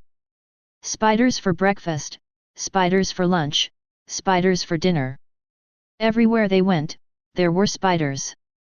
And the things spiders ate, those really didn't taste much better either. Mireille could almost sympathize with the oversized bugs if the nasty cave rats, cave bats, and lizards were all they had to eat. She could understand why they invaded the mines above. Humans tasted like chicken, right? I think I've heard that. I could go for some chicken right now. Wait, where did that thought come from? The seamstress stopped in place, mildly concerned. She was filthy, hungry, and tired, but she did still need to focus. Navigation was her task. Mireille, is there something ahead? Marie asked, following behind her. Oh, nothing. Just thinking on lunch. Or dinner. Which one are we on anyways? She heard a long groan. Olivia. No idea. Is it even night or day? Tell me about it. I swear, when we get out, my sleep is going to be so. She paused, feeling a touch on the webs. Her webs. Mireille was always attached to webs now, listening and guiding their group. And she grimaced. Just the touch was enough to remind her of the taste, and she quickly signaled the others with covered tugs on their clothing. Silence, we go in again. And then they moved, Mireille, Olivia, and Marie. Expert spider hunters. They really had been here a while. The formation was practiced now. Olivia stalked forward with a subtle dance to her steps, and Marie matched them, from further away. The doctor also had the boon on her, seeing as she was the only one who ever got close. This group of monsters was small, just normal giant spiders. Olivia sneaked forward in darkness, guided forward by a thread from Mireille, and Marie's guiding hand. Dance and thread and the doctor moved unerringly, seeing nothing. But Mireille saw everything. Once the doctor was close enough, Mireille signaled her to stop and started weaving traps. And Marie started dropping rocks. The lady had gotten faster at casting, apparently thanks to some sort of skill. They had a system of sorts. Spiders were first trapped for an instant in sudden bursts of cloth, then a rock crushed them while they were stunned from surprise. Then the doctor cleaned up survivors, activating her blinding light. Splat! Splat! Splat! Slice! Then the little ones. And another group was dead. Man, they really don't change. Quick seam work. Excellent fittings for the clients. Level up, you have reached seamstress level 15. Congratulations! 2 skill points gained. Progress towards next level, 0%. Tier 2 class upgrade unlocked, 5 different options available. And Mireille stopped in place. Finally. It had slowed down so much, she feared she wouldn't make it for a day yet. They had become experienced, practiced, and killing spiders had turned into a routine. Which meant no more big experience gains. But it's here. She stood in place, frozen, then looked at her options. 3 common ones, which she discarded right away, not even worthy of consideration. Leveling speed was everything. That left her 2 uncommon ones, and she began to parse them, breath held. Makeshift seamstress, combat seamstress. And she let her breath out as fast as it had stopped. Mireille felt disappointed. Still, she looked them over quickly, giving them a chance. The first one was for making quick works of clothing, then discarding them soon afterward. The seamstress gritted her teeth, not what she wanted. Who wanted to be known as a seamstress of one-time use clothing? She had first grown worried when she got the makeshift clothing skill, and it had proven an ill omen. Skills often hinted at the paths being trod. And the second option? She hesitated. It's better. I could almost imagine taking it, but it would lock me into violence. She was not Fayette. She did not want to necessarily carve a bloody swathe through her life. Violence was a means to an end. Something to use with precision, rather like the doctor's scalpel. No, she was doing well here right now, but that was not due to her capabilities at violence. It was because there were webs everywhere, threads she could use. And the spiders who made them. Oh, she hated them. The taste still lingered, but also she was almost starting to respect the fiends. They were just so efficient. In the caves you could barely find anything else to eat or kill, because the spiders always got them first. And then spread out further, looking for more. So efficient, so fast. Mireille, something up? Marie asked, finally noticing her silence. The combat was done, but the seamstress had just been standing there, looking at the results. A small passage full of fresh, fuzzy white corpses, bleeding black ichor. She shook her head. Marie, you didn't upgrade your class at 15, right? There's a chance for better stuff later. The lady hesitantly nodded, sympathy in her eyes. You got it then? Not the options you wanted. No, but I'll wait. It's not a race. Marie patted her on the shoulder. Don't worry, if you've got a plan to change things somehow, then you can usually get something. But just doing the same thing won't be enough. Mireille eyed the chamber. She had been hesitating on this, but the final push had come. Olivia was carving up the spiders with a knife, extracting something into her bottles. Is that where those pills come from? She shook her head, then stepped in, joining the doctor. Doing some collecting of her own, and she did find them. Her target. She quickly tucked them into a pocket before the others saw. Olivia raised her head and an eyebrow. You doing collecting of your own? I can share. Mireille hummed. Just a bit of extra spice for lunch. Let's get moving. Olivia made a face, then stood up and turned her lantern off. Mireille cleaned her hands against her hems, probably only getting them dirtier, then signaled their team forward with a few tugs of thread. Then they started walking forward again, back in silence and darkness. But they didn't miss any steps or slow. Routine. It was all becoming routine. Have to change my routine just a bit. She really did like how efficient she was here in the caverns and dark. Who didn't like feeling important? Mireille's needle pierced forward into the webbing. She got a layout, chose a route, walked forward, then removed her needle, then moved it forward. It was getting repetitive, but relaxing too. But it was now routine, which meant time was passing. When she remembered that, she started to feel anxious again. Fighting could only stave it off for so long. Fayette has to be near, right? It just can't be that long anymore. We've been moving so fast now, there's been fewer spiders, and Marie said. Her thoughts paused. For the past few hours, there really had been fewer spiders. Just some small nests here and there. Why? She quickened her steps, and her needle weaved forward with more agitation. Webs, webs, rocks and darkness all around her, but maybe there would be something. Mireille, did you find a lead? Marie asked, hurrying forward to catch up. The seamstress shook her head, then remembered that Marie couldn't see that and answered. Maybe. Just keep an eye out for any caverns that feel off. Think about it. Fayette is trapped down here, in a spider-infested cave. What would she do? Bunker down for her survival? Marie offered, unsure. Mireille smiled to herself. No, no. Before here, we were going through sewers and crypts for a little job, and she couldn't stop herself from fixing them up, all clean like. Cleaning up some cursed rat-infested crypts, she focused her senses around, feeling for any gaps. No, if Fayette is down here, she is doing one thing: cleaning. She really did that? Cleaned up crypts? While fighting monsters no less. Was a sight to see, to be honest. I think you'll understand soon. Mireille paused. What do you mean? Mireille tugged two threads twice, signaling her teammates to really move, then the seamstress started running.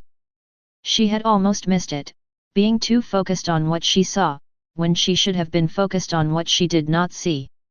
She dashed past a few corners, notably not having to dodge any stray rocks, then stopped, panting and looking at the ground. Olivia, we need your light. The doctor silently activated it, and the cavern was lit. Marie's eyes were momentarily blinded, but when she saw again, they widened. Mireille smiled and gestured around. See? I told you. The cavern was clean. No webs on walls, no errant bits of stone or loose dirt, but still a cave. Just a cave one might find as part of a manicured garden of sorts. Cured with intention. All three shared a look, nodded once, and then they really started running, this time with light guiding the way. No beast or monster opposed them, just more clean chambers, like a path had been cleared through them. They did not have to watch their step, the road was intuitive to follow, like a manor's driveway. Mireille was not seeing anything with her webs now, but she was still the first one to stop. She held up a hand, and the others slammed to a halt behind her. The seamstress carefully looked around. They were in an intersection of sorts, and she could almost hear. Marie, can you use control conversation? Are you getting this? The lady frowned in confusion, then closed her eyes, searching. She found it, and a soft echo started bouncing around like an eerie ghost wailing. Mireille's eyes focused. No, not wailing. Singing. First faint but growing clearer. She finally got a sense of the words. I am a maid and I live in a hole. Living in a hole. I live in a hole. I am a maid and I live in a hole. Living in a hole. I live in a hole. Mireille closed her eyes. What is that F? Then she laughed, looking at the other two. Their faces were stone, then they started laughing too. The singing stopped. Then, a glow started growing from behind a corner, as rapid footsteps padded out. Mireille's heart beat faster. Then she flinched as a maid jumped out from behind a corner. The maid staggered a moment for balance, then kicked off the other wall, bouncing their way. Then stopped. Like a rock slide suddenly freezing in place, the maid stared at their grimy clothing, filthy hair, and tired eyes. Oh hi guys! You found me! Fayette looked different than Mireille had expected. Her appearance was as if fresh out of a clothing store. Impeccable. But her eyes, they were so frantic, and her fingers were twitching about, like plucking on invisible cords. The seamstress sighed. Of course Fayette had our supplies. All for her lone self. She did not envy her. Then the maid moved again, and Mireille was wrapped in a hug, with zero hesitation. She gasped as she felt strong arms crushing her and winced when she saw how much Fayette was getting dirted up. Then she felt fingers in her hair, smoothing out the strands, picking out pieces of spider web out. And then Mireille leaned forward, laughing quietly. Tears in her eyes. Of course.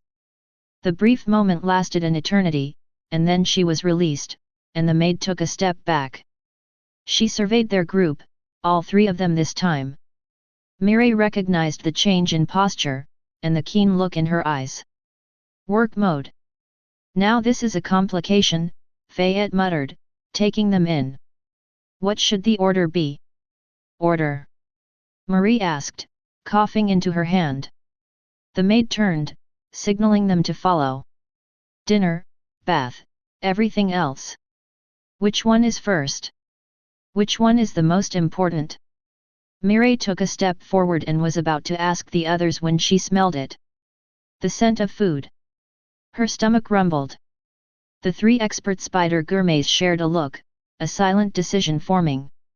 Olivia responded this time. We would take the food first. May I ask if we have any drinks on tap? I didn't touch your stash, the maid answered, moving at their pace. No point hurrying anymore. She chose a right at an intersection, and the scent of food got stronger. And as Mireille looked around, she realized that the cavern around her was orderly. Like an underground garden, something carefully organized. The rocks and little mushrooms in gloomy nooks all seemed planned, with no accidents in sight anywhere. And no spider webs. And no spiders. Her anticipation grew.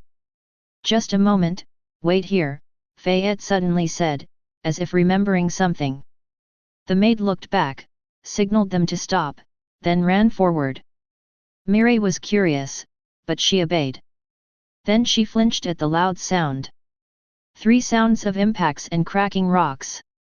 Was Fayette throwing rocks into a wall? 3 of them? Then the maid was back, looking embarrassed, and led them into a den of decadence. The seamstress's eyes goggled at the bedding and pillows laid out in one big, hedonistic heap, and she felt an urge to jump inside. But she remembered her state, and barely reined herself. After the bath. After the bath, she repeated to herself, desperate reason fighting with instinct. What is that pile of smashed rocks? Then, before Mireille could investigate further, the maid really moved. Like Maid who had been practicing how to properly pamper people and give them true first-class service. Before she knew it, the seamstress was sitting on a rock, a bowl of hot stew in her hand. Fayette had been keeping this ready? It smelled heavenly chicken and spice. Mireille laughed. And then she ate. Heaven! She became a true believer in the faith for just that moment. They all ate like ravenous beasts, slowly recovering and turning back into humans. By her third bowl, Mireille was holding her spoon properly, but still shoveling the food down in an endless tide. The room was slowly coming into focus around her as her mind cleared of the constant haze of adrenaline it had been in. Not a cavern? Ruins? But she did not have time to investigate. Fayette was watching. The maid monitored them carefully, giving refills before they even thought to ask, like a machine that had been waiting anxiously to be used. Every bit of energy was bursting out at once. She finally nodded, holding 3 bowls in one hand, and set them down. She clapped her hands twice. Right. Now it's time for the bath. Mireille felt every bit of tiredness flee in an instant. Right, there's a bath here. In the middle of an underground spider-infested cavern. Of course. Fayette led them forward, and Mireille's eyes almost popped out when she saw the hollowed-out rock pit, filled with water, bubbling with heat from the monster cores keeping it warm. She almost dove in right then and there, but Fayette held her back, blocking their group with a broom's metal end. Hey! You all! This needs to be a proper long bath that you can enjoy when you go in. Don't get the water all dirty right off. Mireille paused, considering. She stared at her arms. Fayette pointed at her clothes. Oh, right, she hadn't taken those off either. She peeled out of them, and Fayette gathered them all into a big heap at the corner of the room, and then the maid brought out buckets and scrubbed them all clean. It was the best service Mireille had ever received. She stretched out like a cat lounging under the maid's efforts. It was as her back was being scrubbed, that Fayette silently whispered to her. Sorry about those furs, by the way. I shouldn't have done that.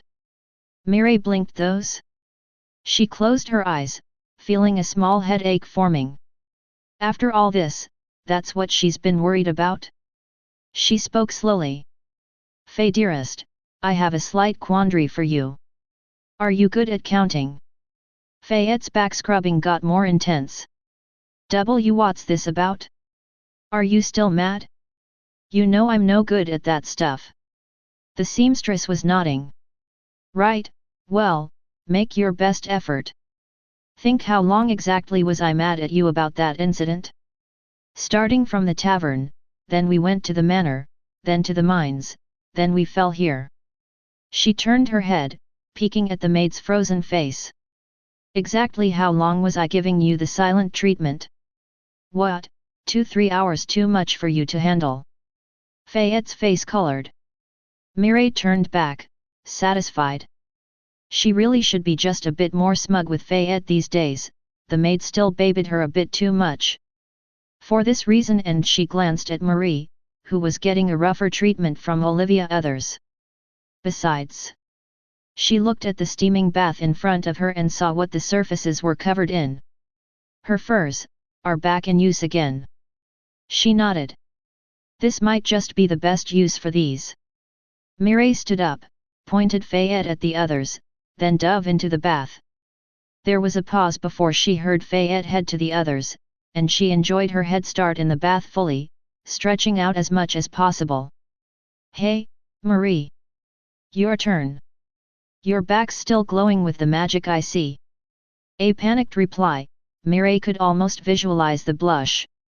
You're going to wait. You can still see the magic? But that means...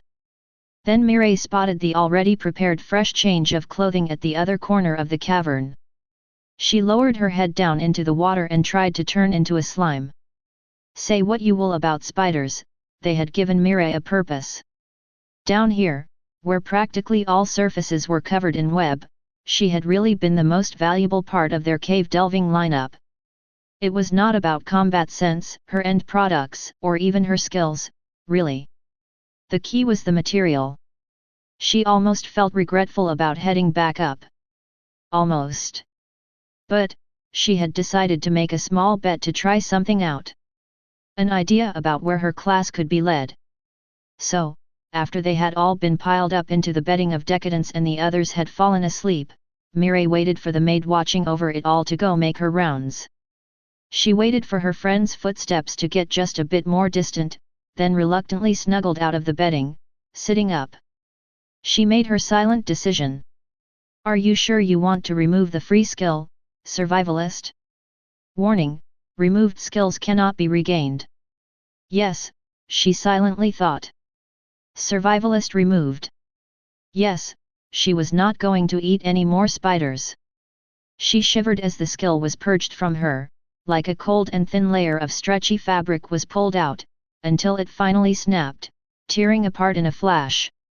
Mireille felt the headache. And the missing knowledge. Not knowledge she ever wanted to need again. Then, she reached into her pocket. And took out the spider eggs she had collected before. She watched them, cradling them in her arms, feeling the pulses within. Free skill slot available. Listing options. She went through the list, searching for the one she had marked earlier. She had gotten a new option after she had started collecting these eggs. She nodded to herself, and to something higher. You have gained a new skill, Beast Tamer. Beast Tamer. Wild beasts can be a right nightmare to handle until you get this handy skill. Even the most ravenous and ruthless of beasts can eventually be turned into loyal companions. Easiest when starting young. She heard footsteps, then quickly hid the spider eggs away. The issue right now was that, the others really weren't feeling too happy about spiders. Just the word got grimaces out of everyone, her included, to be frank. Now was not quite the time. Fayette stepped inside, then paused when sensed that Mireille was awake. She came forward, sitting next to her. Feeling restless. I can't really mention spiders to her of all people.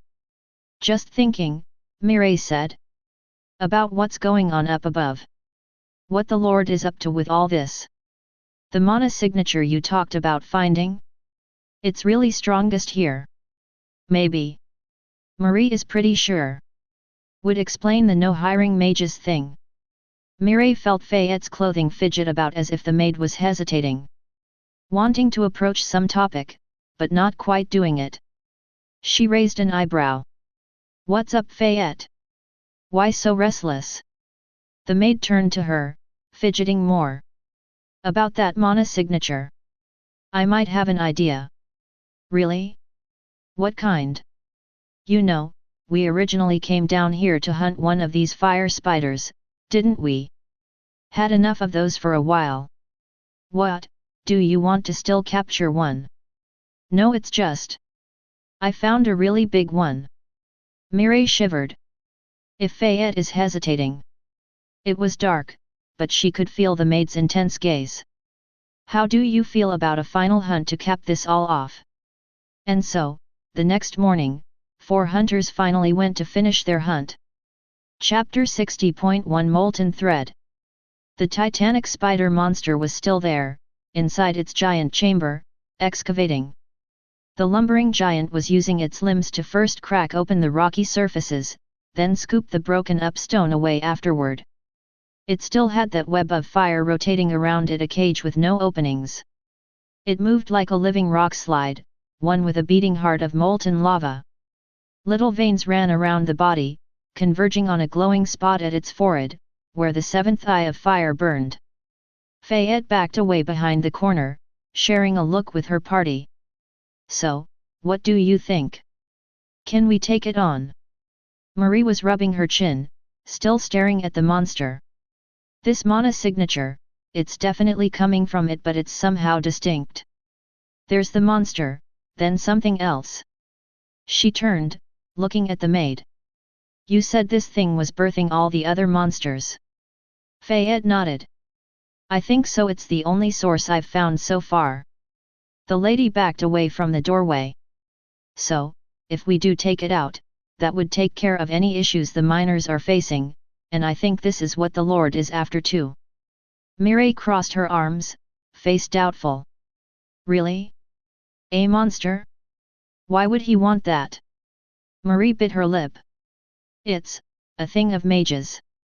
If my suspicion is right, that thing might be very valuable. She looked back, this time at the huge chamber the monster was in. The real question is how it came to be.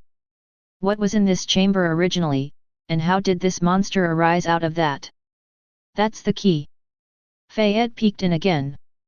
This place, why had it been deep underground in the first place? Was it to keep things in, or out? If she really narrowed her eyes, did that little bit of molten brick resemble a pedestal just a bit? She snapped her fingers. Aha! Is this one of those a normal beast ate a magic artifact then turned into a monster scenarios? The lady smiled thinly. Do you really have a scenario for everything? But yes, those things do really happen. Stories have roots in truth. Mireille was nodding. So, you're saying, she looked up, eyes sharp. That thing is worth a lot of money? Let's do it. Can we do it? Olivia. The doctor was digging in her bag and looked up at being addressed. She pulled out a syringe. That thing is huge, but there have to be some weak points in the armor. If we can get close, I can hit it with poison and sedatives, but that wouldn't be enough to kill it. Would it slow down at least? For just a moment? Marie asked. She was measuring the room ceiling. Well, it should manage for a bit at least, Olivia said. Though we would first have to get close to it. Through that web of fire with no weak points. Fayette was conjuring up a plan. They could do this. She clapped her hands and turned to Mireille. I think I have a plan. Mireille, how did you deal with those smaller ones again? 4 hunters stepped into the chamber, facing a monster. And the monster noticed them. As soon as their steps echoed into the cavern, lost amongst the rumble of stone excavation, the monster stopped. Slowly, it stepped away from the corner, and each step rumbled. Laborious, but also fast, 6 craggy limbs of stone skittered around in a half-circle. It turned, facing them, and 6 eyes that shone red measured the intruders. One of pure heat glowed in their center, and the cage of fire pulsed, shrinking and expanding in a calm rhythm, as like an athlete calming their breathing, readying for something. It pulsed, then really pulsed. It expanded twice as far out as before, shrank back, and left detached tendrils of fire behind. 6 long tentacles of fire roared up into position, still attached to that cage. 6 limbs of stone below, 6 of fire above. Fayette gulped. Well, it's now or nothing. Then she ran in. Her task was simple: distract. Her steps seemed a bit erratic, but there was a rhythm to them, which guided her steps. A dance or waltz. Marie was stepping to the same rhythm at the back of the room, focusing on her magic, but still watchful.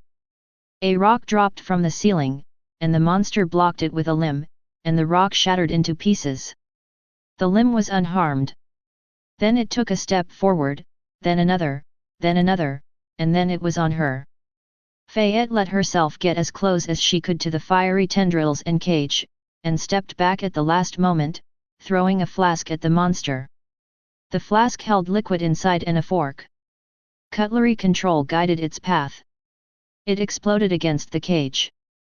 Damn, would have been nice to get that one through. Fayette dodged back, still stepping in that rhythm, then bent back, letting one tendril swing past right above her face. She had not seen that one coming, but Marie had, and someone with waltz partner would not let their pair's dance be disturbed. It didn't matter whether the disturbances were other dancers or monstrous limbs of fire, a dance should not be disturbed. The monster crept closer, slamming limbs at her and stepping forward at the same time. The limbs above circled like fiery vipers, waiting for the right moment to strike. There were no screeches or roars from it, just the steady glow of fiery eyes. But Fayette kept up the rhythm and dodged, feeling more guidance coming from Marie, like a gentle hand at her back. She stepped to the side, past a limb of rock this time, then jumped well back, getting outside of range. All 6 tendrils of fire slammed at the position she had been in. She had no boon right now, that was on Olivia. Fayette watched the appendages of fire rise back up, and the heat in the room grew more intense. She threw some more explosive bottles, useless for damage, but loud and flashy, then she stepped back closer, dodged a limb of rock, and hopped back out again. Weaving in and out, using her own balance and Marie's guidance, she was managing to stay just that one step ahead. It was working. Good, it's focusing on me, and that means that. A needle and thread flew in from the other side and attached to the cage. It began twisting and opening, forming. Just large enough for a slippery doctor. Olivia was ready, and peeled out of a shadow, rushing for the gap in a mad dash. And then things went wrong. No, wait! Mireille shouted from her cover, fingers twitching madly. There's too much of it. Too much. Then the gap in the cage closed up and the fire pulsed, thickening. Olivia managed to stop her dive at the last moment, rolling to a stop on the ground just before the fiery web. Then limbs of rock slammed at her and sent her flying. The boon flickered. Fayette saw the woman fly a long arc in the air, and the boon faded her from mid-flight. Too long of a time? Then she crunched down to the ground, near Marie. Shit! Fayette ran back in closer, throwing all the bottles she had left, a desperate distraction. It worked, and the monster turned back to her. But the doctor was down. Marie and Mireille were running to the woman, who was laying in a heap on the ground, groaning in pain. But mostly fine. Hopefully. New plan, need a new plan. She thought, but she couldn't think. Every single bit of effort had to be focused on dodging. Because the monster was angry now. She wove around a labyrinth of fire and rock, desperately reaching for the path out. Maid martial arts, danger sense, and Marie's guidance were keeping her ahead just enough, and she managed it. Then she stumbled. What? She desperately jumped back, creating more distance, and a rock slammed into her stomach. It was like a boulder, and her maid armor blocked the worst of it, but it still hurt. And the lady's guiding hand was gone from her back. She lost the rhythm. 2 more desperate lunges back, just barely away from the fire tendrils, and then she finally managed to look. Marie was down on her knees, clutching at her side, and Olivia was up by her side, giving the lady a stark black pill. Then Fayette had to focus back on dodging. She was cursing. It was no elaborate dance anymore, she was using her broom to parrying what she could not dodge. The broom twisted and shuddered under the strain. She heard the doctor approach from behind. "You two swapped?" Fayette shouted, hitting herself back from a limb with her broom, moments from snapping. "Her idea," Olivia answered, staying behind her. She no longer had the boon on. "We need to run, or think of a new plan. Decide." Fayette gritted her teeth. She had one gamble.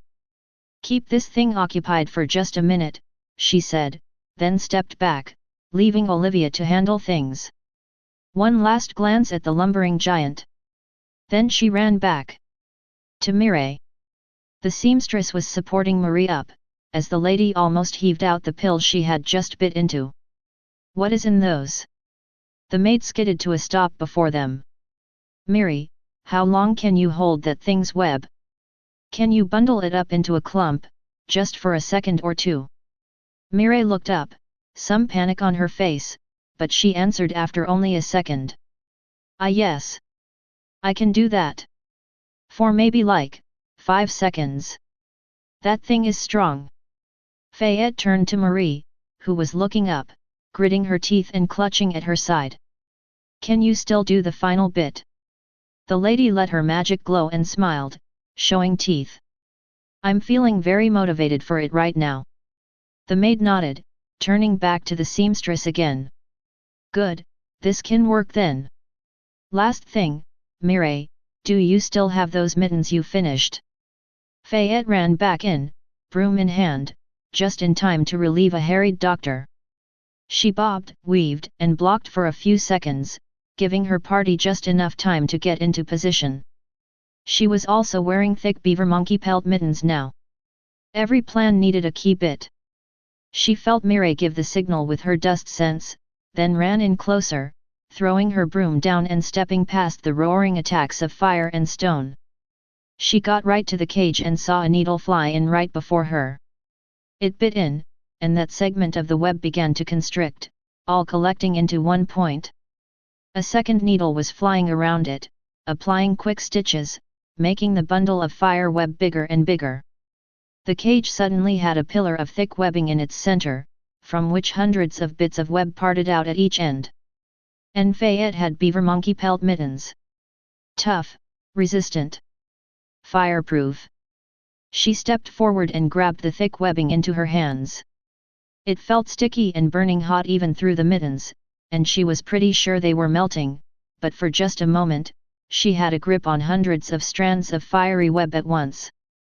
Hundreds of threads, or a fabric. Fayette activated dry laundry and began to squeeze the fire out of it. She wrung it as hard as she could, as fast as she could. Her arms burned as molten leather stuck to skin, but she persisted, squeezing as harder and harder. Her muscles twisted the threads into a tight wound cord, and streams of liquid fire poured out of it onto the floor, leaving the threads dry. Not on fire. Then they burned. The threads were still attached to the other burning bits after all.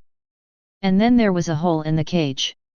Fayette jumped back as furious limbs of rock slammed at where she had stood, and she ran to the side, throwing her gloves off, making herself as big of a target as possible. Her hands hurt.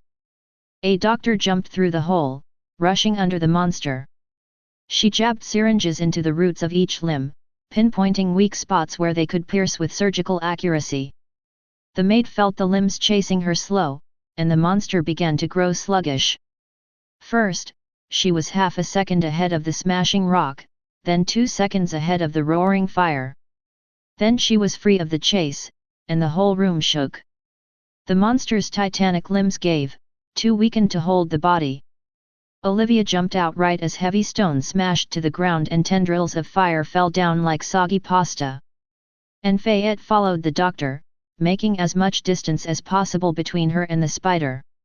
She looked forward, and locked eyes with Marie. The lady was laying on the ground, shining green with magic, and had her hand pointed right above the giant spider.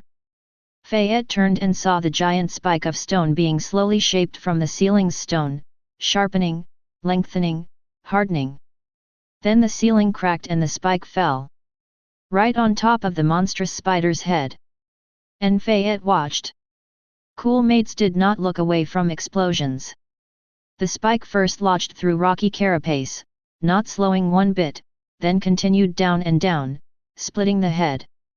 For just a brief moment, Fayette saw a bloated brain splitting into pieces, and some sort of fiery connection winking out between the forehead and the body, and all the fires winked out. Then the spike pierced through the exoskeleton again, underneath, and its thicker base finally separated the head from the body in 4 pieces. The monster instantly dissolved into a tide of murky blood, and for the last time in the caverns for some time, that distinctive noise echoed out, 100 times louder than before. Splat! About time for some proper autumn cleaning. The ruins have been cleansed from centuries of infestation. Level up, you have reached Maid level 20. Congratulations! 2 skill points gained. You have gained a new capstone skill, so fresh, so clean. Progress towards next level, 0%. The party was gathered around the monster's messy remains, feeling the satisfaction of a job well done. Fayette had collected the big shiny monster core, the doctor was poking at the murky blood with a stick, and Mireille was collecting the remnants of thread from around the room. They were no longer on fire, but they seemed to have something special about them. And Marie was examining, what exactly? Fayette eyed the gemstone that was much shinier and prettier than her monster core with some measure of avarice. Is that a second monster core? She asked, really confused. She had been sure she had secured the jackpot with her quick nab of the core, but then the lady had dug that up. Marie looked at her. Not a monster core, no. Something much purer. She tapped the glowing gem with her finger, letting some red energy leak out of it. This is no dead monster, it's a bound one, probably a greater fire elemental or something of the sort. Fayette blinked, then hefted up her broom, metal end out. There's a live monster inside there. The lady blinked at her, then chuckled. No, well, yes.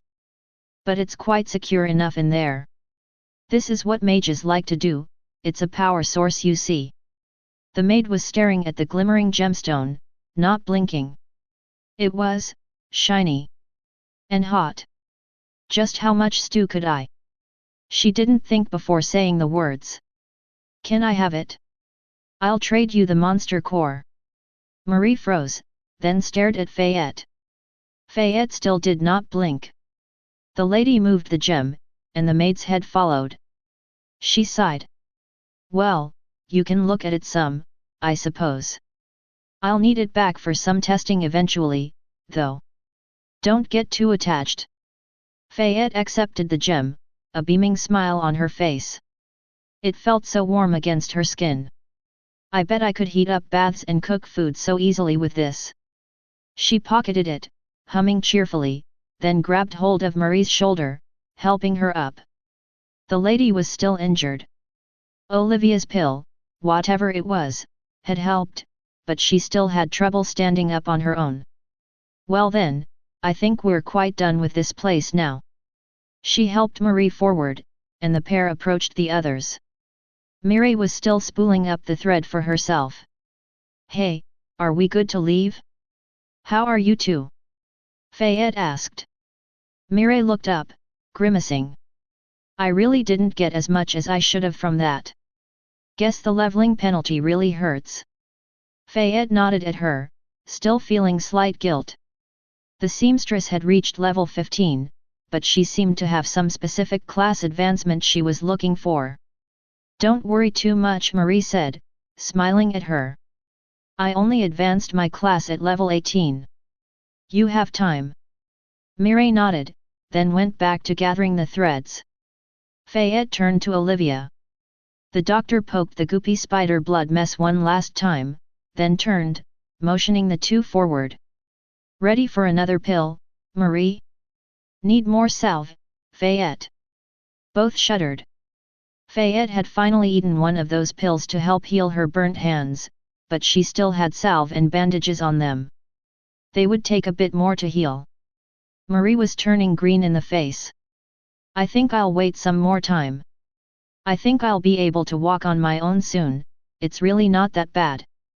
And, well, I do appreciate that your pills work so well, but can't you do anything about the taste? Olivia smiled ominously at that.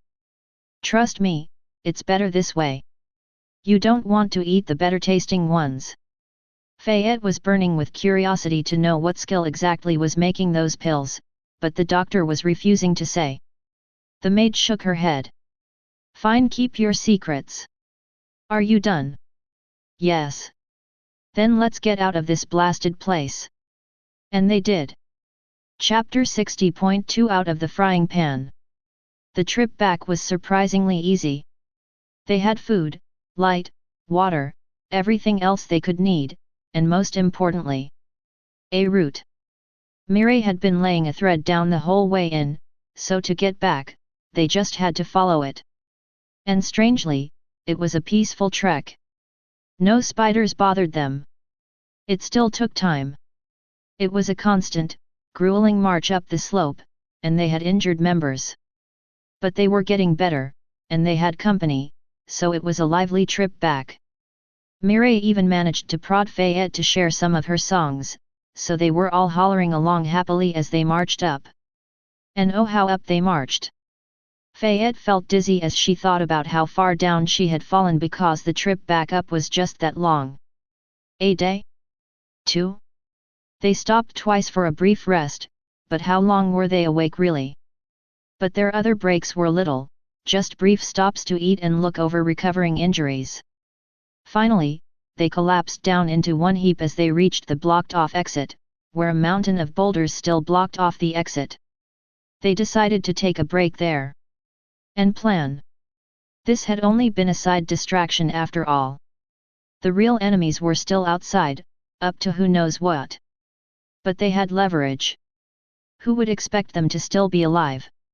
Or to have found the Lord's target in an ancient ruin? Or to have leveled? Fayette was rather satisfied with her new capstone skill. After reading the description, she felt it was really fitting for her.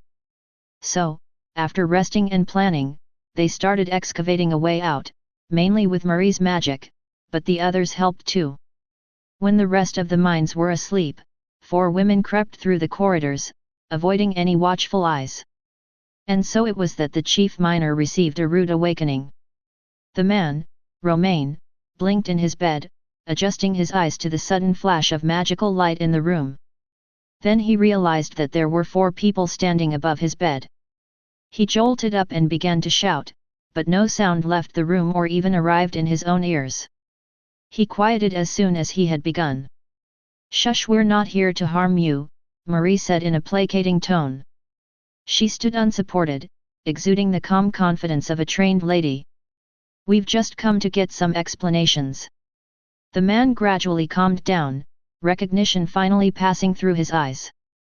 He spoke more calmly, and Marie released the control conversation. "You 4, you're alive? I thought there was a mine collapse, explosion, yes, a most unpleasant business," Marie said, waving him quiet. Then her eyes sharpened. "And betrayal? The boy?" Romain asked, voice quiet. Fayette stepped forward and shook her head, tossing a gnawed-up skull at the bottom of the bed. The chief miner's face froze. "This lad did his best, was the older guy who tried to blow us all up." A deep hiss of breath exited the man. "Henri, but how? He's one of my best." He was devastated. "Been drinking non-stop ever since." "We think there was someone else's skill involved," Mireille said, leaning against the back wall.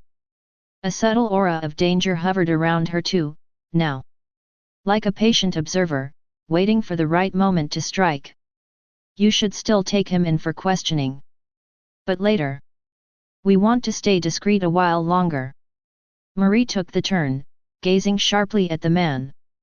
"Where are those 2 strangers, Pierre and Marat?" Romain sighed. "Gone. They left soon after you did, saying something about meeting again later. And the strike, it's not going well. I can feel my skill slowly failing. Why is it failing? Duration? Those two did something? Marie asked, pacing. No, just the Lord. He's acting. The lady raised her gaze. Acting how? The chief miner sat up in the bed, stretching out his hands. Sent out all his guards to see just down, even hired some mercenaries. And our suppliers in town have quieted. Nobody can get in anymore.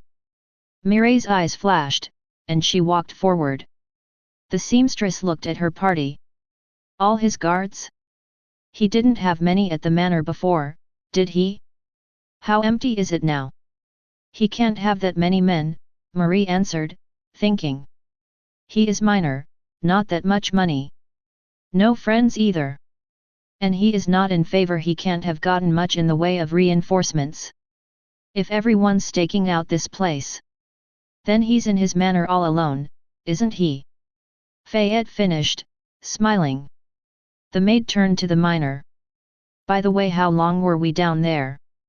Romain counted out in his mind for a moment, then nodded. 11 days. Fayette grimaced. She turned to Mireille. Sorry, looks like I missed your birthday. The seamstress rolled her eyes. That was 3 days and obviously it was longer than that. Just. Let's get this bastard. Everyone nodded. Marie turned to the chief miner, one last time. Go back to bed, don't alert anyone.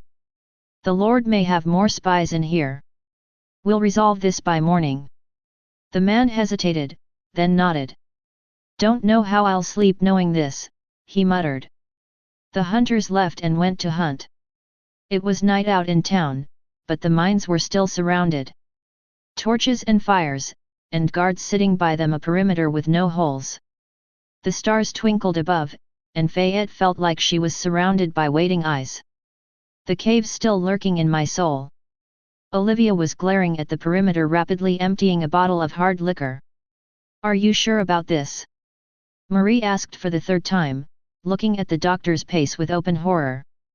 Don't worry, I've done this before, Olivia answered, wiping her mouth. Some liquid still dripped off her chin. It's the best way to get rid of just one guard. Not technically an attack, so most skills don't notice it. Fayette nodded. It's true, she has done this before. Well, just be careful, Marie finally said, relenting. She still looked worried. Don't worry, Olivia said, stepping into the darkness and heading towards a guard just a bit away from the others. Her steps swayed a bit. Now Fayette felt worried too.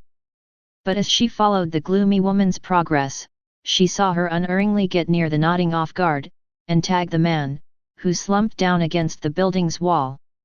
The rest of the party went forward, careful to keep their heads down. The guard was snoring. And the doctor was cursing, quietly. Olivia rubbed at her eyes. Shit, this bastard really was tired. I'm nodding off already. You still all right to go? Fayette asked, looking at her with worry. It had been a long night for them too. The doctor pulled out a flask full of foul-smelling liquid and drank a sip from it. Her eyes opened very wide. Don't worry, I've got this. I'm a professional. Nobody commented on the drink, and the four advanced into a sleeping town. It stood silent around them, lit only by the glints of moonlight and star through the clouds. Almost as if abandoned. Just a bit unnerving. There really were no guards inside the town itself. After passing the perimeter, they saw nobody at all keeping watch. Just the steady circle of fire around the hill. They made quick progress, and only the tavern still had some signs of life. Fayette eavesdropped, heard some scandalous noises coming from inside, then stopped the skill on the spot. She shook her head. Uncivilized. The skill was sometimes unpleasant. And they reached their target, the mining company's silent main office. Only 2 stories, a simple building of wood, but it loomed. There was just something about nighttime buildings. Silent but so large. After being underground for so long, even the sky felt unnerving. His bedroom was behind the office, right? Marie asked, squinting at the building. Just so, workaholic types are always like that, Olivia said, readying a scalpel into her hand.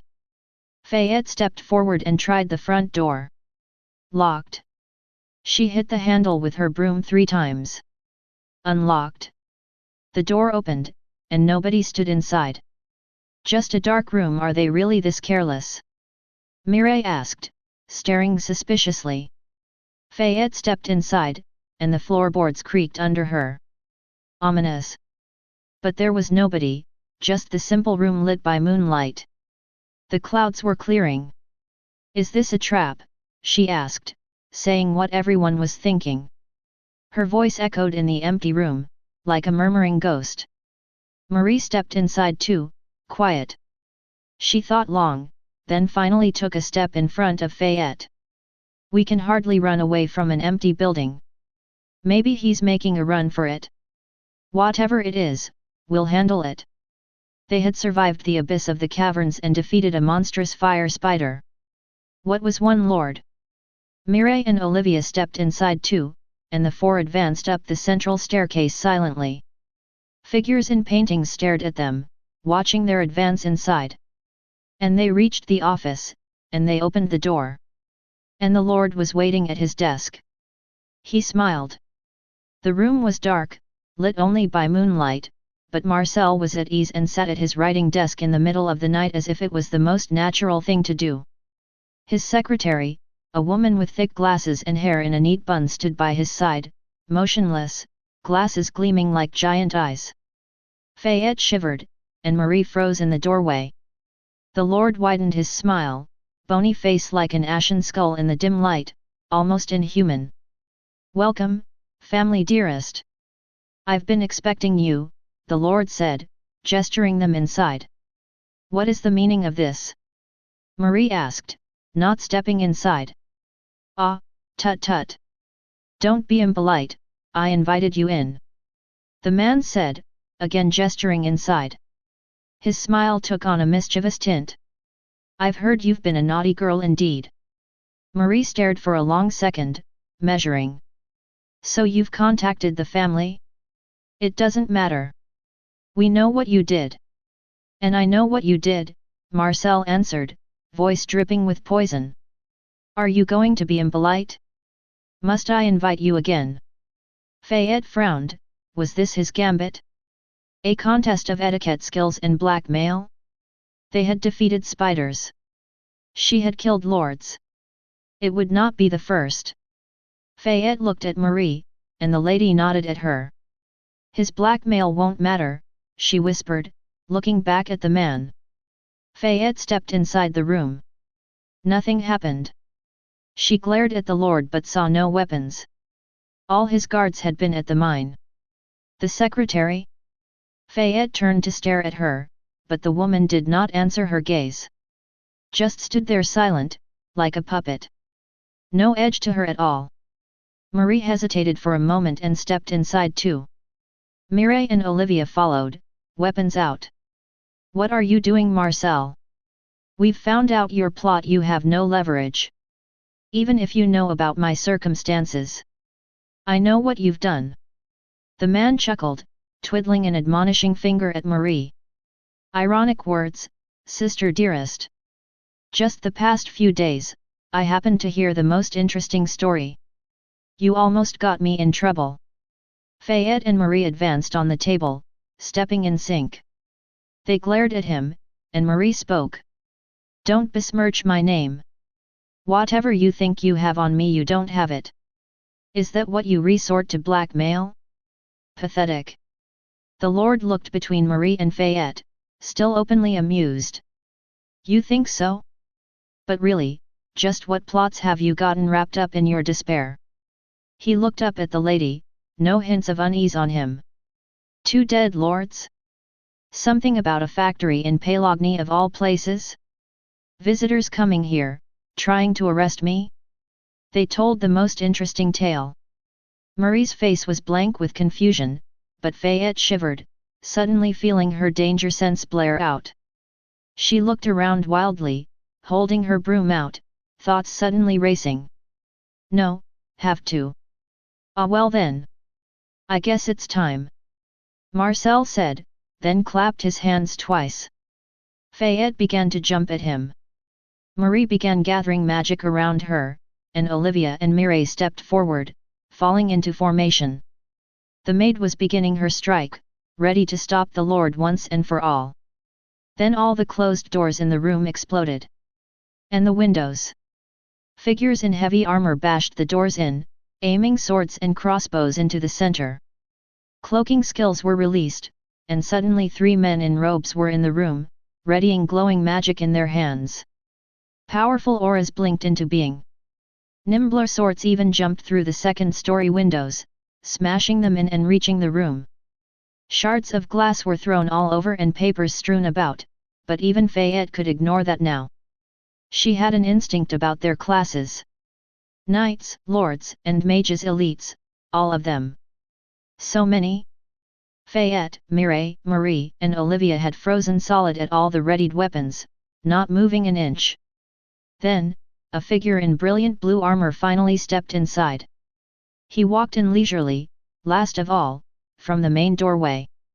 Marie-Adrienne du Noël, you are under arrest, on suspicion of conspiring to murder Lords Aumont Younger and Castellani, as well as industrial sabotage, and conspiring with foreign countries.